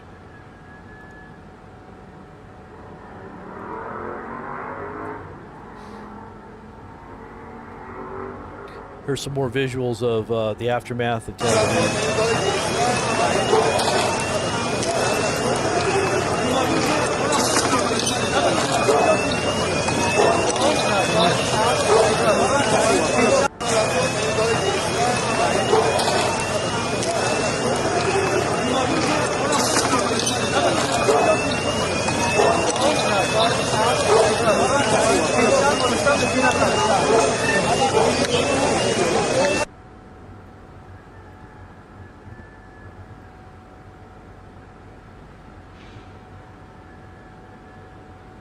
This is aftermath of Rehovot, south of Tel Aviv. We told you there was a bunch going on down there. Look at this.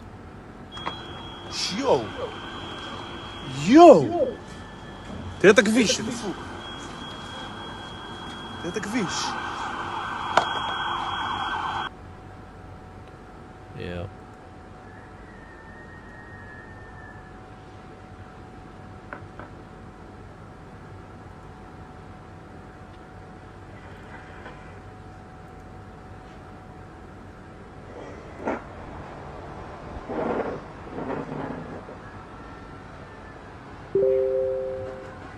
More Kumta alerts.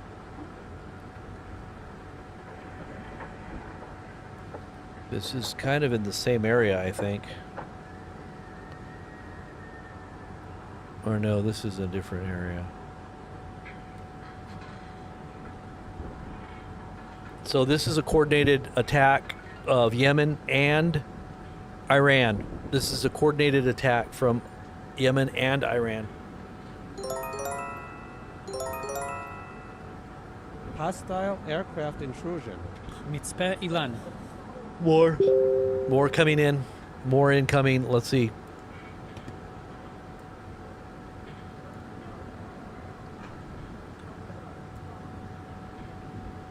Harish.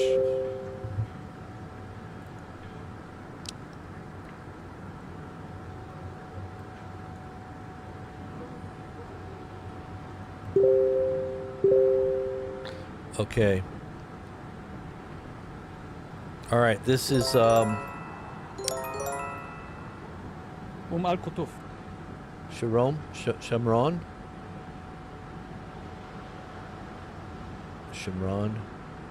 Baka al Rabia. Metzer.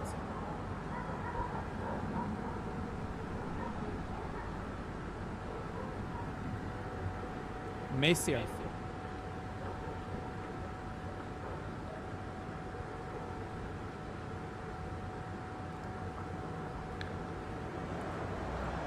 Explosions in Cordon Aborts province, Iran. 2 seriously injured in the blast. Injured in the latest shooting from Iran, 1 in Rehovot and 1 in Bat Yam. So there's been 2 shootings or 2 missiles seriously injured, it says. This right here is explosions in Iran's province of Al-Bors.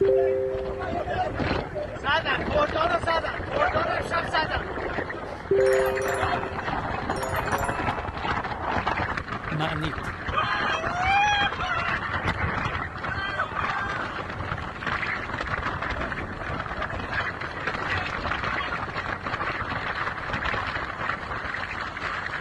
Sounds like he's on horseback. Sounds like this guy's on horseback or something.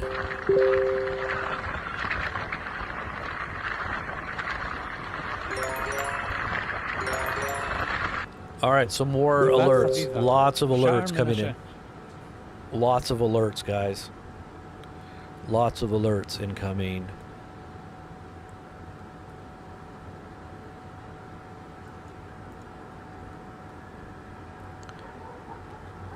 Oh, direct impact. We saw that one.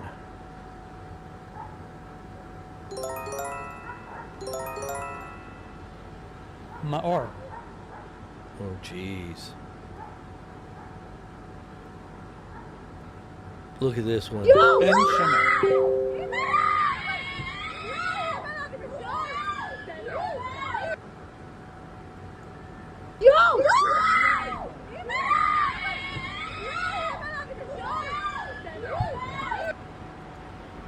That was some more footage. More alerts.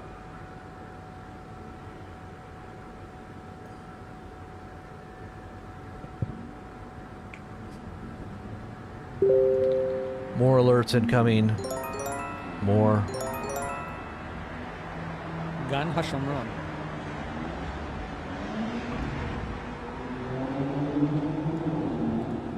Share the feed, guys. Share the feed. Support the channel. If you can't support, share. Thumbs up. Get the word out. We got vital information that's going to help many people. Give them the opportunity, just like you have been given by being here.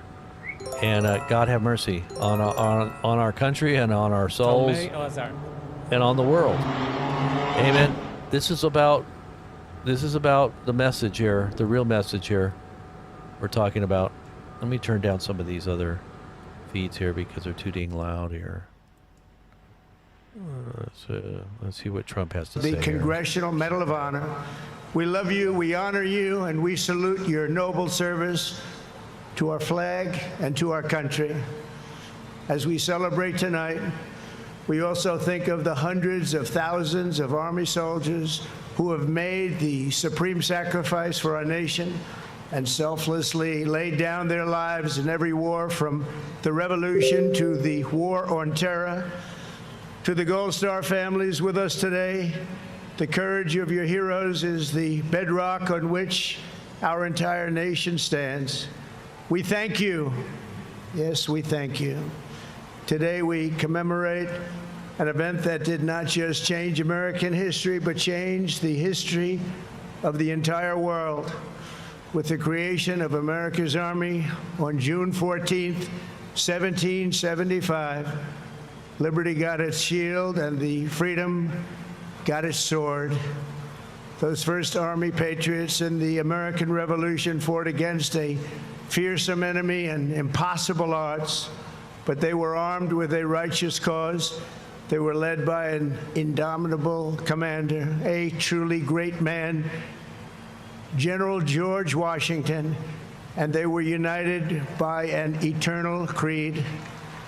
Their motto was victory or death. Over the past 2.5 centuries, our warriors have shown unrivaled valor on fields of battle around the globe. With the frostbitten feet and bloody fist, they have marched into the flames and fury of combat, charged up mountains, stormed beaches, waded through torrents of gunfire, and leapt into skies thick with smoke and shrapnel. The U.S. Army has driven bayonets into the heart of sinister empires, crushed the ambitions of evil tyrants. Beneath the threads of American tanks, it's done so well, it's done so much, and sent the devil himself flying into full retreat. Time and again, America's enemies have learned that if you threaten the American people, our soldiers are coming for you. Your defeat will be certain, your demise will be final, and your downfall will be total and complete.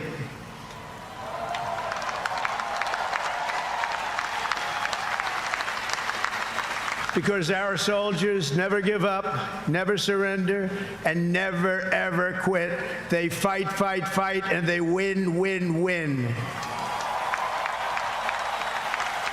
And that's why no institution in history has entered more names into the roster of American heroes than the U.S. Army, the Congressional Medal of Honor, more than anyone or anything. There was Mad Anthony Wayne, asked by George Washington to lead a daring midnight raid up the cliffs of Stony Point with unloaded muskets and only their bayonets to fight the redcoats. Mad Anthony would issue the order, marched into hell for you. Then there was the Civil War general, John Corse, shot in the face in combat. He fired off a message to his commander: I am short a cheekbone and one ear, but I am able to whip the hell out of all of them. He stayed on the front lines, it seemed forever. In World War II, there was the great Creighton Abrams, besieged on all sides by the Nazis at the Battle of the Bulge. He boldly proclaimed, they've got us surrounded again, the poor bastards. This is the fighting spirit and unyielding force of the U.S. Army. It has never changed, and it will never, ever change, because there is no earthly force more powerful than the brave heart of a U.S. infantryman or an Army Ranger, paratrooper, or Green Beret. They are the best, they are the finest. From Bunker Hill to San Juan Hill, from Gettysburg to Guadalcanal, from Yorktown to Shiloh, and from the trenches of the Argonne to the mountains of Afghanistan, the Army has forged a legacy of unmatched courage, untold sacrifice, and unequaled and undying glory. Our soldiers have poured out their blood by the bucketful on Missionary Ridge and Heartbreak Ridge, on the sands of Sicily, Normandy, and the Philippines, and on the dusty streets of Da Nang, Baghdad, and Fallujah. Thanks to their extraordinary service and devotion, 250 years later, America stands tall, America stands proud, and America stands free. We're the hottest country in the world right now. And our country will soon be greater and stronger than ever before. Down through history, we've been blessed beyond words by this valiant legion of Army warriors and patriots, heroes and legends.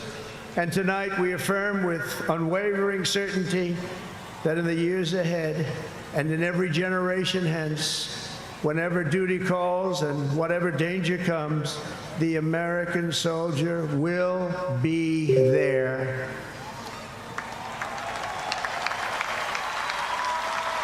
No matter the risk, no matter the obstacles, our warriors will charge into battle. They will plunge into the crucible of fire, and they will seize the crown of victory, because the United States of America will always have the grace of Almighty God and the iron will of the United States Army. Congratulations to everybody. We love our country. We've never done better. Thank you. God bless you. God bless the Army, and God bless America.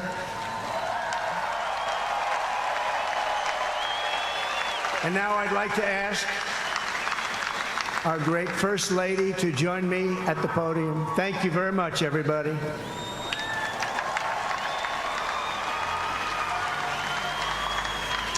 Remarks from President Trump running just about 8 minutes, underscoring the valor, heroism, and long history, 250 years of the United States Army, and indicating the importance of political leadership over the United States military because, yes, there were notable victories in World War I, World War II, but Korea, Vietnam, the global war on terror at times fought to a stalemate, not because the Army didn't do its job, but because political leadership may not have provided the mission that they were capable of achieving. The connection between political leadership and valor on the battlefield always continuous. There is a flag presentation ceremony going on right now. Let us listen. Flown over our nation's capital in free fall during the Army's 250th birthday celebration.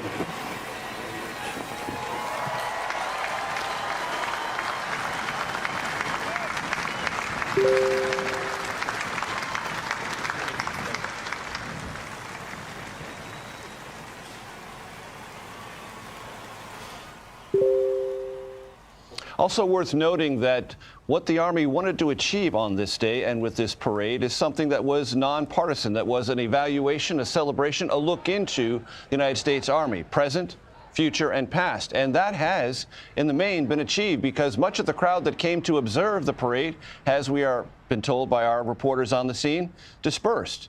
So it was not, in the main, a Trump event. It was a U.S. Army event, which our Sergeant Major Chris Mullinex has said throughout was one of the goals. It was. Today it was awesome. Our troops looked amazing. I'm a Sergeant Major. I'm not easily impressed. And I tell you what, detachment, you're not easily impressed. That's right. And our soldiers looked outstanding. I couldn't be more proud to be here and watch them today with you, Major. So thank you. And to underscore the point that this is about an institution that serves a constitutional republic, not a party, not an individual. That's right. You know, our Commander-in-Chief was describing something that resonates with me really well. He said, mission first, never quit, never surrender, never leave a fallen comrade. What he was describing is the warrior ethos. And every day we aspire to live by that ethos. It's part of our journey, and it's a way of life. It's very important to us. James, any thoughts? Yeah, the other part, so there's two sides to serving in the military. One is service and one is sacrifice.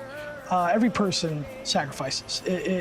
Soldiers often don't get the opportunity to take stock of all that they've lost in service to country. But if they did, you're talking about sacrificing time with family, sacrificing time watching your kids grow up. You're missing birthdays. You're missing wedding anniversaries. You are. If they really took stock of everything, it's a sacrifice. And then I'm reminded that not too far from where this parade ground is Arlington. Mm-hmm. And that in this crowd are Gold Star families who've made the ultimate sacrifice. There was a permanent shattering that has occurred on their family that could never be replaced. And so, there's the service component, but there's also the sacrifice component that every service member, to some degree, experiences. And Sergeant Major Chris Mullinex, that is another echoing effect of a day like today, to not just acknowledge the living, the soldiers who impressed you so much with their discipline, their formation and the like, but also reflect on those who have, as others have said eloquently, an open seat at the table. That's right. It's all about that. It's about honoring those who served before us, who made the ultimate sacrifice, and most importantly, never forgetting them. And there's a conversation that goes on, and I don't want to put you on the spot, Sergeant Major Chris Mullinex, but I've talked to some veterans, particularly from Iraq and Afghanistan, who hear "thank you for your service" and wonder what people are actually saying. And I've had some friends of mine in the Army say, I'd much rather someone say, "Thank you for serving. I chose to serve, I volunteered, I knew what I was getting into." Service sounds kind of artificial.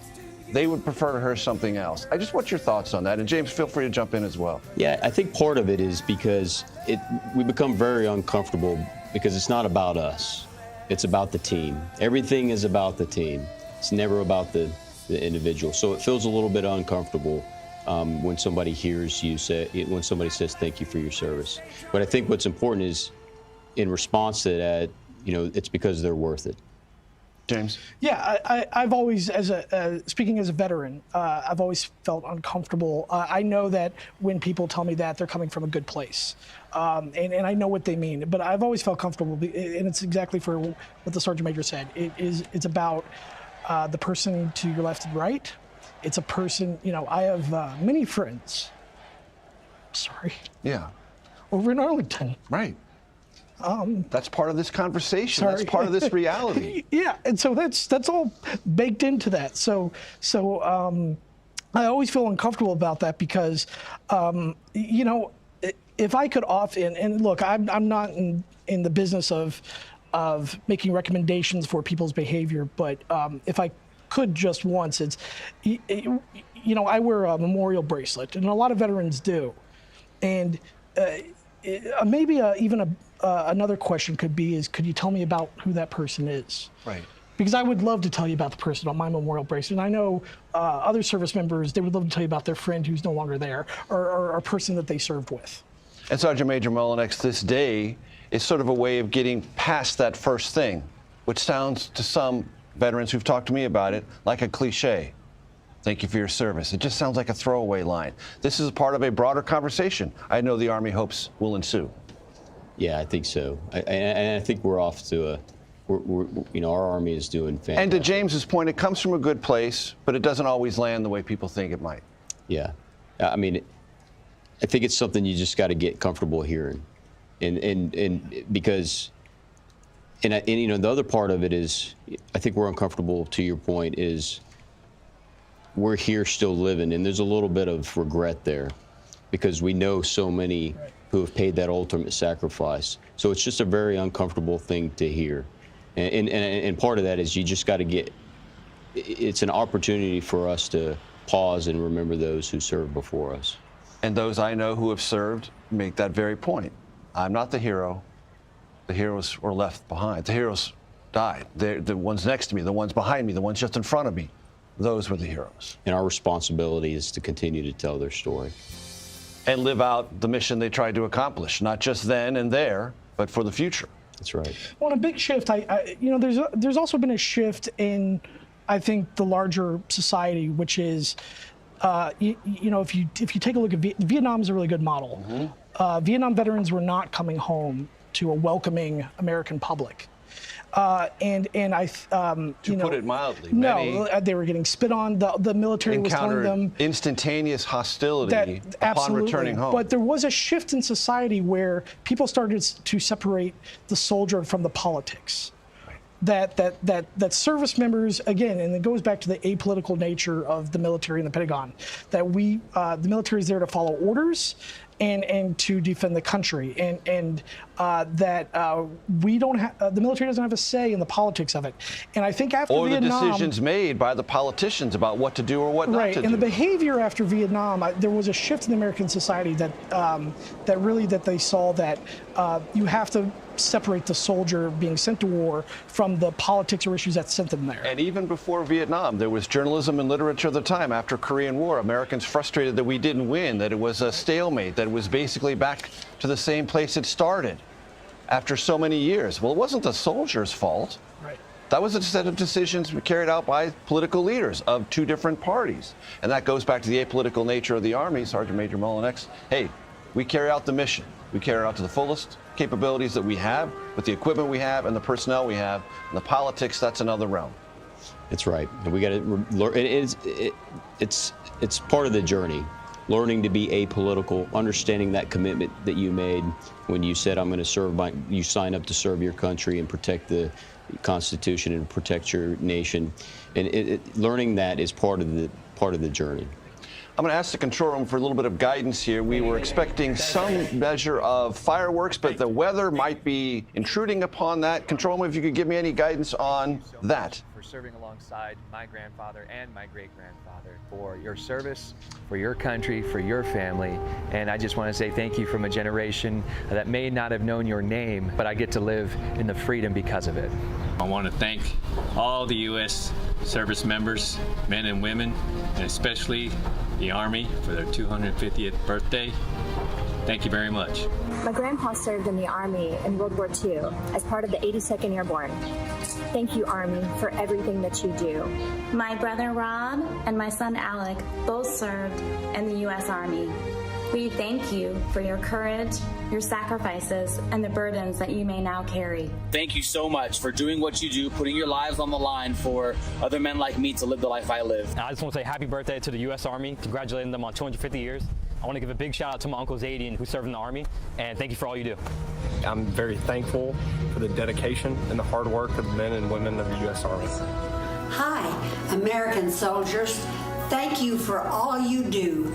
Love you. Our freedom is not free, and we know that we are free because of you and your efforts. Thank you to our Army active duty and veterans for protecting our rights and freedoms. It comes at an immeasurable cost. Wishing you the best. Happy birthday, go Army. Happy birthday, Army. Thank you to everybody who's serving today and has served in the past. Love you guys and girls. Thank you so much for everything you do. A big thank you to the men and women that serve our country and everything you guys do for us. Thank you, Army, and happy birthday. Happy birthday, Army. Happy birthday, Army. Happy 250th.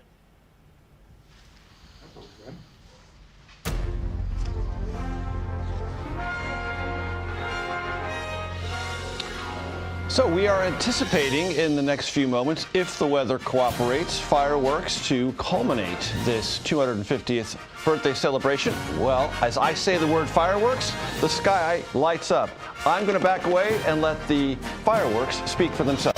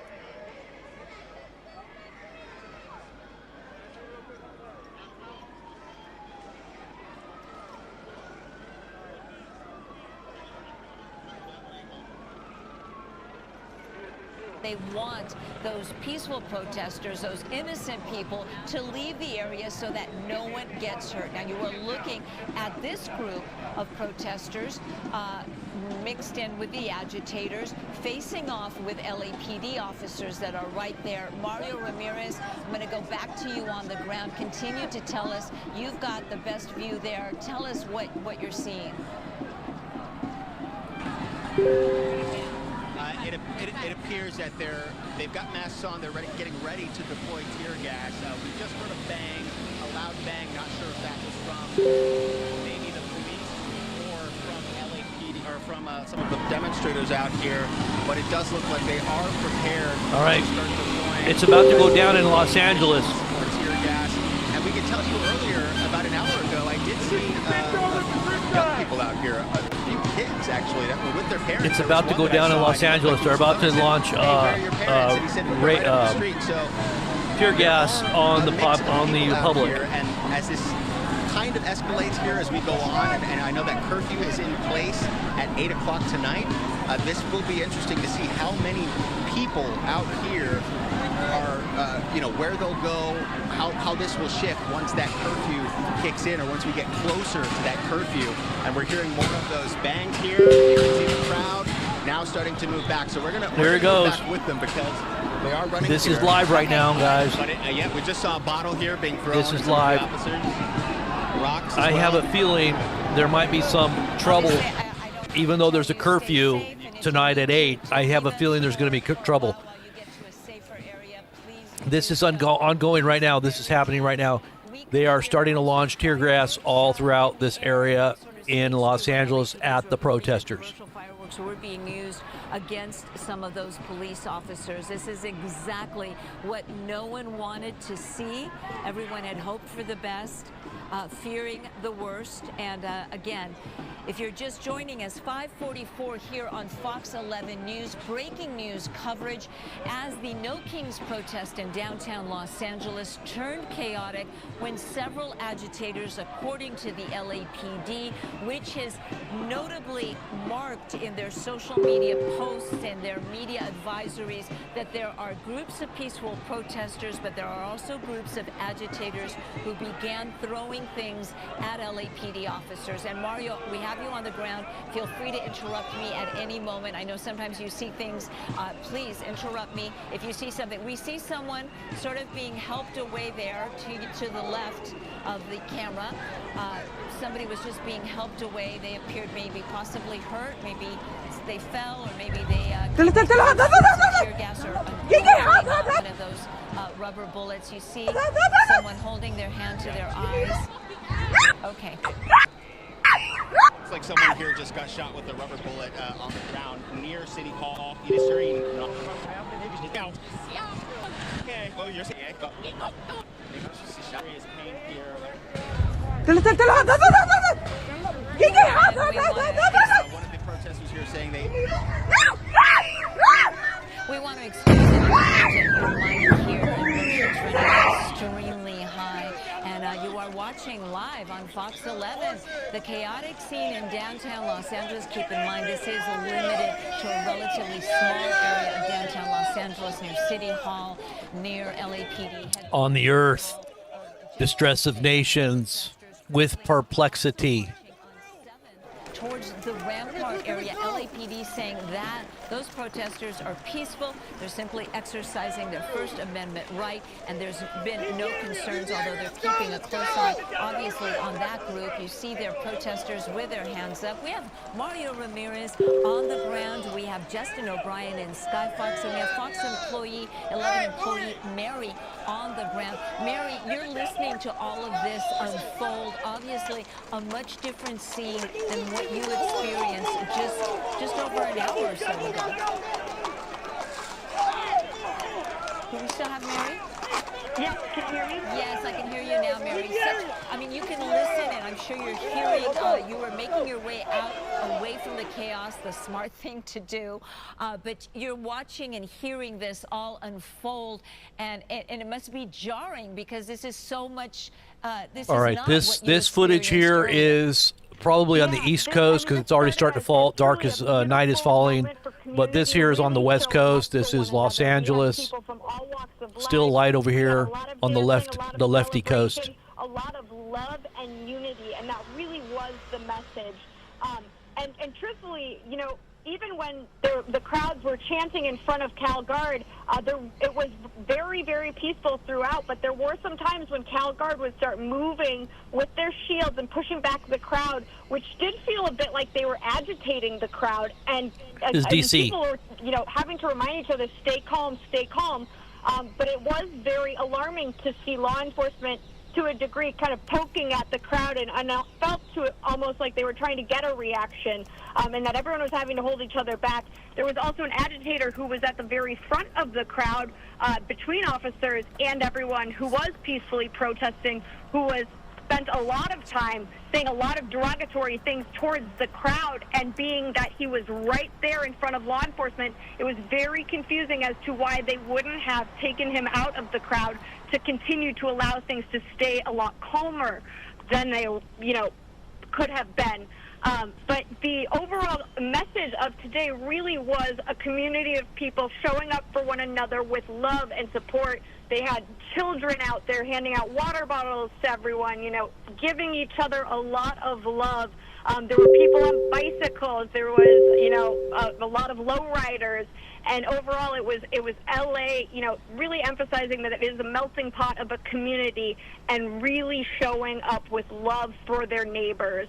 And so to see, truthfully, a lot of the way that, it has escalated when it was really only a few people who were not embodying that love and that peace, it feels like the wrong approach as to how to handle this situation, rather than just, addressing it with the couple people who were causing problems.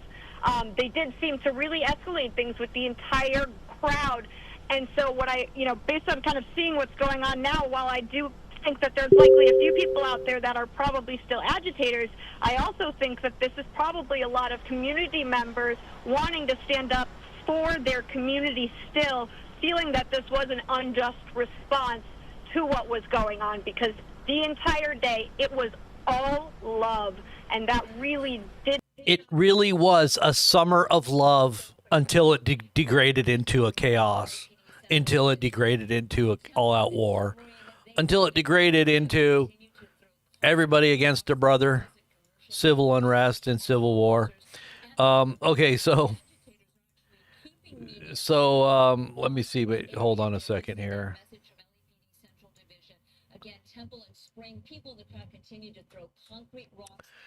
So this is happening right now. They're saying that they're throwing rocks and bottles and everything at people, at the police officers. So this is really bad. But it says, Luke 21, 25 through 36, and there will be signs in the sun and the moon and the stars, and on the earth distress of nations in perplexity, because of the roaring of the sea and the waves, people fainting with fear and with foreboding of what is coming upon the world. And this is talking about the wind, the seas and the waves, talking about the waves of currents of time, of what is happening with the sea of the people is always symbolic of the sea of people, the sea of humanity. The Holy See is really the result of the body of Catholics, right? They call it the Holy See, or what you might call that. It is representation of the peoples of the earth. That's why its context, it says distress of nations with perplexity, or they're in perplexity. And they're in perplexity because they see what is happening to humanity, and the roaring of the waves, the roaring of the sea, the winds of time are turning, and it's becoming very dark, and it's becoming very chaotic. And you're looking at even this parade now in the midst of thunderstorms. The storm is now upon America. In the midst of their celebrations, the storm is approaching. People are fainting with fear and with foreboding. That means anticipation of something terrible coming upon the world. And so many are beginning to see the handwriting on the wall. The handwriting is on the wall, guys. They certainly do. I hope that you can see and know and discern the signs of the times that we're in. You have to have your eyes opened, the eyes of your heart. You have to have been drawn by the Spirit of truth, being led. As He does draw, He leads into all truth, receiving the mind of Christ, so that you can discern and understand the time, so that you can see through a glass darkly. At least you're seeing. Even though it's a glass darkly, you're seeing what's happening.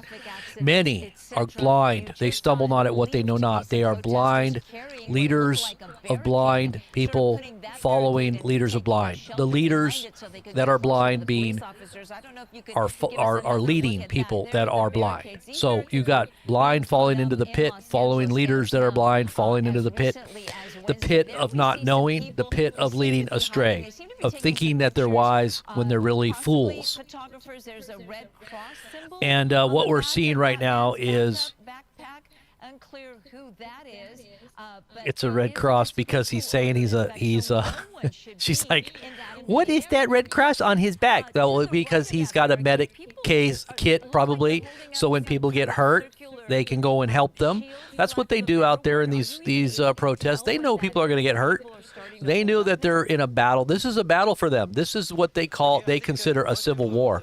This is what the left is now doing against the right. Now the right is going to rise up with militaristic powers, and they're going to have the whole force of the government. You're going to have brother against brother, and in the midst of all that chaos, you're going to see America attacked by its enemies. This is what Dmitry Duduman saw, whom I have had a privilege to meet before he passed, and his whole family, back in the late 90s.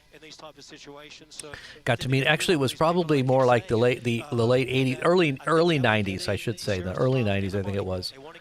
And this, I believe, is where we're at right now.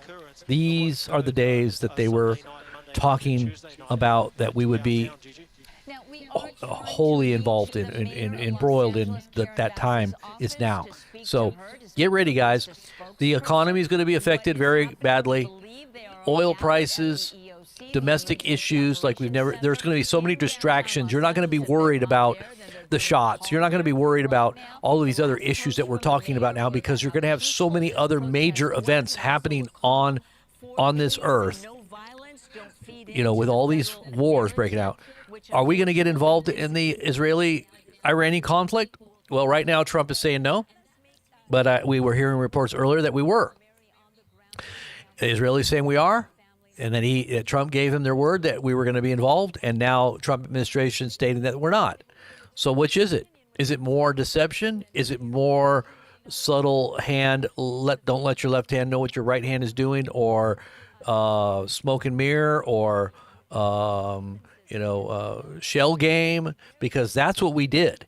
We deceived the Iranians into thinking something that we weren't doing, so they were open and vulnerable for a decapitation attack against their hierarchy. They were not expecting it, because Trump had put them to sleep with promises, and even though he had given them that 60-day ultimatum, he still was speaking to them as if they could have a deal, and that he would hold back the forces of this attack. And the Israelis played right into it, saying, yeah, we're not going to attack until after the talks with the Iranians on Monday. Maybe, and the Iranians were hoping that something would come out of it, so they let their guard down, and this is what happened. So do you not think that Trump's going to be doing that again? Do you believe everything that he says? Well, you can take it at face value and believe it, and go along with the course of emotion as it happens.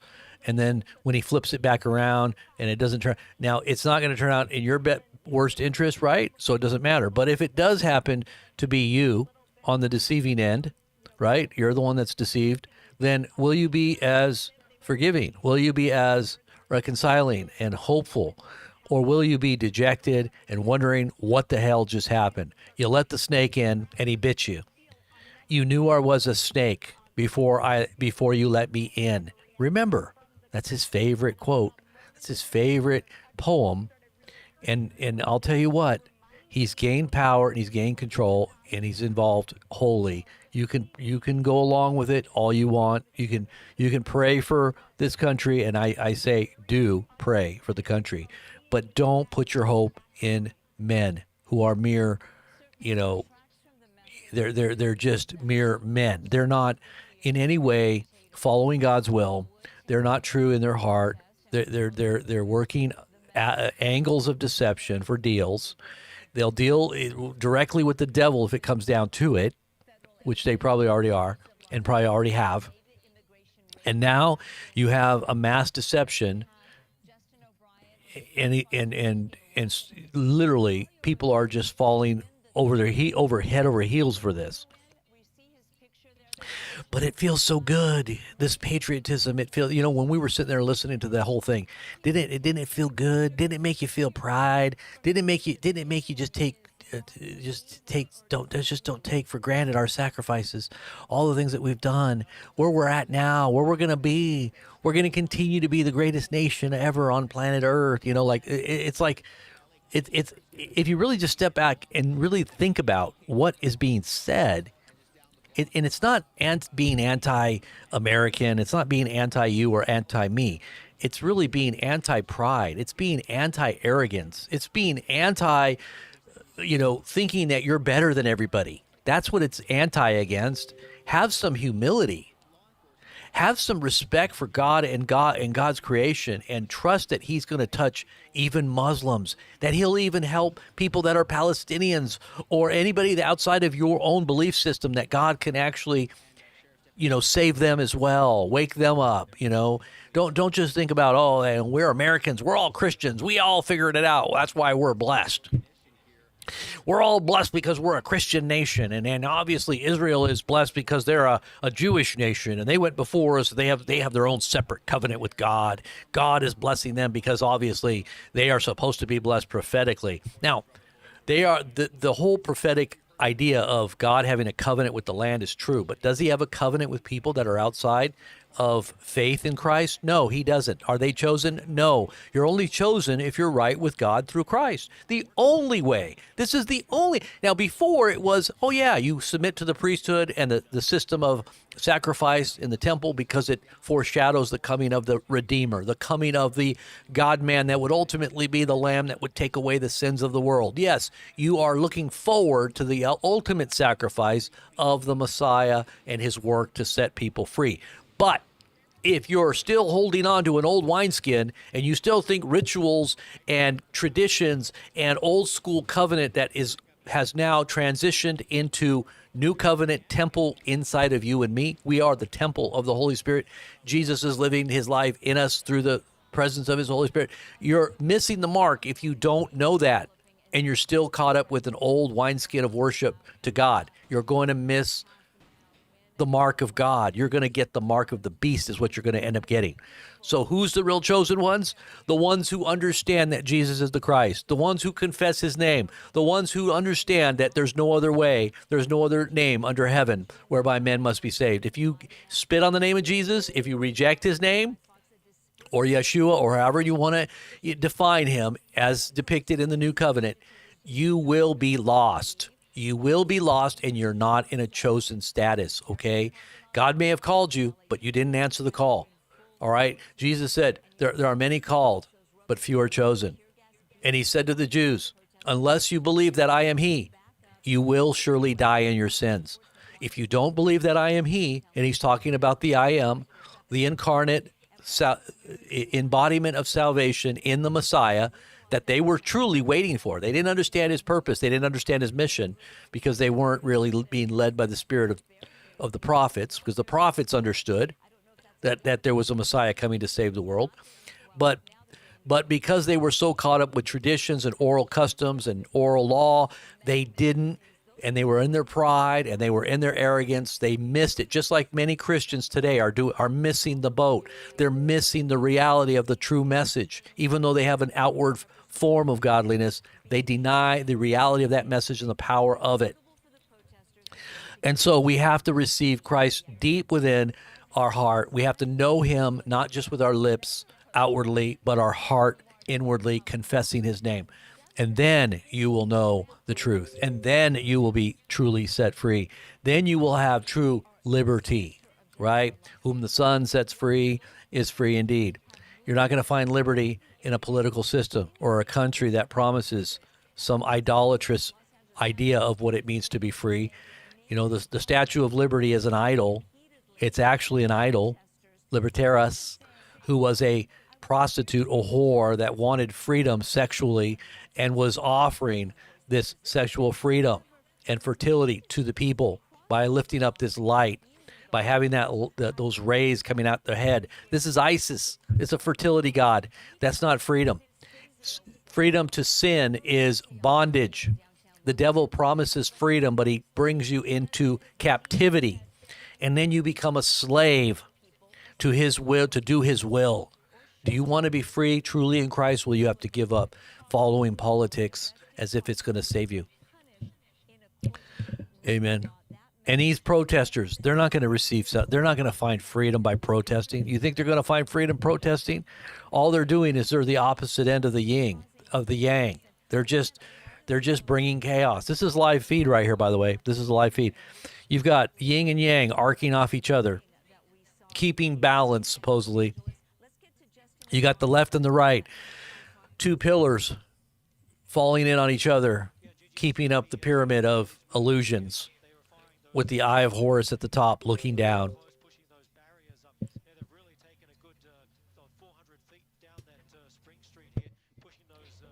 Amen.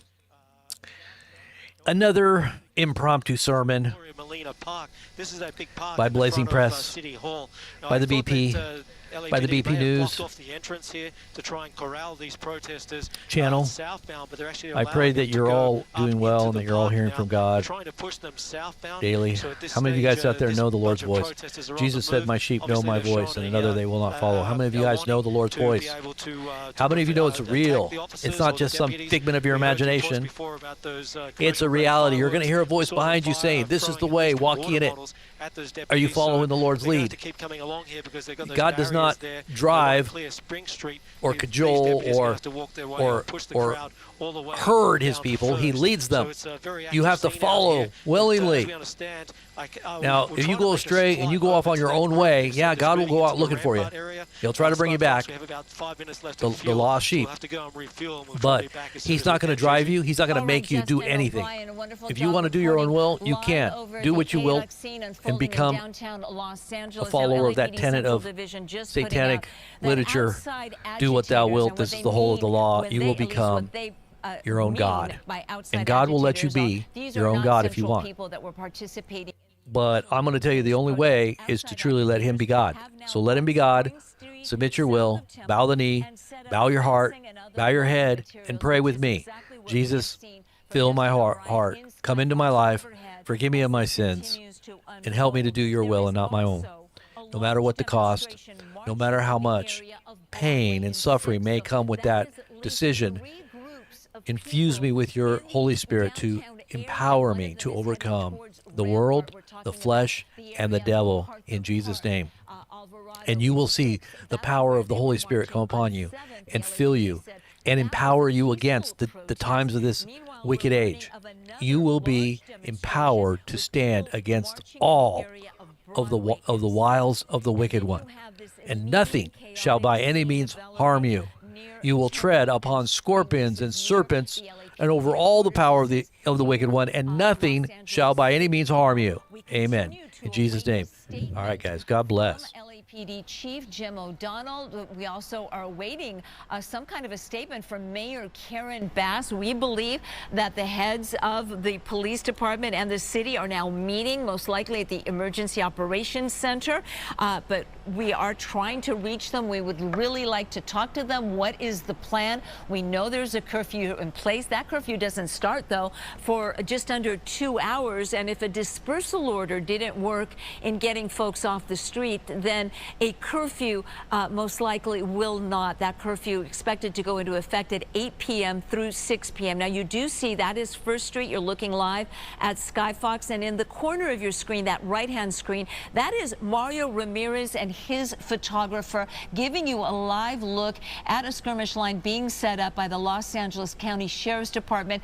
They have hundreds of deputies also assigned to the downtown Los Angeles area, and also members of their mounted unit with their horses and their SEB team, that Special Enforcement Bureau, which is the Los Angeles County Sheriff's Department equivalent to the SWAT team there. You're looking live at a wider scene. I don't know, as you move out of the area, Justin, if you can still hear me, if you'll be able to get a look at this other protest on Broadway and 6th Street that they say, LAPD says there's a large group of demonstrators marching in the area of.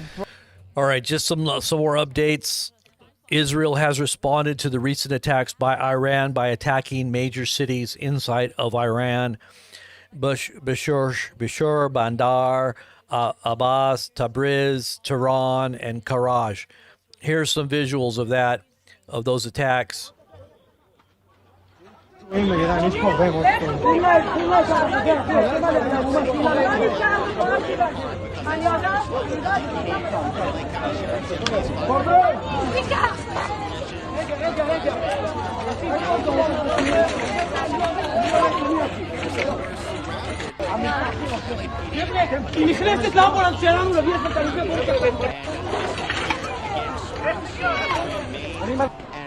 first.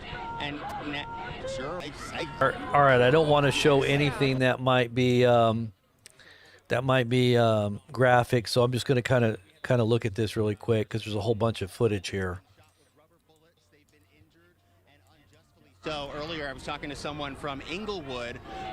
He said he was one of the first to be hit with the rubber bullet, and then another couple from Hawthorne. You may have heard one of the women who was complaining about the pain she was in.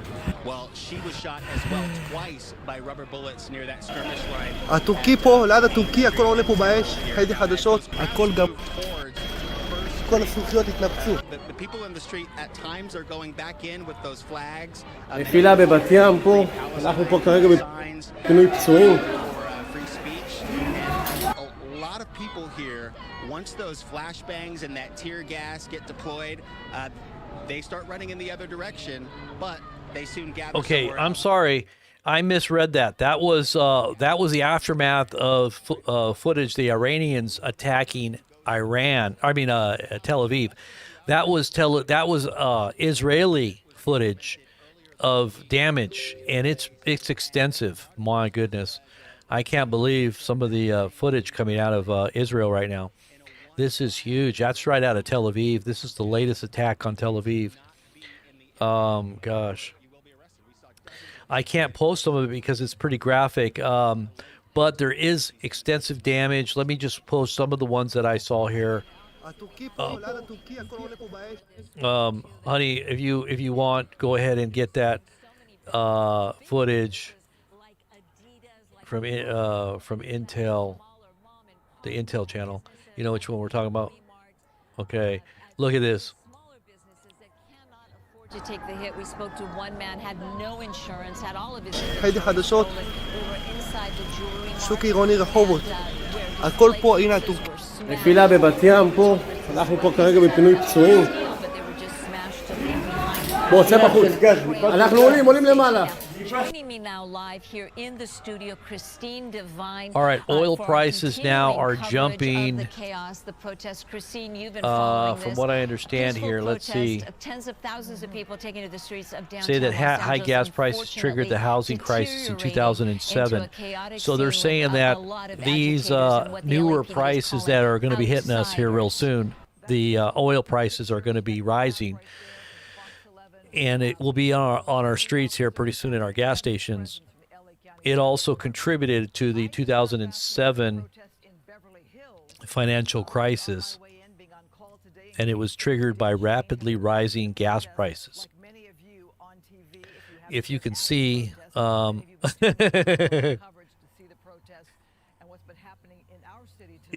this is so crazy. Isn't that true? That's kind of true.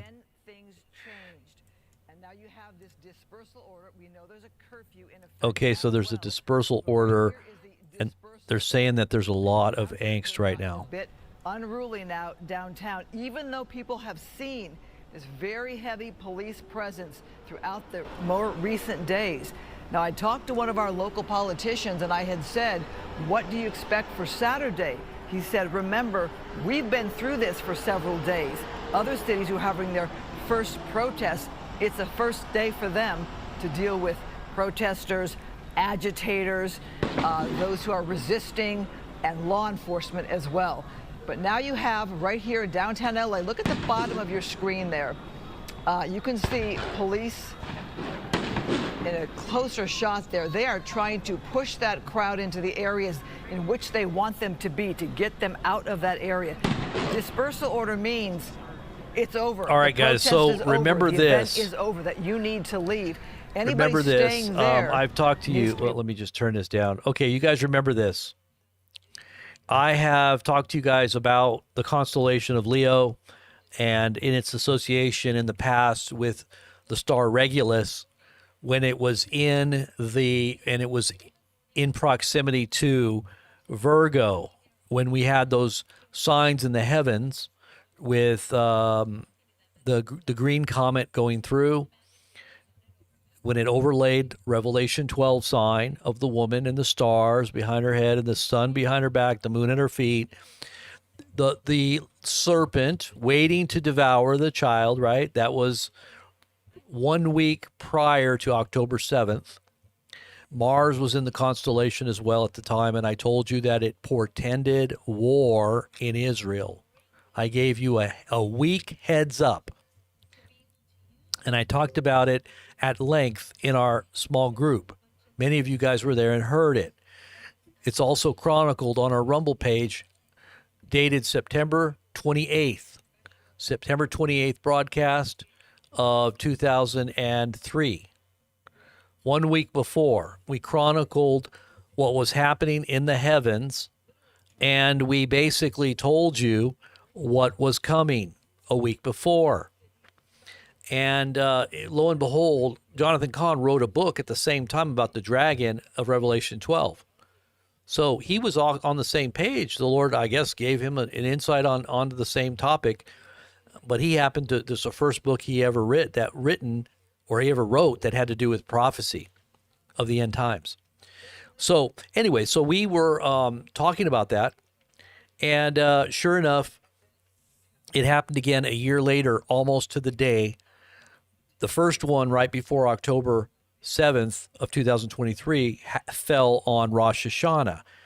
9 days later, 10 days later, what is it? After the days of awe, you have Yom Kippur, the two bookends, I always say, of the days of awe, right? So you have Rosh Hashanah, then you have Yom Kippur, about 10 days later. Well, a year later, after the October 7th attacks, there was Yom Kippur, and we had the same exact sign in the heavens. Once again, another comet traversing through Virgo, which we believe portended church persecution and or the attention coming off of Israel going toward the nations, right?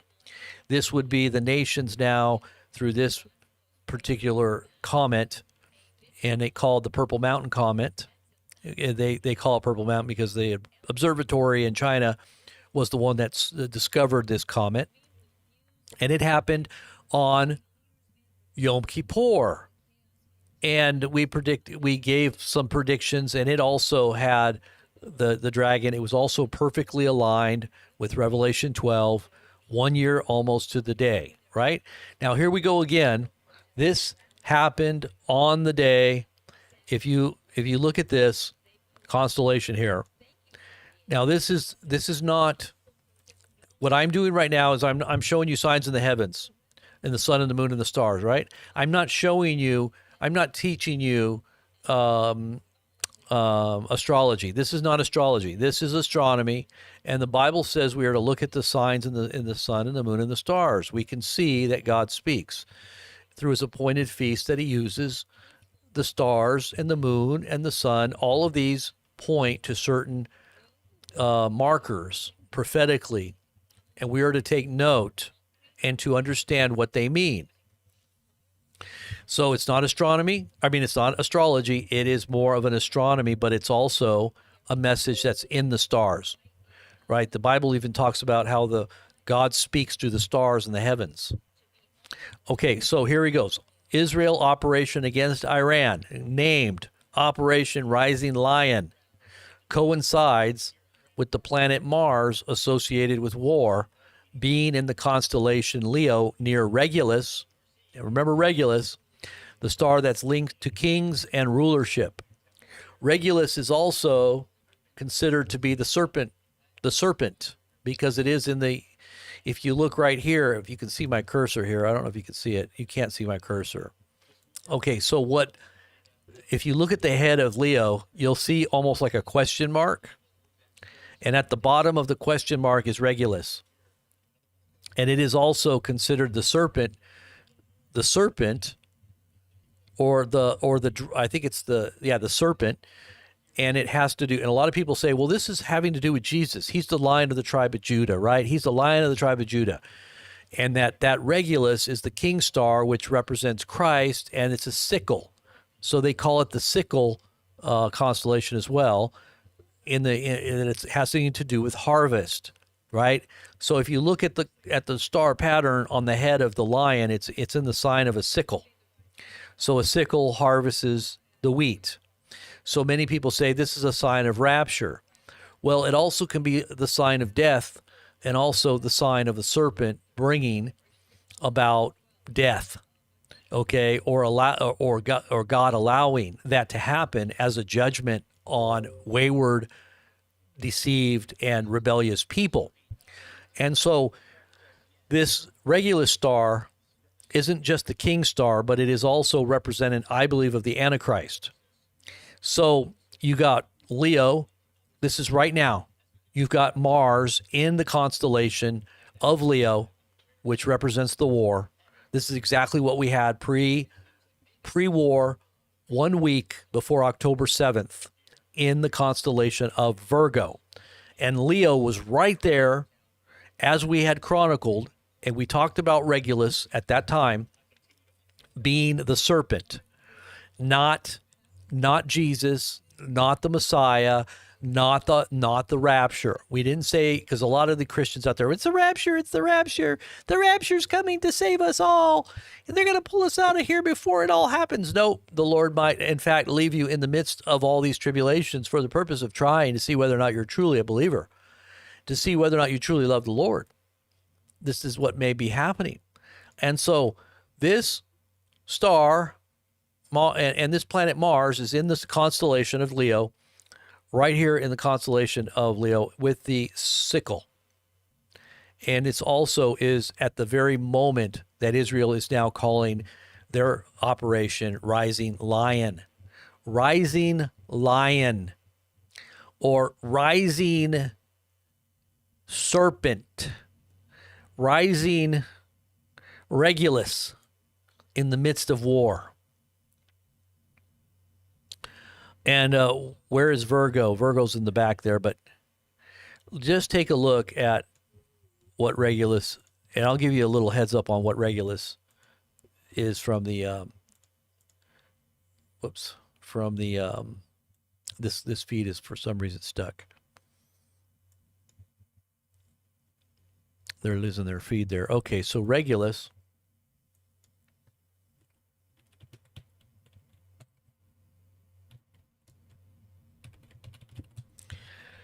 All right, so Regulus is it's a metal form of a substance, a metallic form of a substance obtained by smelting or reduction, right? Okay, then it's a petty king or ruler. Regulus also a petty king or ruler. A petty. Why petty?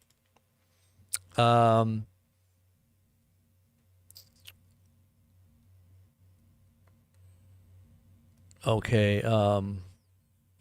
And it says, listen to this. So listen to this.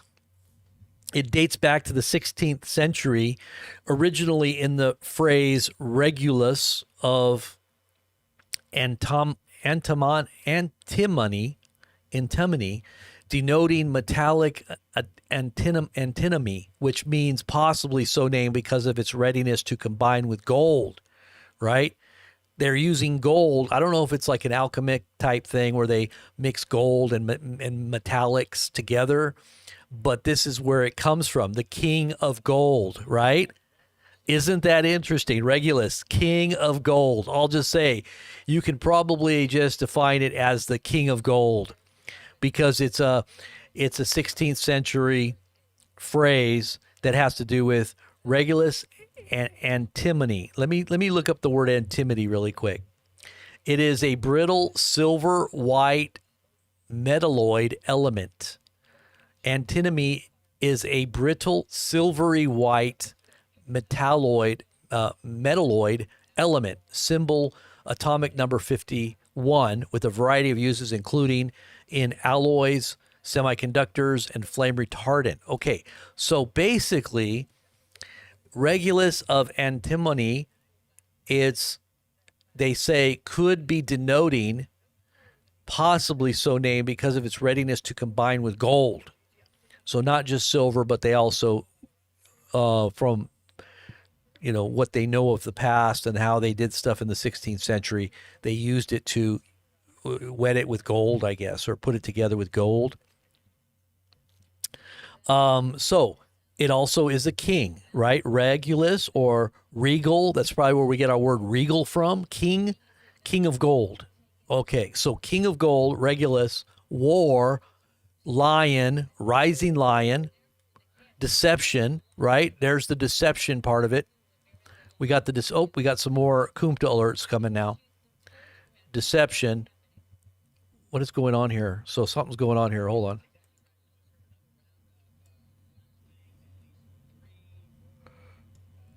Okay, so there's been flashbangs. They're saying something else is happening here. But this is what we're looking at with this rising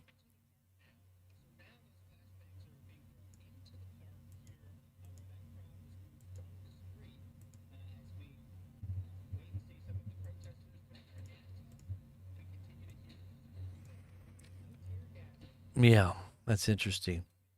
All right, let's listen in. People from the street, which continues to move closer to First Street, and as well as the park here, with those flashbangs getting closer. So we're going to move back just a little bit, but we're going to keep an eye on this. You've got sheriff's deputies on horseback moving in as well, with those LAPD officers and deputies in vehicles. And it's important to note, Mario, we see that one of the man that was walking with his hands up, it's been almost 2 hours now that dispersal order was issued and people were ordered to leave that immediate area. So 2 hours later, this crowd is still there when things began getting dicey, and this all started with the LAPD reporting that their officers were taking rocks, bottles, and bricks from protesters on an overpass. And that's when the dispersal order was issued, and that's when the first canisters of tear gas were fired. And you still see a relatively large crowd, not in comparison to the tens of thousands of people we saw early this morning and into the afternoon, but still certainly a lot of people there considering a dispersal order was issued. Okay, getting into the tribulation and persecution of saints. I understand this, and I understand why people believe in pre-trib. I believed in pre-trib, but I believe I was saved. I don't believe that just because you believe in a pre-tribulation rapture doesn't mean you're not saved. I think we have to always understand there's different levels of growth and understanding as people begin to mature in their faith and they have understood scriptural teachings that are foundational for their spiritual well-being. They have to be expanding that understanding of what is happening in their spiritual life and what it means for their future. And we should always have a foundation of sacrifice of our whole heart and life to God, no matter what the cost, even if that means suffering. Right? Now, what that does is sometimes we have a gospel of ease, a gospel of prosperity, a gospel of like whatever we want, we should get it, spoily brat kind of prosperity gospel. That's not what God would bless. In fact, you might have to go through some great, suffering in this world to get your mind back onto Scripture as it was intended to be understood and interpreted. If the Holy Spirit is truly drawing you to Christ, then He's going to teach you, and He has every desire for all of His people, all of creation, to learn of Christ, to really learn the way of truth. And that would be a pathway that is, as Hebrews says, going outside the city gate and suffering with Christ where He died on the cross, right? Don't be afraid to identify with the suffering servant or one that was shamed by his current generation, because that's what's going to happen to you if you're following Christ. Are you willing to go through that type of suffering where maybe your name is cast out as evil, as the Bible says would happen if you name the name of Jesus? If you name the name of Jesus, you might not be accepted, even amongst Christian circles that are promoting this seven mountain mandate or this dominion now theology or this prosperity gospel theology. Maybe you're going to have Christians that are going to hate you and say that you're a heretic or that you're somehow outside of the will of God, and that's a persecution. But think about the possibility of living in the last days and that God somehow allows people to believe a lie. and that we are literally going to be going through some major tribulations of the last days that is spoken of in the book of Revelation, the book of Daniel, in the some of these end time wars. Maybe that's a part of what is going to even purify the saints even more. And that would be setting you completely, wholeheartedly, 100% apart. That last ditch purification before you see the Lord face to face. And this could be a part of that tribulation of those days the Bible talks about. So is it possible that pre-trib doctrine is error? It is. It really is. Now, does that mean you're not a saved believer, that you're not someone that knows Jesus? Well, I would say be very careful about judging someone's status before God in their immaturity, because God ultimately saved you when you were dead in trespasses and sins. And maybe you're not obeying everything the gospel teaches either. Maybe some of you might interpret certain passages in the wrong way. Like, for instance, there's Christians that talk about baptism being sprinkled. You get sprinkled. You don't need to be immersed. Well, the Bible talks about immersion. Or there's some Christians that don't even want to get baptized, or they haven't got baptized, or they haven't ever obeyed that command to be baptized. Well, that's another thing that you should be looking at. You should get baptized. Or let's just say tongues. People fight over that topic. Well, if you don't speak in tongues, you're not saved. You're not saved if you don't speak in tongues. If you haven't been slain in the Spirit, you're not saved. You don't have the second blessing. You're not saved. You don't have the Spirit, the extra blessing from God. You're not saved. Well, when you really study Scripture about the spiritual gifts and the spiritual anointing and the spiritual language, the spiritual prayer, it may not be just speaking in some, language that many would say is a prayer language or some kind of a angelic language.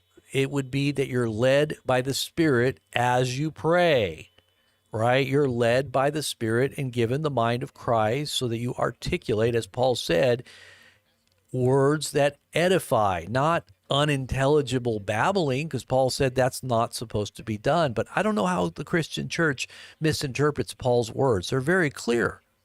And he says, I'd rather that you prophesy. I'd rather that you speak a few words intelligibly, things that are going to build up and edify, things that are of revelation, rather than feelings, emotions, and something that no one understands. There has to be an interpretation. There has to be some kind of revelation.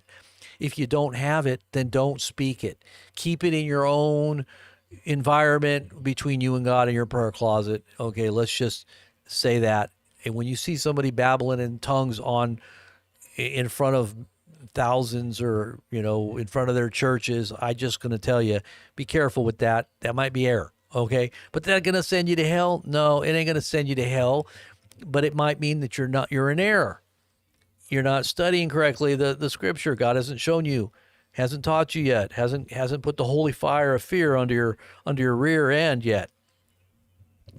But I'm patient.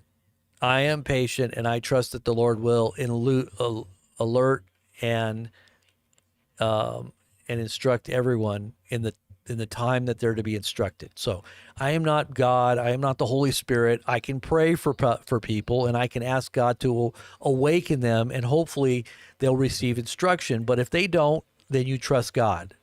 And don't go around telling people they're not saved when you have no idea whether or not God's working on them or not. Amen? So please be kind. Amen.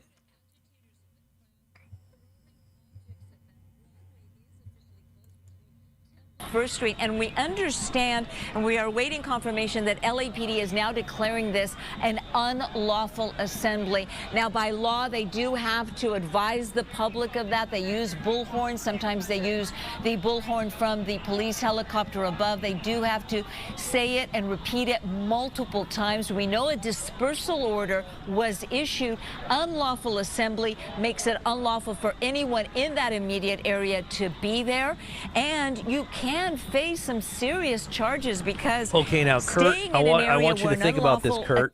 I'm going to give you a little something to think about. Let's just say that the good news is that Jesus is going to protect you from the 666 so that you're not under the judgment and condemnation of the wicked. You're not going to be deceived to take it. Because if there is a taking of it, that means that there is a rejecting of it as well, right? So if you reject it, as Jesus said must happen, then you will go through persecution as a result of not being able to buy or sell, not being able to participate in society, and also being given over to martyrdom. There's been many, many martyrs throughout history that have rejected the orders of kings and tyrants to worship and serve the creation, or the things that they called things that needed to be holy, when in reality it was only God that you bowed your knee to, right? And so they suffered for that. So let's just say God decided to test you in the same way. Would you be willing to do that? Or are you going to say that's abuse, that God is not abusive? Well, did God abuse Peter when he was crucified upside down?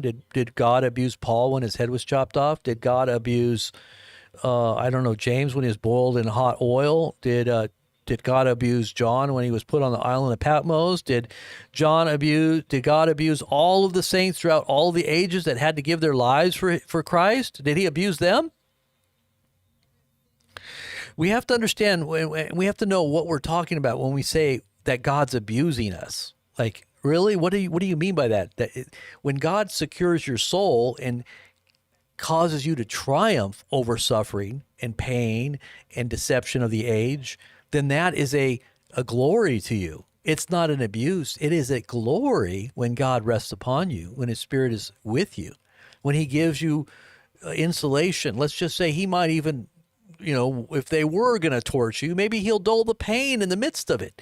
Maybe he'll take away the pain completely. I mean, there were testimonies of saints being burned at the stake, and they were singing praise to God. How in the world can you sing praise to God while you're in the flames of being tortured on a stake? But there were. So God was protecting them in the moment of their death.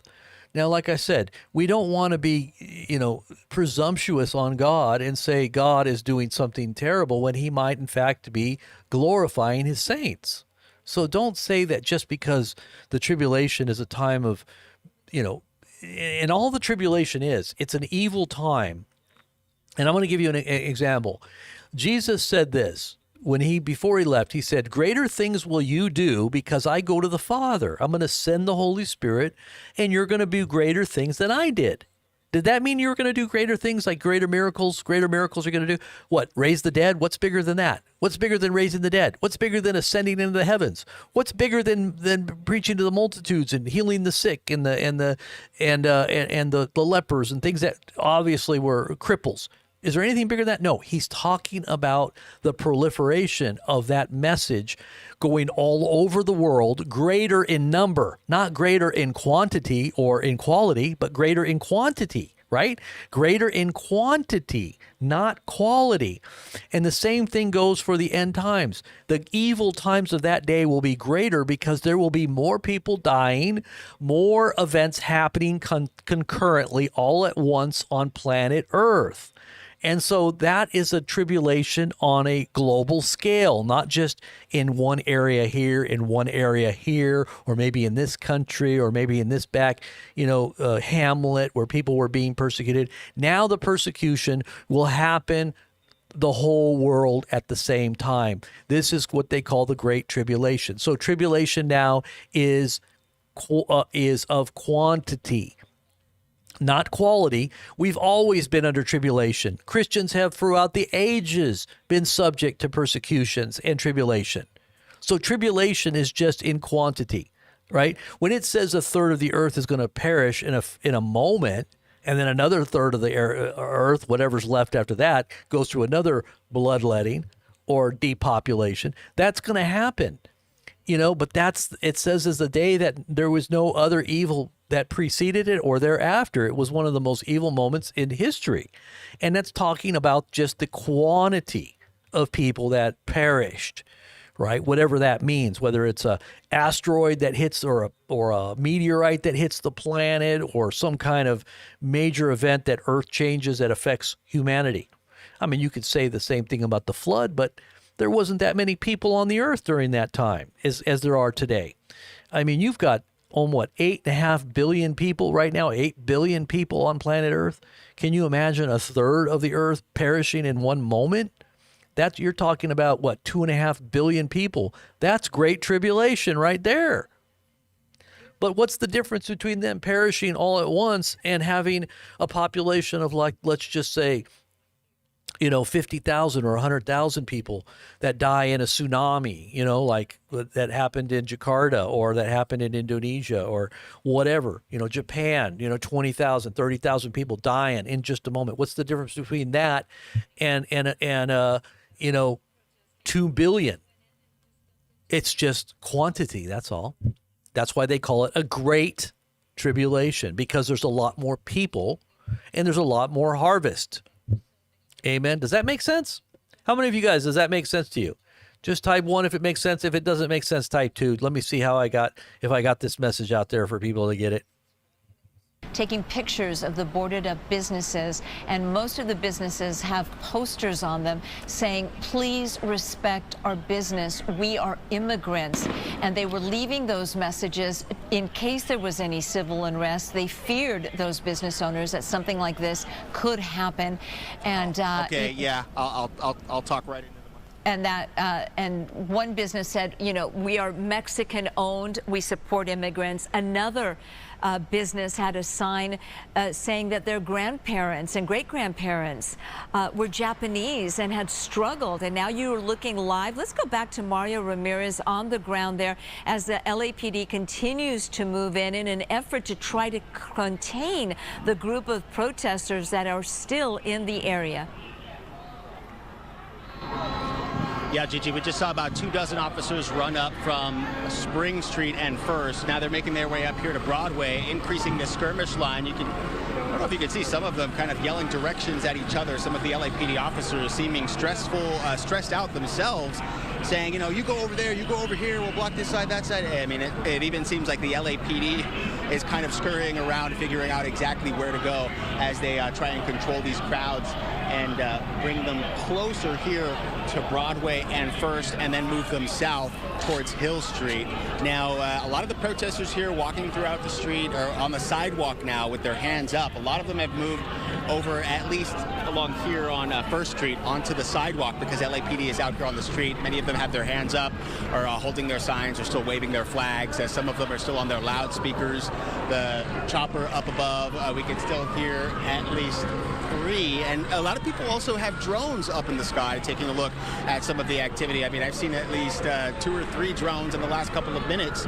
So I know people are trying to get a look at some of the activity. And you all have mentioned the social media posts and live streaming that have been out here, and that's also what we're seeing is a lot of people want to show the activity here firsthand, post it to the social media site so people can see exactly what is happening. And obviously there's so many different pockets of activity and protests, so it is difficult to see what happens exactly when and where, but almost every other person is trying to stream or take video or pictures to be able to share exactly what's going on at that moment as we continue to watch these skirmish lines pushing the crowd of hundreds now towards Hill Street from First and Broadway. Gigi and Christine. Well, we are watching a close shot there of a lot of law enforcement. Look on all sides. There was a skirmish line to the back there, and now to the side here, and now to the front of us.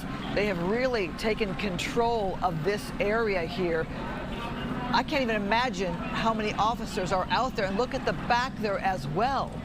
It is a large department here in the LAPD, and they've been dealing with this for several days now. I'm thinking too, though, it's a fairly nice / warm day out to be in that long gear, knowing you've been dealing with protests all right, let me see all the members in the House. I want to see how many members we got here.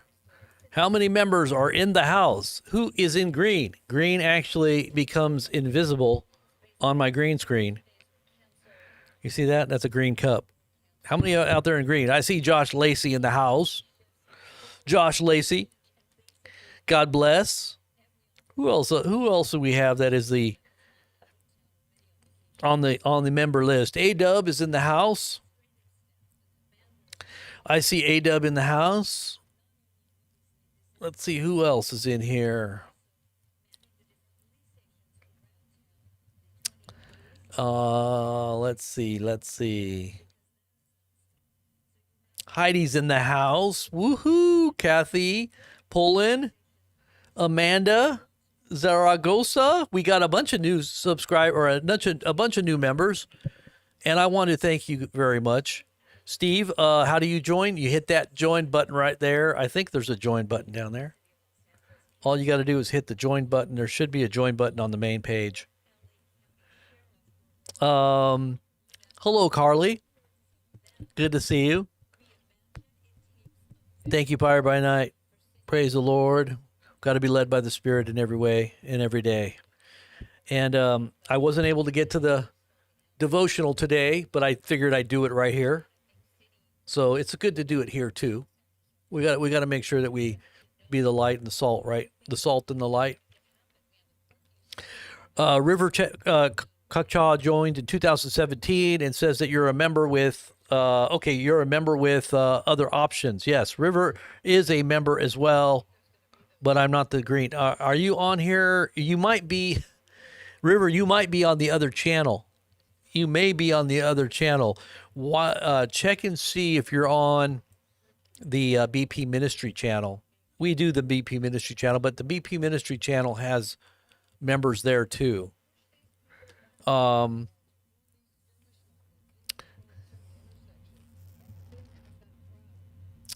Hold on, I got a message here. Let me see what's going on here.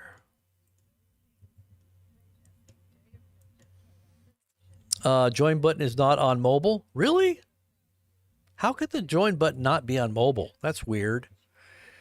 Somebody says the join button is not on mobile. If you look right below the video, you should see, look in the description right below the video. You should be able to see it there.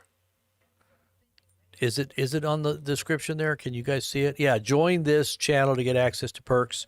There should be a join button right below.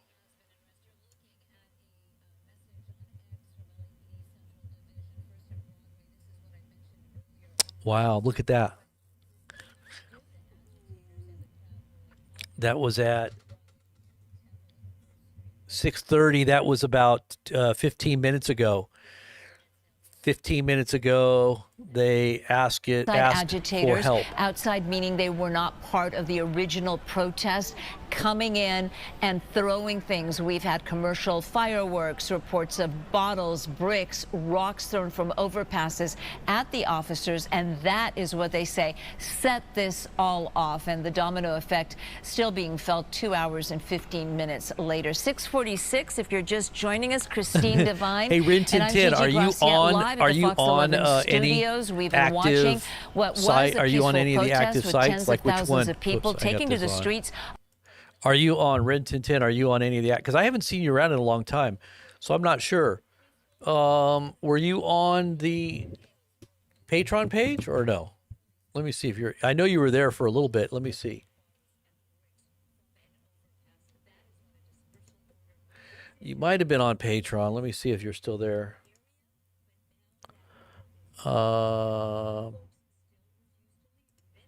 Community. That's not it. Audience. Okay, so the members, and we're going to be doing member giveaways on Patreon as well, by the way. Okay, subscribers. Why can't this thing stop here? Move that skirmish line. Okay, so we have, let's see. I don't see you on Patreon. Okay, it says at one time you were on Patreon. At one point you were on Patreon. Maybe you're on the other page.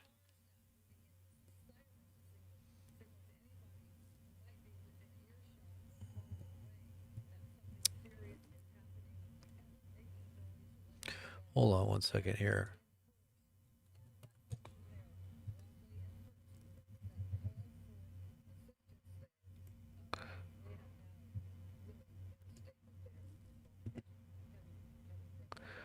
Oh no, you are on our list here. It says you're a member. You've been a member for 7 months. Okay, cool. 7 months. That's awesome. Rin Tin Tin.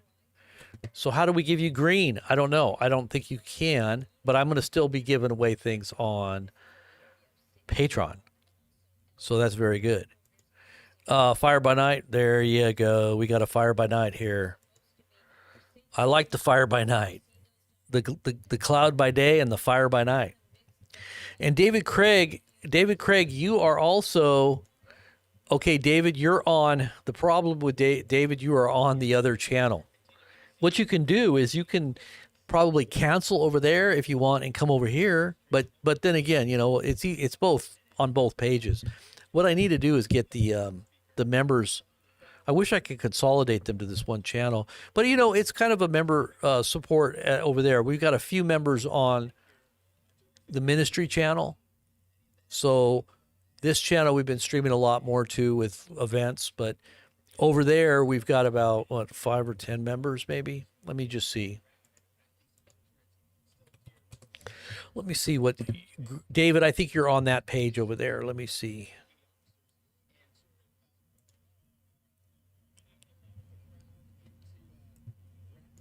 Let's see.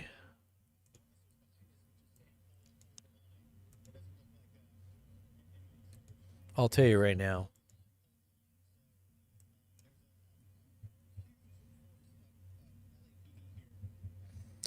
Okay, so our members on the other page. Okay, so we've only got. Okay, so you're not on this page. I thought you were on here, Craig, but you're not. Craig, okay, Craig, you're on the other page. Okay, so 1, 2, 3, 4, 5. We got 5 people on as members on the other page, and then so you're not on that one, but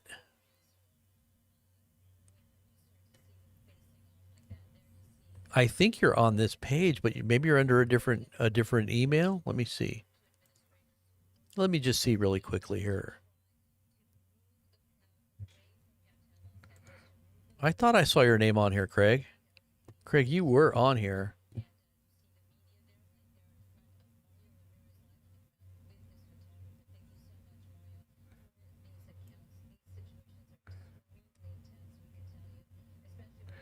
Yeah, Craig, you're not on here. I thought you were on here too, but you're on the Patreon page. You are on Patreon, but I thought you were on the membership list of the ministry channel at one point.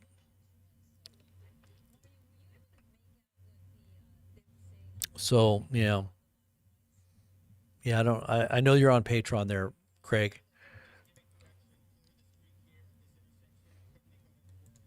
So I'm not sure why you don't get the green. So, let's see.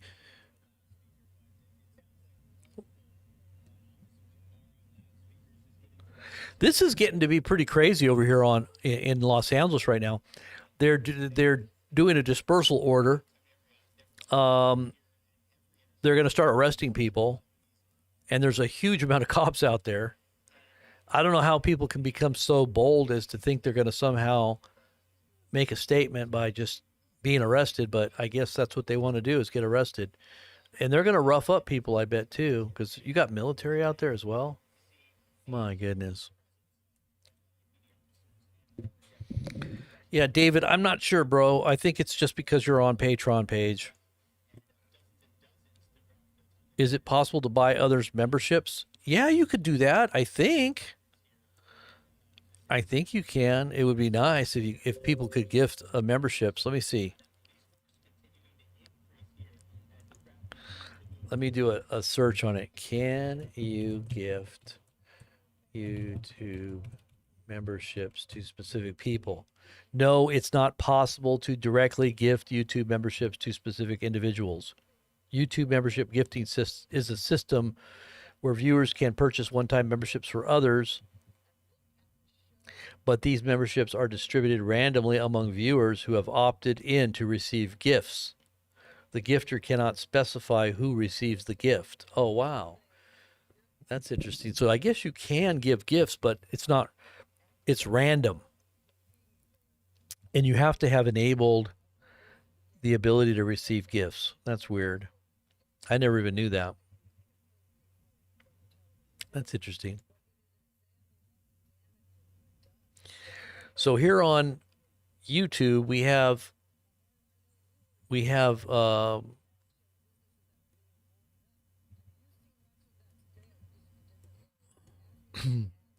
wow. Hold on. That's military, isn't it? That is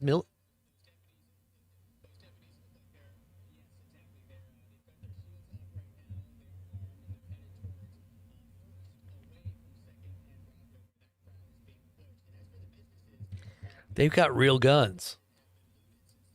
Demonstrations last Friday, so it's now been over a week, and more than 24 Yes. Yeah, Can you guys hear me okay? I want to interject because I'm looking at those uniforms. Are we sure those deputies, or was that military of some sort? Marines? You know what? That's actually National Guard. National Guard. It does look like that's National Guard here. Wearing the camouflage gear. Yeah, that was National Guard moving across. I do apologize, Yeah, the National Guard, of course, has now been... and you saw they were armed. That's been a big source of contention between Governor Gavin Newsom, of course. Federalized and is taking orders from the federal government. 20, was it about 2,000? No, almost 4,000, and then 2,000 more were called in from the National Guard. That's been a big source of contention between Governor Gavin Newsom, of course, and the federal government. And they have now been federalized. And LAPD was very conscious that this could happen. They were expecting civil unrest. They had hoped for the best. And on Wednesday, all of their sworn members, now LAPD has a capacity for 10,000 sworn members. We believe they're at about 8,700 now. Every sworn member received a notice that they were going into full mobilization at 6 a.m. this morning. So all vacation days were canceled. If your day's off, if today was your day off, that's too bad. You have to work. And they were outside some of the buildings along the march route, and they were standing their guard. And of course, she had protesters shouting them down. We thank them for their service. They're out here bravely doing their job. And, but they were down there, protecting the federal buildings and, again, protecting federal personnel. We're hearing more things popping off. I can see things over the crowd. Wow. I can see people hurling bottles at law enforcement right now. I don't know if you're able to see some of that, but you're hearing those flashbangs going off. I suspect tear gas might be deployed shortly. Again. Okay, thank you. Wife just found this great feed here. Thank you, honey. Awesome feed. Forward. I'm going to go ahead and I'm putting on my everybody say thank you to beloved one. Thank you, beloved one. Here you have sheriff's deputy. We saw SWAT show up. All of them offering reinforcement. And then you have LAPD right now and all of these protesters squaring off to them. So you see how much we've moved just since we've been on during this live shot. I mean, we've moved several blocks. This has been going on for several hours now. That the police, they will get the crowd into it. Whoa! So we just jumped back because it appeared one of these riders threw something this direction. So we are behind law enforcement right now. We are behind the police line, as you can see, and somebody just hurled something else at the officers. And this is what LA County Sheriff Robert Luna, he said yesterday, there have been peaceful moments, but again, he says his deputies, they're still facing dangerous situations, and this is exactly what he's talking about. You just do not know what to predict a lot of these times. Back to you.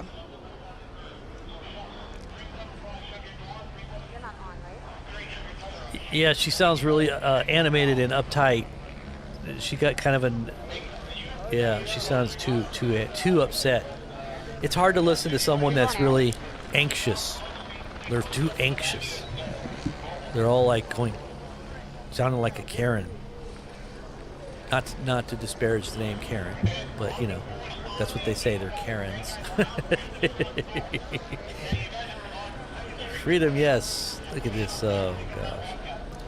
Right. Well, I'll start off by talking about those 500 arrests related to protest activity. Many of them were for failure to disperse, but that was since last Saturday. And again, for more serious charges, a lot of those arrests, including looting. There was one attempted murder with a Molotov cocktail, and assault with a deadly weapon on a police officer. I'm going to quote the sheriff here. He said, and this was his message to people coming out here to protest. He said, if you're throwing rocks, Molotov cocktails, high-grade pyrotechnics, and all of these other weapons, you are going to get caught and you're going to get arrested. And so again, yeah, that is again, unfortunately, what we're seeing here tonight. And as for their strategy here, I mean, you can clearly see them.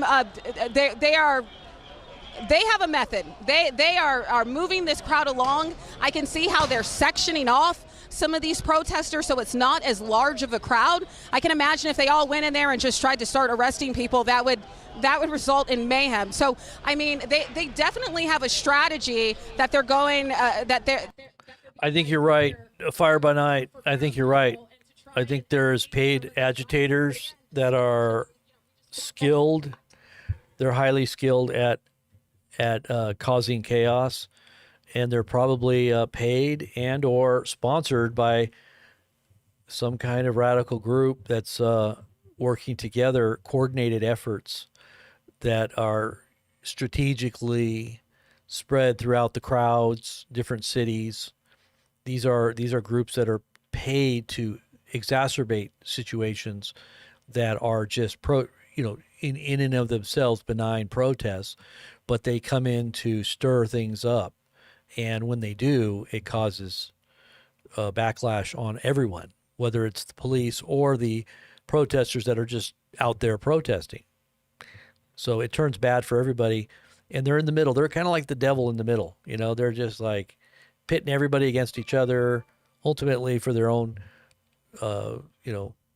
nefarious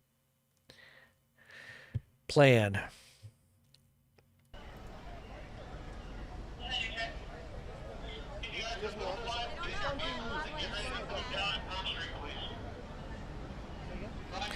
Carly, are you having a hard time?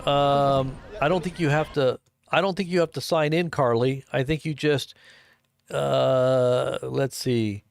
If you just I'll show you. I think you just have to. And I know you're trying to join. Just all you got to do, Carly, is just hit the button here. We should just pin it up there just for people anyway. Pin it. There you go. So if you need to become a member, or if you would like to become a member, not if you need to, you do need to. All you got to do is hit that, and it should take you right directly to, and you can choose which level. Like the entry level is just Blazer, Super Blazer, and then there's an Eternal Blazer that's a little higher level, and then there's Super Eternal. Super Eternal. That's the cat. That's the top dog. All right. So all you got to do is choose which one you want to do. So it certainly seems organized. I'm not confirming that one way or another. I'm going to wait for more details, but just from the looks of it, it certainly does appear that way.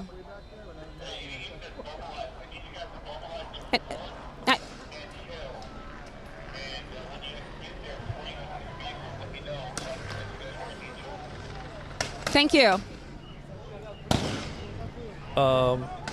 Carly, if you joined a few months ago, I'll have to check because I'm going to look right now. If you joined on this channel, or was it the because there's 5 people on the other channel. Are you one of the ones on the other channel?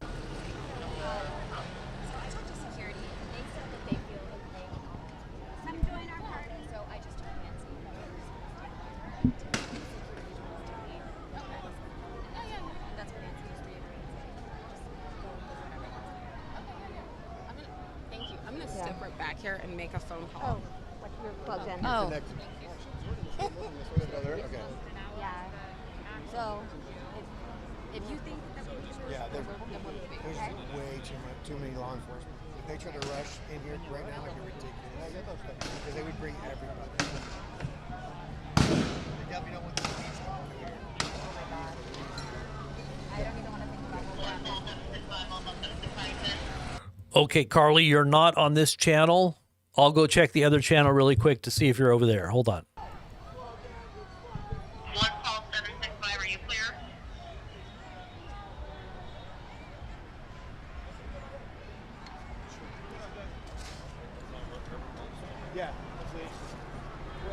not doing anything though. Thank you. Stop.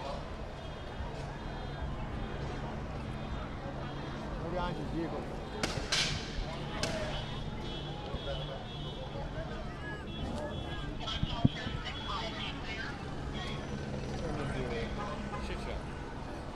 Crazy.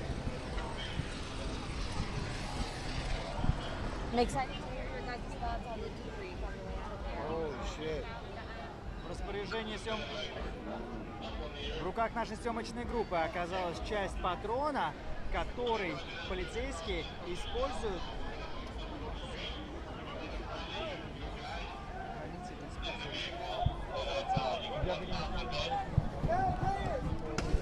В руках нашей съемочной группы оказалась часть патрона, который правоохранители используют для того, чтобы сдержать Они не летальные, но... And something that says who I am. Velcro or whatever, it's gonna be sticking to my shoulder. Because they'll drop me and then they'll check me. It's still open a little bit, okay?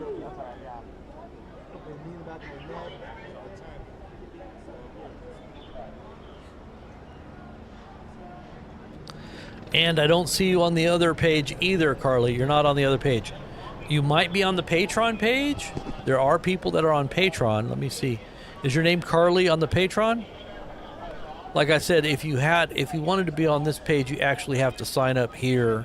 If you did want to switch it over, you could. You know, if you wanted to keep supporting it, you don't want to do too much more, you can always just switch it over by just stopping over there and just switching it over here.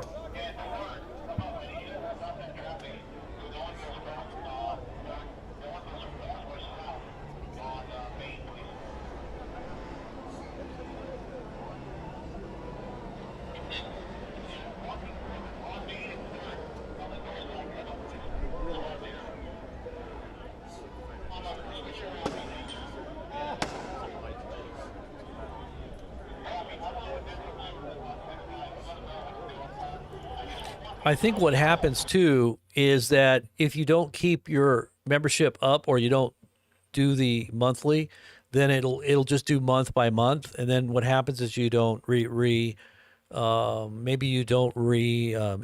the next month, and it goes out. You're off the list. But I do remember, Craig, you were on our list at one point. I remember you in the green. And but it's off now, so you go check and see if they're still charging you. They're probably not. They probably stopped. But there might be a recurring button. I don't know because I've never signed up for a membership, but I think there might be a recurring monthly payment that you put on there, or if you just do it for month to month. If you forget, then it obviously goes out and you don't remember and then you're not on anymore. So see if it's a monthly recurring. And that way, and check your statement. All you got to do is check your statement to see if you're on there, and if not, you're probably off by now.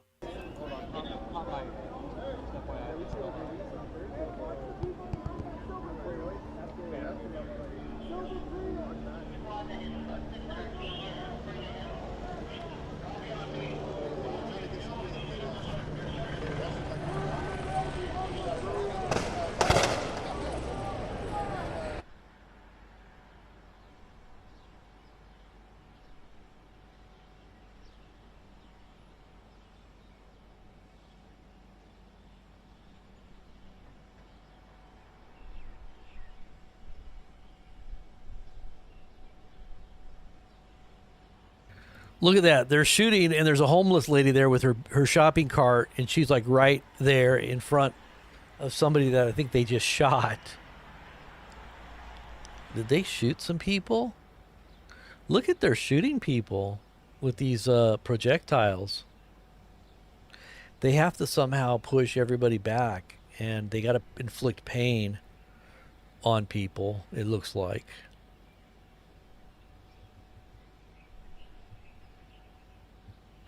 Wow. Look at, here they go, look. Here they go.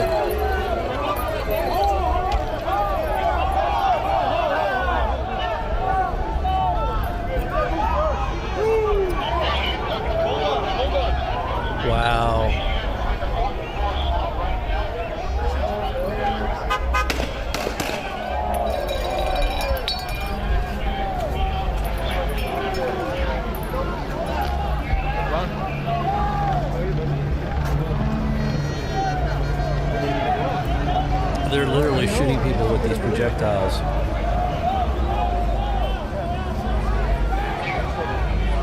They're canisters of,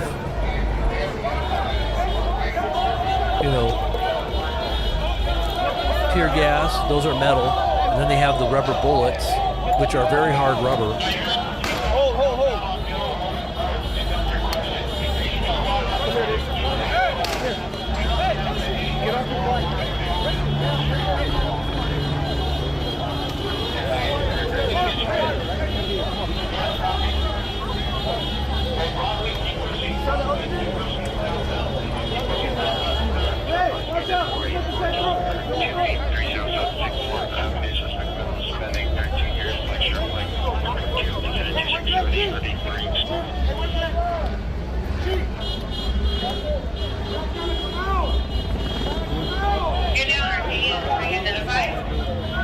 Going through?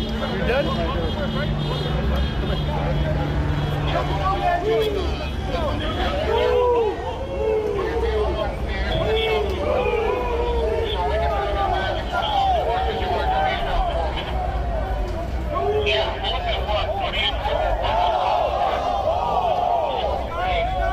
Hold right here.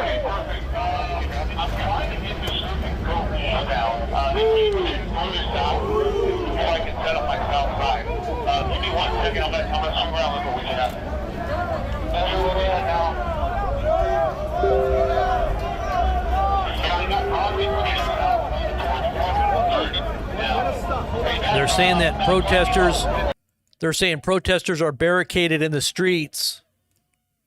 Here's what it says. Protesters move barricades into the streets. Police deploy less lethal weapons, including tear gas, here in Los Angeles. Oh my gosh, this is absolutely crazy. Look at this footage.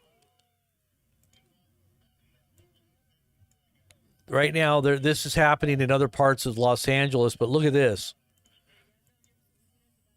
Look at this. Oh, wait. Here we go. Check this out. Hold on. Hey, I'm giving these guys a sidewalk here. Back up behind us. What's that? No, we're good. I'm good with them. No, they're with me. They're right here. We're keeping about 10 yards off. Hey, have your sergeant step up. Have him come talk to me. All right, guys, media, just come up. That's good. Stay ahead, please.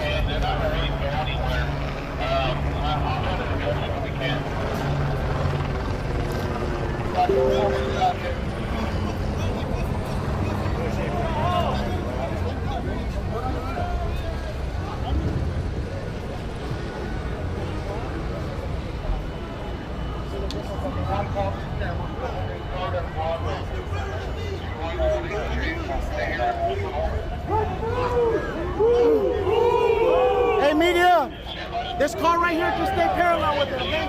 Just stay parallel with the car.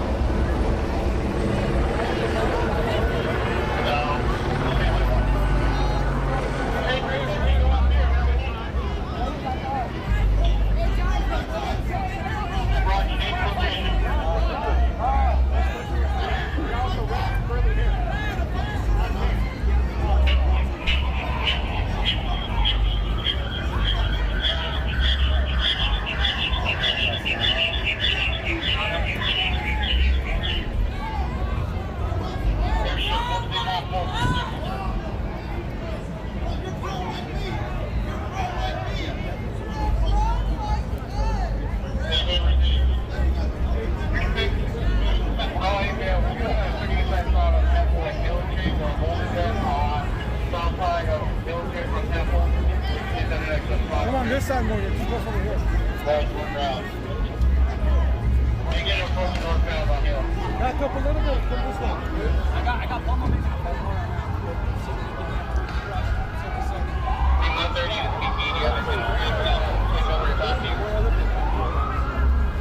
This is Mad Max Tribulation. You are in the tribulation. Wake up. All you who think that tribulation is going to come before or after you're raptured out, you are here now. Are you ready? Hopefully your lamp is filled with oil. We are in the tribulation. You got 5 of us here.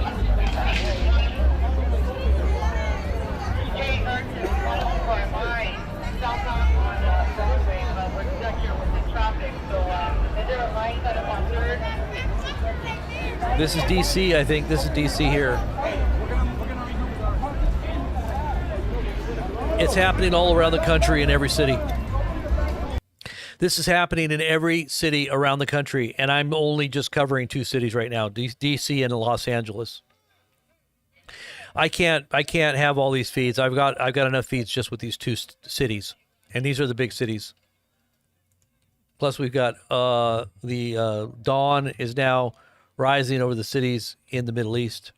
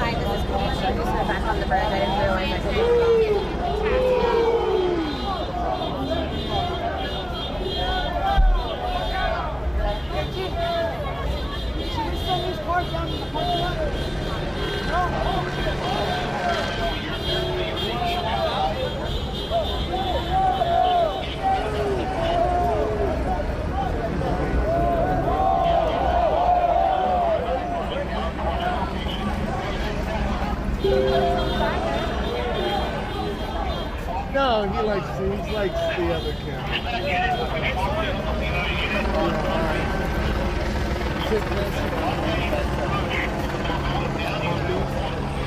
I figured your levels were good, right? Pretty good. You haven't been adjusting, you haven't needed to adjust your levels yet? Every once in a while, it's okay.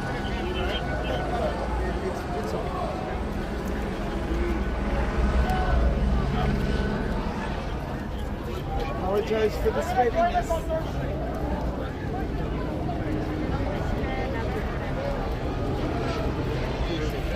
You want the chest? Because it can go in the... It goes... Woo! Is that tight enough? Or you want it tighter? Good?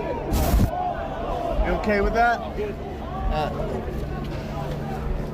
Let's see, make sure you're on. Yeah, you're still up.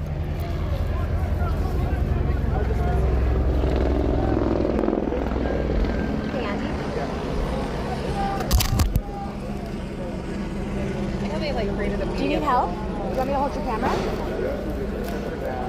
What? You're all good for now.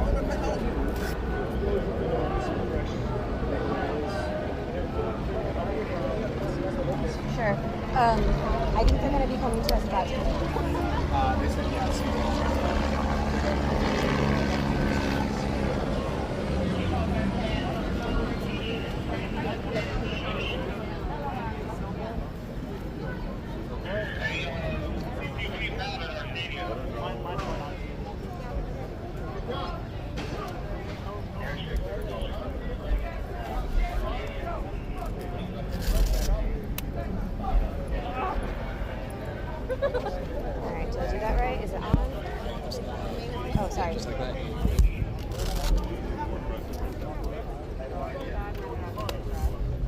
Oh, do you want me to turn it on?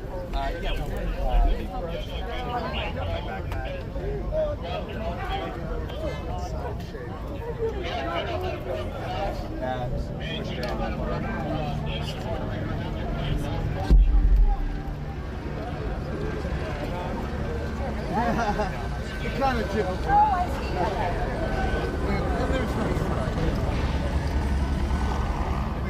Yeah, that's okay.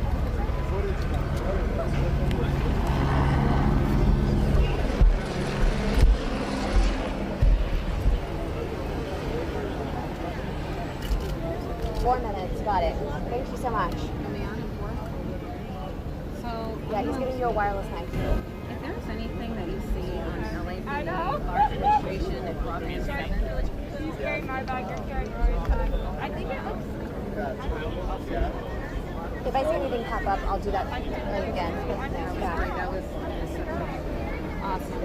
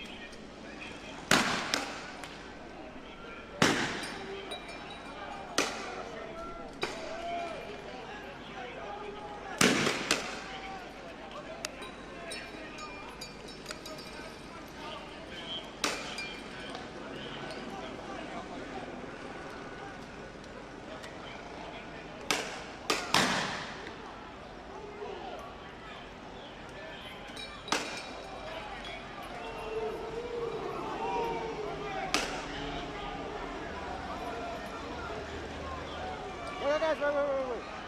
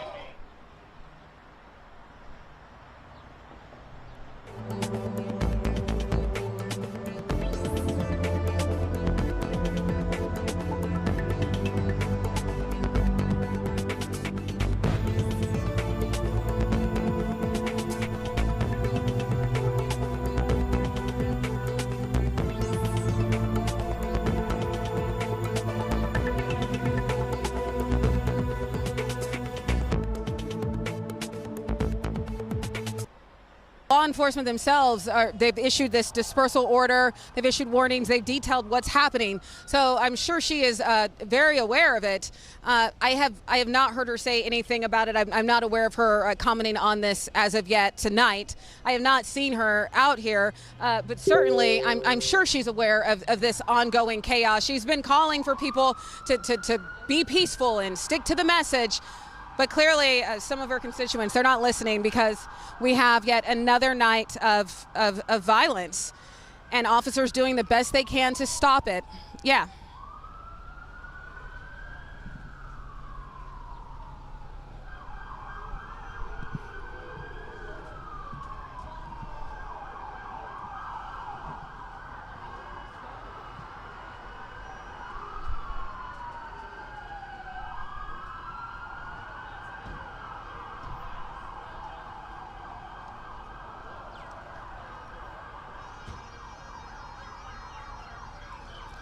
Well, it certainly does. And I don't understand how people think that this is going to be effective, that hurling dangerous objects at police, throwing fireworks, vandalizing buildings, writing vulgar slogans all over property, how that is going to help anyone's messaging. It certainly does. And if anything, it takes away from it. And the mayor, I feel like she tried to reiterate that to people, and they're just not listening. So if, during these protests earlier today, they're calling for ICE to be abolished. They say they want the raids to end. But either way, I mean, no matter what they're saying, at the end of the day, this is what you see. You see the violence. You see police responding. You see the tear gas. You see the flashbangs. I mean, this is what this night has turned into. And so that messaging, it's lost in all of this chaos. Back to you.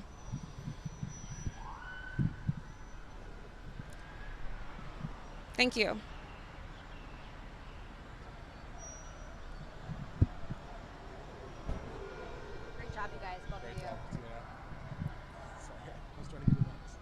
Okay, sorry. You said, when are you coming back? I'm sorry. Oh. Okay. All right. They're going to come back to me after the break. Okay, let's get further. We're walking towards it. But copy, I'll let them know. They're coming to you after the break. I told them there was something happening now. Jamie, can you see the first script that you sent me? I mean, the first script that I sent you, or the one script that I didn't do.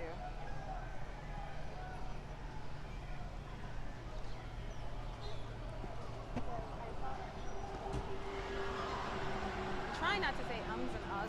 It's just so hard. These cats are watching your store, man.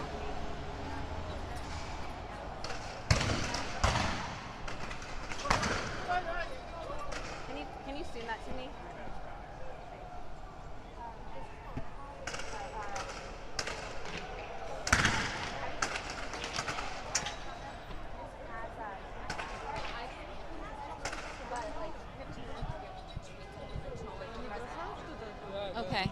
Okay. Where's Andy? Andy, can you come?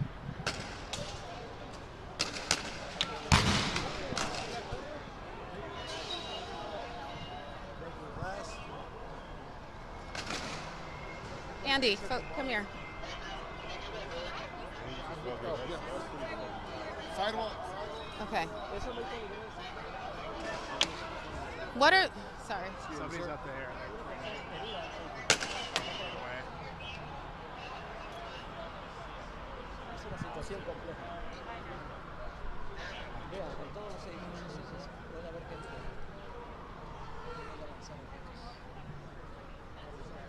What is this? Are these?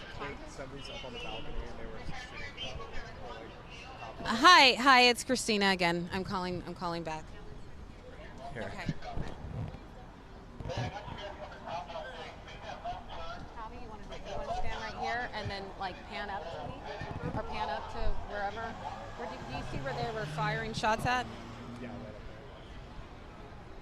right up there. Yes, I got you.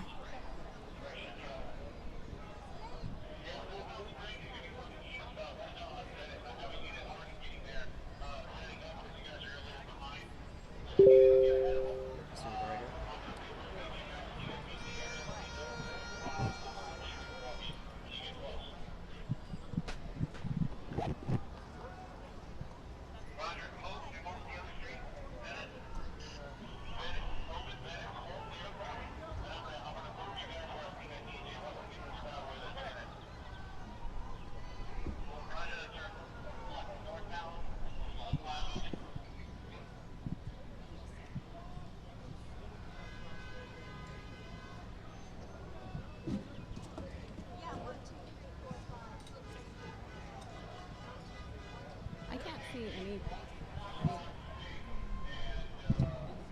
protesters? Okay. Can you ask them to take the video? Can you guys hear me? Can you guys hear me? Oh, am I on? Can you run that video that we sent you? The video. Okay, I'm gonna toss to it. Okay.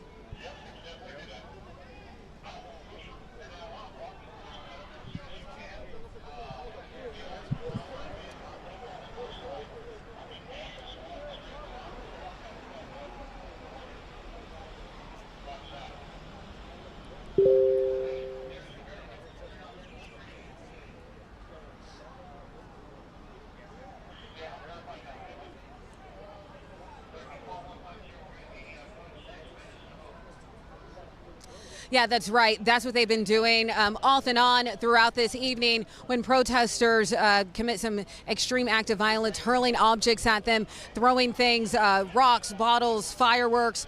This has been going off and on all night, and the crowd continues to be pushed back by these police officers that are doing their best to protect the community and property. It looked like somebody was possibly throwing something from one of these buildings, from the top of one of these buildings. And so officers, they had moved around, they moved forward, and they were looking up and just trying to make sure. I mean, just such a dangerous situation. I mean, we're here in downtown. You've got these condos and people in these condos watching what's happening, and so they're watching for potential bad actors from an elevated level. I mean, that's what they're dealing with. They're worried about potential threats not only on the ground but even higher in some of these buildings here in downtown LA. And this continues to be a very evolving situation. They're telling somebody to drop something right now. This is an example here. You know, the officers just trying to protect themselves again in this very, very fluid situation, and that's what the sheriff was talking about when he says his deputies are still facing dangerous. Breaking news: shots have been fired in the No Kings protest. Shots have been fired in Salt Lake City, Utah. It is going down right now. Let's see. Let's turn this lady down here because I don't think she's talking about what's going on here. Okay, so some big time breaking news here. Shots have been fired in Salt Lake City, Utah. As we said, these protests are happening all over the country, and Here we go. I'm going to show you guys the footage. You're going to get it right here. First time. Nobody else has got this yet. Here we go. This is why you subscribe to Blazing Press. Blazing Press channel.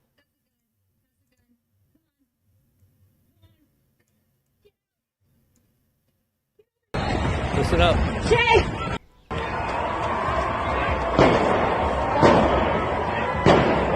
Oh my God, that's a gun. That's a gun. Come on. Come on. Get out. Get over here. Jay, come here. That was a gun. Okay. Okay. This is why I told you guys don't go to any protests. Do not go to large protests because there is going to be shooting happening. It says U.S. Border and Customs Protection Special Reaction Team violently detained a protester in downtown Los Angeles. Back up!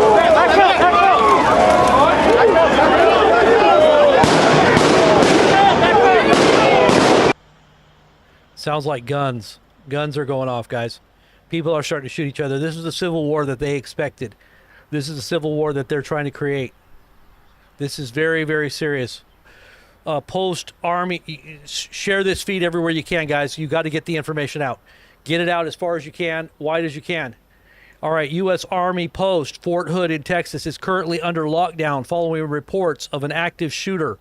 A parade at a nearby Fort Cavosos celebrating the Army's 250th anniversary was interrupted.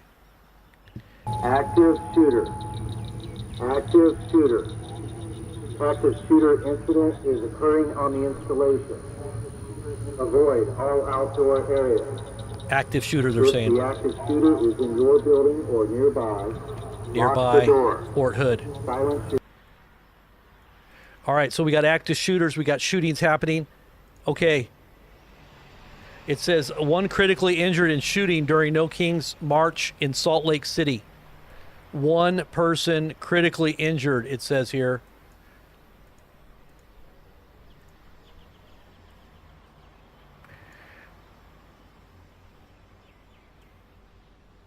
Okay, we got more.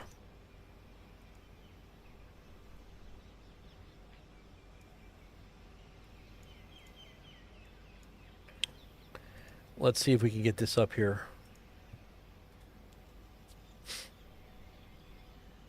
Let's go with this page here.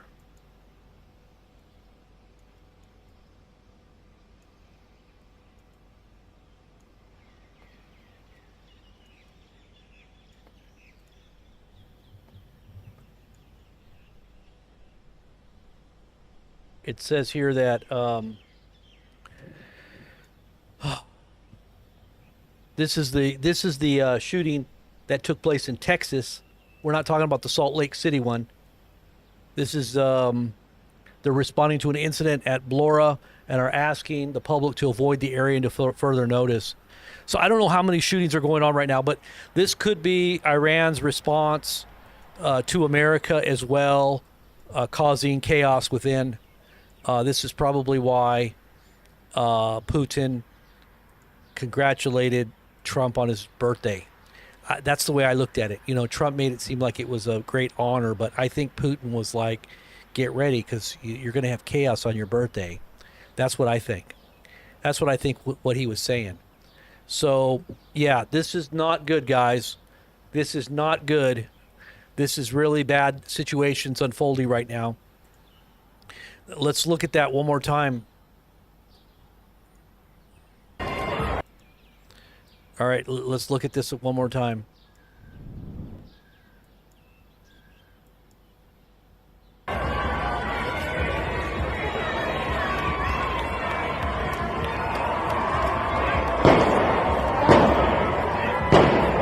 Oh my God, that's a gun. That's a gun. Come on. Come on. Get out. Get over here. Shay, come here. That was a gun. Okay. Okay. Okay.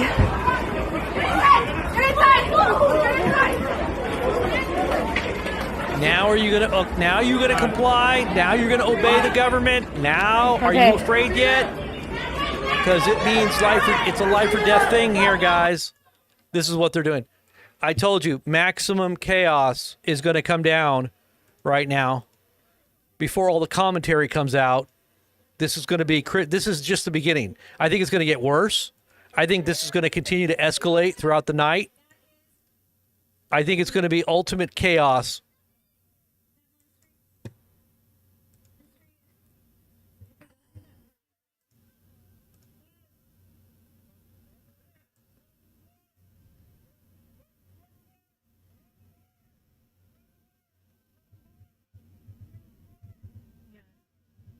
They're treating someone right there.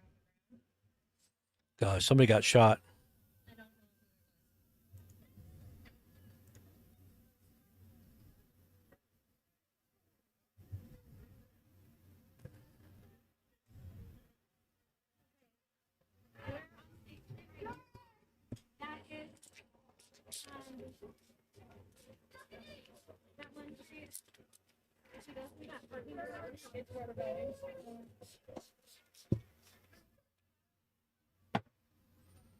Yeah.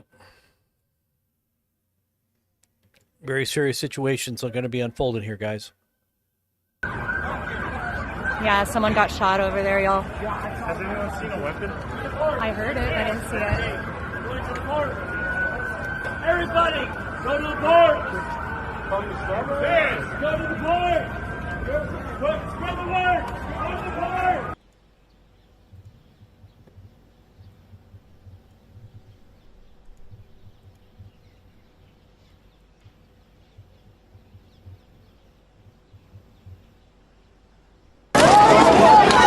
Back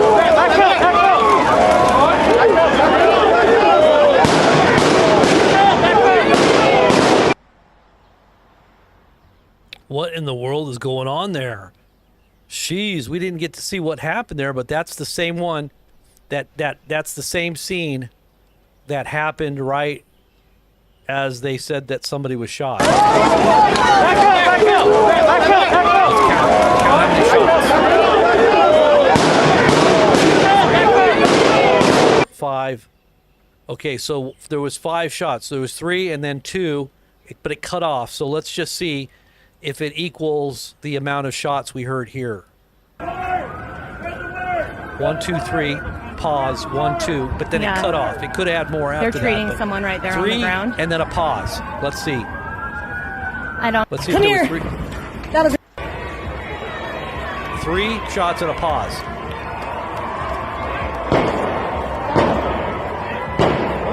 Oh my God. That's a gun.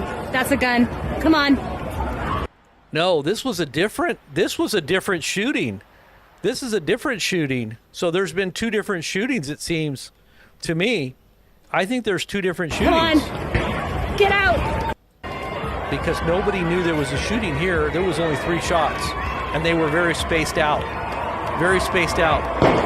1, 2, 3. Oh my God. Now, the other one had 5 shots. And they were really quick 3. 1, 2, 3. Pause. 4, 5, 6. Or 4, 5. So this is a totally different shooting. This happened in Salt Lake City, what you just saw here, Salt Lake City. And this happened in Los Angeles.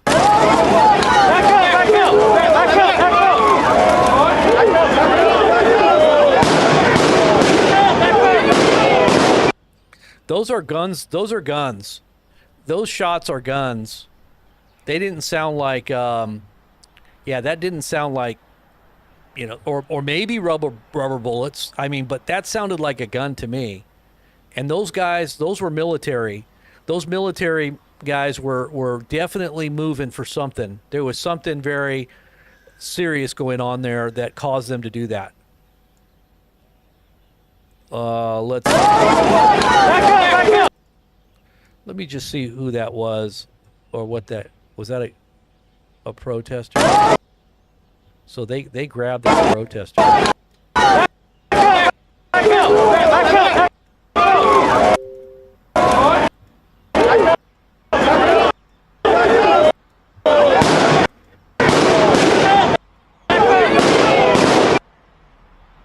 Wow. That's pretty crazy. So not sure exactly what's happened, but we're going to find out, I'm sure. We will be finding out, I'm sure, very soon. Let's go ahead and listen in and see what they're saying here. Number 2. All right, let's take a listen and see. I'm going to just get this video.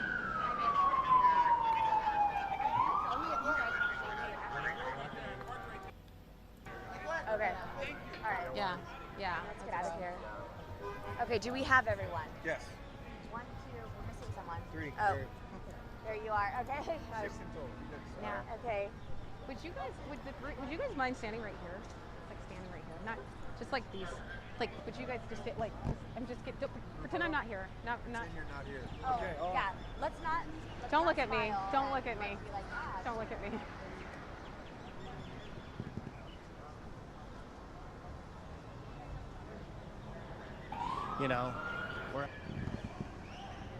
Thank you guys so much.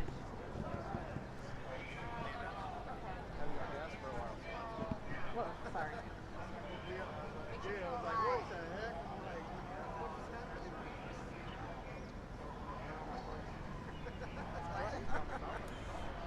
Well, at least leave them in the garage for a while. Okay, you guys ready to go? Yeah. What do we say? Down a third and then back to the hotel. Yeah, let's.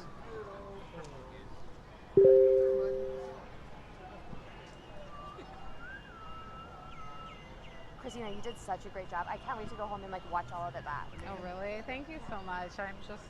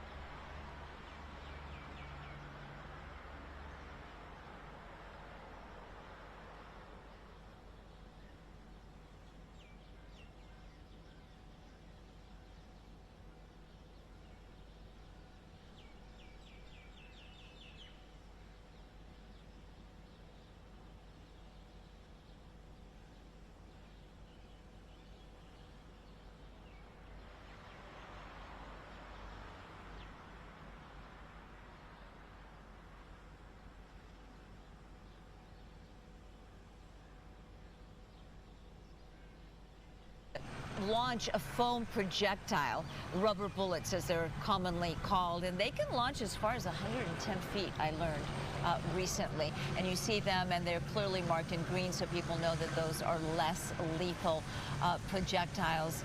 And you are looking live. It is 8:07. LAPD putting out the curfew, went into effect exactly 8 minutes ago, 8 p.m. to 6 a.m. for that 1 mile square area in downtown Los Angeles. And right now, this is where everything is happening. There are smaller protests, including one in Van Nuys in the San Fernando Valley. There's 100 protesters out on the streets of Oxnard right now in Ventura County, we are hearing. Those protests remain peaceful. The disturbance has been primarily in a very small area surrounding City Hall near LAPD headquarters in downtown Los Angeles. It was about 4:30 when LAPD officers reported that people from an overpass were throwing bottles, bricks at them, and that's when a dispersal order was issued. A lot of people did leave. A lot of protesters simply started marching into different areas. Those that were there for the peaceful part of the No Kings protest today in downtown Los Angeles. Unfortunately, a lot of folks, as Reed, the downtown business owner, put it, a lot of rabble-rousers, agitators, started causing some trouble, unfortunately, facing off with police. We have heard that one Los Angeles County Sheriff's deputy, who's also on the scene there in downtown, was injured. We're trying to get an update on his injuries. And we're also trying to get an update from the city of Los Angeles. We understand that LA City Mayor Karen Bass will be joining us live here on Fox 11 as we continue our coverage on the No Kings protest. It was peaceful all day long, as Reed, that business owner, attested to. We had Fox 11's Mary on the street, and she was actually recording a video, Christine, and she was saying into the camera, things are so peaceful. You know, she'd been there for hours. She had been chatting with immigrants from all over the world that came out today. And all of a sudden, the chaos broke loose, and it was peaceful no longer. And it's very unfortunate. And this is what LA, the city, the mayor, the governor, everyone was worried about, is that the message, whether you agree with it or you don't agree with it, the First Amendment guarantees the right, freedom of expression, the right to protest peacefully. And the First Amendment specifically says, you know, peaceably or peacefully in the First Amendment. But now the message has been hijacked into a story about the violence. And chaos. yet we have another night of curfew now in place as of 8 p.m.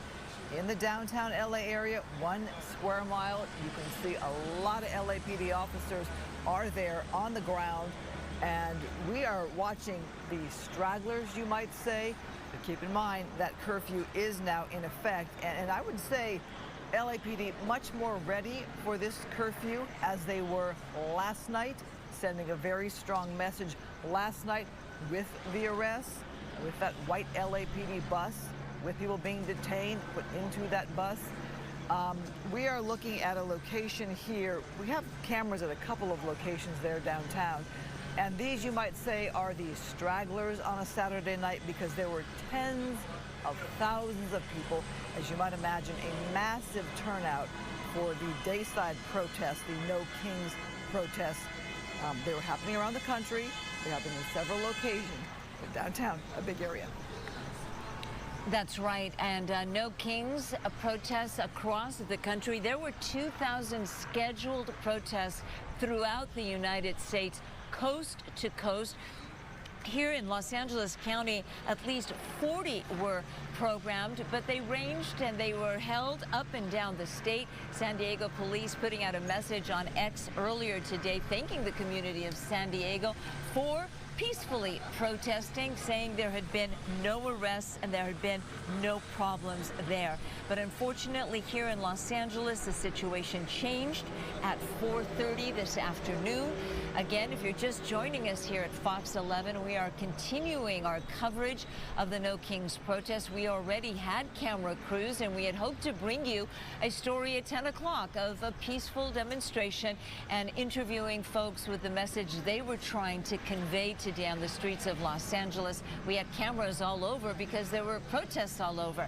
Van Nuys, Santa Monica, Pasadena, Ventura County, Santa Barbara, Riverside, San Bernardino saw protests all over. But at 4:30, things changed, and that's when we started to hear officer needs help calls. Officers saying they were coming under attack by a group of protesters on an overpass near Alameda. And that is when that dispersal order was issued. Not everybody left. A lot of people did. There were reported up to 20,000 people on the streets of downtown Los Angeles earlier. So relatively, this is a much smaller crowd that is causing these issues. We've seen them throw things at police. Police have reported commercial fireworks being used. We saw that. We also saw that in Santa Ana during the week. Fireworks being lobbed towards law enforcement officials there, of course, Orange County Sheriff's Department and the Santa Ana Police Department. But a lot of folks came out with fireworks, and we're being told they are the commercial grade. Pepper balls were launched, trying to get the crowd to disperse. Those foam projectiles, known commonly as rubber bullets, were also shot. And we do have one confirmed report of a Los Angeles County Sheriff's deputy that has been injured. You are looking live. And let's bring in now Hunter Dunn. He is one of the coordinators of the No Kings protest. Hunter, good evening. Where are you joining us from? Hi, I just got home from the protest in downtown Los Angeles. And you have, I know you've been following the coverage. I can imagine this must be very disappointing and disheartening. Which coverage specifically? We had millions of people turn out today, but obviously in downtown Los Angeles, after tear gas and rubber bullets were fired, as I watched it happen in some cases, fired at peaceful protesters, some literally chanting just the words peaceful protest as tear gas and rubber bullets were shot at them, including one of our organizers who was handing out medical supplies. I was a little bit disheartened to see that level of state violence against civilians. Absolutely. And I'm even more disheartened by what happened in Salt Lake City earlier today. It appears that there was a shooting there, and at least one person was critically injured. We don't know the motive yet. We don't know exactly who did it, but we do know that one of our protests, one of our events was attacked, and at least one person is severely injured. So I am absolutely disheartened by the show of violence against a peaceful protest movement that has happened today, both in Los Angeles and also in Salt Lake City. Hunter, it's Christine Devine here joining this coverage. I wanted to ask you about the state with the LA event first for a moment, because I'm sensing some emotion on your part when it comes to how things turn from peaceful in Grand Park to a change of a dispersal order. Obviously, we don't have cameras everywhere. You have a certain perspective from what you saw. What did you see and how things changed and when?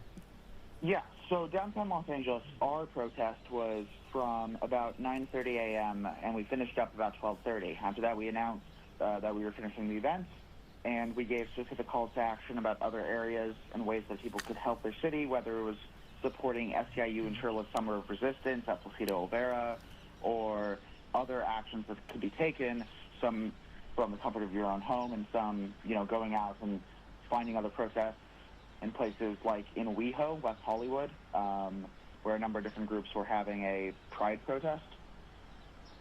So there was those actions that were taken, obviously, and once we were done, we were then going around checking in on other events and other protests happening across the city, some of which were No Kings, but not the No Kings that I was involved with organizing, most of which were just general anti-ICE protests, which makes sense, as ICE has been victimizing the community of Los Angeles over the past week. And, well, going back a lot further than the past week, but it's been especially obvious in the last week. But a couple hours later, yeah? Yeah, go ahead, A couple hours later, there was a pretty quick shift in tone, at least from interactions between protesters and law enforcement.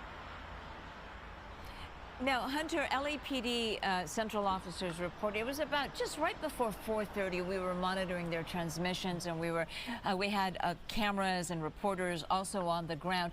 They reported, the officers did, taking bottles and bricks and rocks being thrown at them by a group. And I don't like calling them protesters. The LAPD calls them agitators. They also call them outside agitators, implying they were not part of the peaceful protest. They reported taking bottles and bricks and rocks from these agitators. That caused them to issue the dispersal order, and things deteriorated from there. Your thoughts? Yeah, I've read those reports. I've also read reports and seen footage by Associated Press and NBC, both directly contradicting those reports, claiming that they were entirely unprovoked. Now, obviously, I'm part of a nonviolent movement. We have entirely peaceful protests. If there were any sort of violence by outside agitators, that's not something that we support. But the violence that I saw, the violence that Associated Press saw, and the violence that NBC saw were exclusively against civilians by law enforcement. And let me be very specific here. I have spoken to someone who was shot 3 times in the face with rubber bullets. Rubber bullets are meant to be, according to police protocol, shot off the ground and ricocheted and then potentially hitting someone, but more scaring them than anything else. Shooting them directly at someone is a violation of how those are supposed to be used, and that is directly violent in a way that cannot be defended. And that is my fundamental issue there. Frankly, just taking the worst possible situation, someone throwing a water bottle at you versus someone firing rubber bullets at high impact velocity speeds directly at your face, which could cause terminal brain injuries or even kill you, those things are not at all equivalent, and I think it's a disservice to the people of Los Angeles to present it that way. But of course, obviously, I heard you guys were talking about fireworks and stuff, and I understand in that case, we obviously want to be careful when people are playing with literal fire after what happened in California over these past couple months. I was in college when those fires broke out in December. Palisades, Altadena, there's so many different fires all at once. Right, my final season actually got canceled because we had to flee our university at one point. Hunter, obviously it is a contentious situation there on the ground with different perspectives, different cameras capturing different things. Let me get back to the protest that your group had organized in the first place. Yours was a No Kings protest that was planned long before Homeland and ICE and all this happening in LA, is that right? Yeah, No Kings means, it's pretty straightforward, that America should not have kings, that we were founded on the principle of resisting against tyranny and oppression and against authoritarianism, and that Donald Trump is acting pretty much like King George III, and that's a charitable interpretation. I can think of plenty other authoritarian strongmen to compare him to that would be harsher and in some cases more accurate. But after what's happened over the past week, it made sense to shift more directly into the way that Donald Trump was enacting his tyrannical power, which was through ICE and through the deployment of the National Guard. Well, obviously protests were happening around the nation today, the No Kings that were well planned in advance. You mentioned, was it Salt Lake City that you were talking about? Yes, there was an active shooter or active shooters that we're still not clear on all the details, but we do know that one person was critically injured, and we do know that authorities suspect that it was a direct attack on the protest. Yeah, I'm looking up that information right now. One person critically injured in Salt Lake City protest march shooting. Obviously, that would be painful for anybody to hear about that. In general, when you think of the protests that you had planned, whether people are for it, whether they're against it, how do you make, or what is your take on how it was pulled off and how it went on your end? From the actual No Kings protests themselves, I think that we've done a remarkable job of getting anywhere from, as has been reported, between 5 and 11 million people out on the streets across the country and even more around the world, united in solidarity against authoritarian actions taken by the government, against executive overreach, but more importantly, in community with each other. That is beautiful. And it is horrifying and disgusting the way that someone in Salt Lake City tried to destroy that.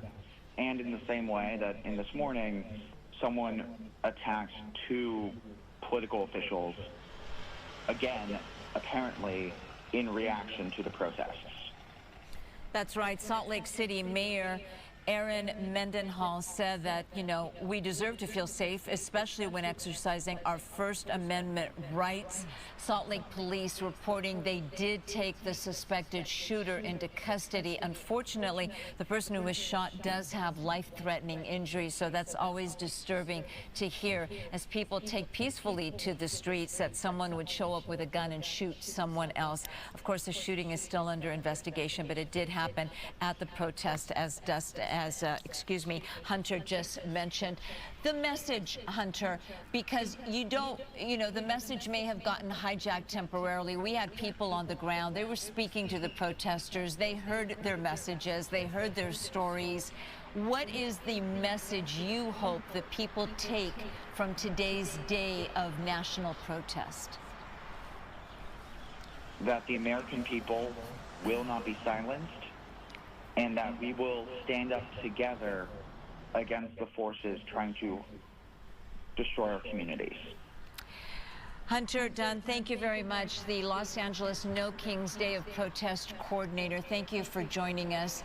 And we are looking live right now from Skyfox. This is in Van Nuys, where earlier this morning there was also a protest from Panorama City to the federal building in Van Nuys, but where several protesters still remain. And now we're seeing this for the first time. We're seeing protesters take to the intersection. Obviously, on Van Nuys Boulevard, there is a green light. You see the traffic moving back and forth. Obviously stressful, extremely dangerous for protesters, for drivers alike.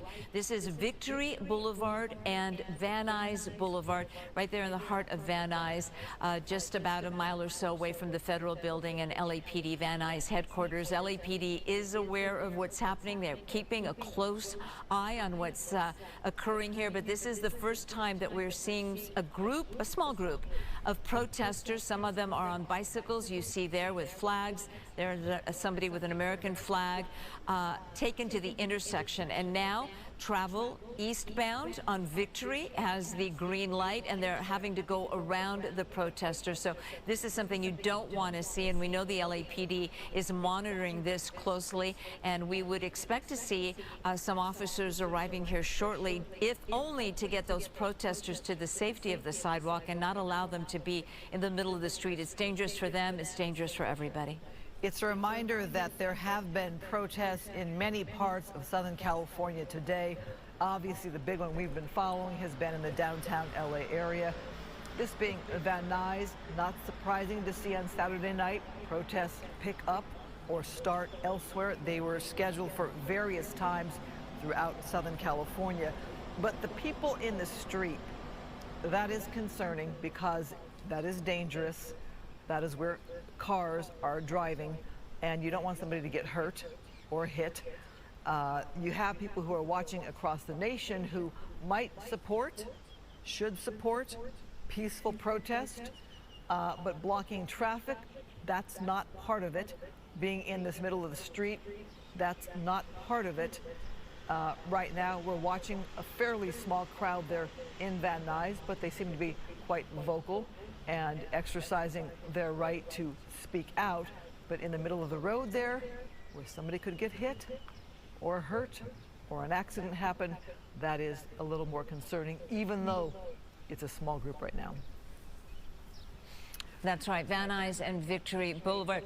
Van Nuys Boulevard has been the scene of protests all day long, starting early this morning. But again, this is the first time that we're seeing protesters take to the middle of the street. We know that LAPD is keeping a close eye. Now we see a car going, oh no, it's trying to make a right turn, but you have people in the middle of the intersection, and you have people also in the crosswalk. And now the green light is obviously on Victory. And you still have those people in the middle of the street there. And traffic is very heavy on Victory and Van Nuys Boulevard. At any hour, it's usually very busy. And then you think of a Saturday night where not everybody in LA went to the protest. Just making my way here, I was thinking of all the people who were going about their day in whatever fashion. Some were wanting to watch the parade celebrating the Army's birthday on television. President Trump did speak as well. So you have that counter picture of what happened in Washington, D.C. with the counter picture of the No Kings protests across the nation. This is a Saturday night in the Van Nuys area, very far from downtown LA for people who don't know the area. Van Nuys is in the valley, as we say. It is north of the 134 freeway. It is near the 405 freeway. We're downtown, obviously, near very different freeways. There is no curfew in this area like there is in that 1 square mile area of the downtown LA area. I'm thinking of motorists who may not want to be a part of this or get caught up in this. This is an area then to avoid, the Van Nuys area. Van Nuys and Victory. It can be alarming to get caught up in people in the street. It can feel alarming to not know where to go or not want to hit somebody. But there you have a crowd there who feels that they want to make their voices heard in the middle of the street. You have that white car. I don't know if they're able to make a left. They're trying to make a left.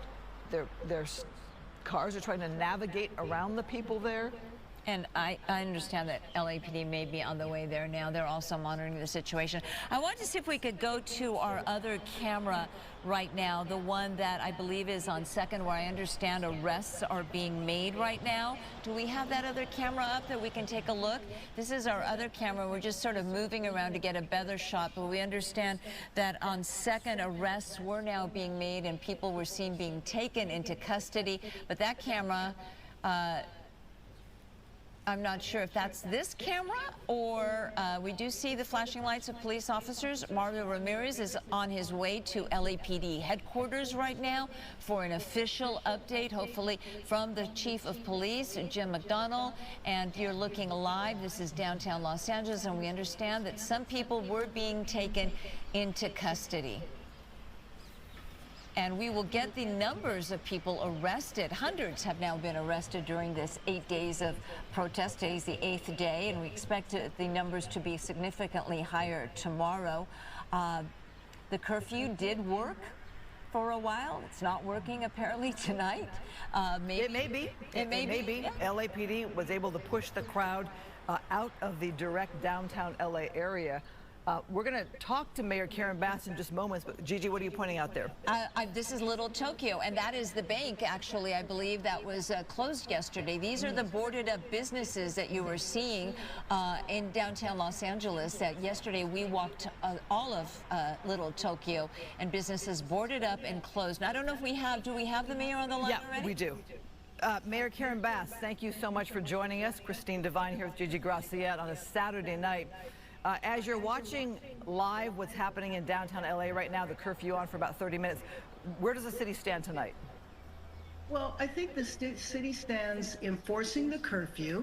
Overall, today was peaceful, considering how many protests took place. There were about 15 different protests all around the city. And of course, we were most concerned about the protests downtown. There were some difficulties there, but we are hopeful that we will be able to quickly get people to disperse without a lot of arrests for unlawful assembly or curfew violations. Over the last couple of days, that's where we have been. The number of arrests have dropped considerably, but of course, you know this protest was one that was planned for months. That really was not about ICE. It was more about the military parade and the overreach of the administration. But then, of course, when the raids happened, then that expanded the view of the reason for the protest. But I'm sure it also contributed to thousands more people being in the streets that would have been. Now, Mayor, obviously the city, the LAPD, was prepared for the worst, but you specifically asked for peace, and you specifically asked that people not be violent because it would just feed into the rhetoric that's coming, that people, this perception that they have. President Trump said if it wasn't for him and if it wasn't for the National Guard, we would all be burning down right now. And you asked them not to be violent, not to feed into the rhetoric. This has to be disheartening. Well, no, I mean, look, the way, especially if you view how the president characterized the city, you know good and well, especially when it comes to the downtown area, that this is a small slice of Los Angeles. That is 500 square miles. So, of course, I'm always disappointed in any act of violence. But things are not in chaos, and the National Guard is not participating in the way that the president has described. He's acting as though the National Guard saved the day. I think, first of all, LAPD, the sheriffs, and the surrounding police departments were there, handled things. They are continuing to handle things, and the federalized National Guard is not needed. Where do we go from here? So that the national protests, as you mentioned, were well planned in advance, happened today. We know Homeland Security is still doing operations, ICE still doing operations, National Guard is still here. We saw some walking by in one of our shots. This is not over for the city of LA, for the greater LA area. No, it's not over, and frankly, I don't think it will be over until it's clear when the federal government will stop the raids. One of the things that has been most challenging about what is going on is that we've been operating by rumor, in the sense that there's all these sightings of the military, all these sightings of the National Guard, and because we don't exactly know, because there hasn't been the communication, it's created a sense of insecurity and uncertainty. But I will tell you that today, I was in the helicopter for quite a while. I went to every site that had been listed as a site of protest, and I mentioned there were... All right, sorry about that, guys. The Soul Saudi. Soul Saudi. So very sorry. Did I even have the sound on? Okay, let's just watch this. I don't know what you guys want to watch. I guess you can just watch the sunset. I don't know. Whatever. Should we just turn it off? Maybe I'll come back when something big goes down again. I'm just leaving it on if you guys wanted to chat, but I'm thinking maybe I just restart it later, or should I just let it go? Should I let the stream just keep going, or should I just start back when something big goes down? Type 1 if you want me to keep it going, and type 2 if you want me to let it go. I'm just going to let it roll here for just a little bit here while I get a couple things done before it gets dark here. I got a bunch of stuff I got to get done really quick. Rioters have breached the ICE building in Portland, Oregon, with reports indicating that several federal law enforcement officers have been injured. Whoa, big time stuff there. Big time stuff there going down. Downtown. I'm just finishing up with these. We got to make ourselves some food when all this stuff goes down. We got to have some food in the pantry. So chickens are going cluck cluck, if you know what I mean. Let's see. It looks like that's in front of City Hall, right? Let's see if there's anything else we can watch.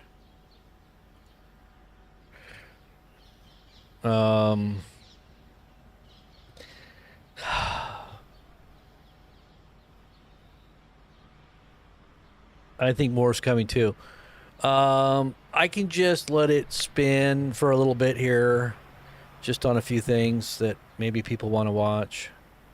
Protest stuff. How's that? Still here in downtown.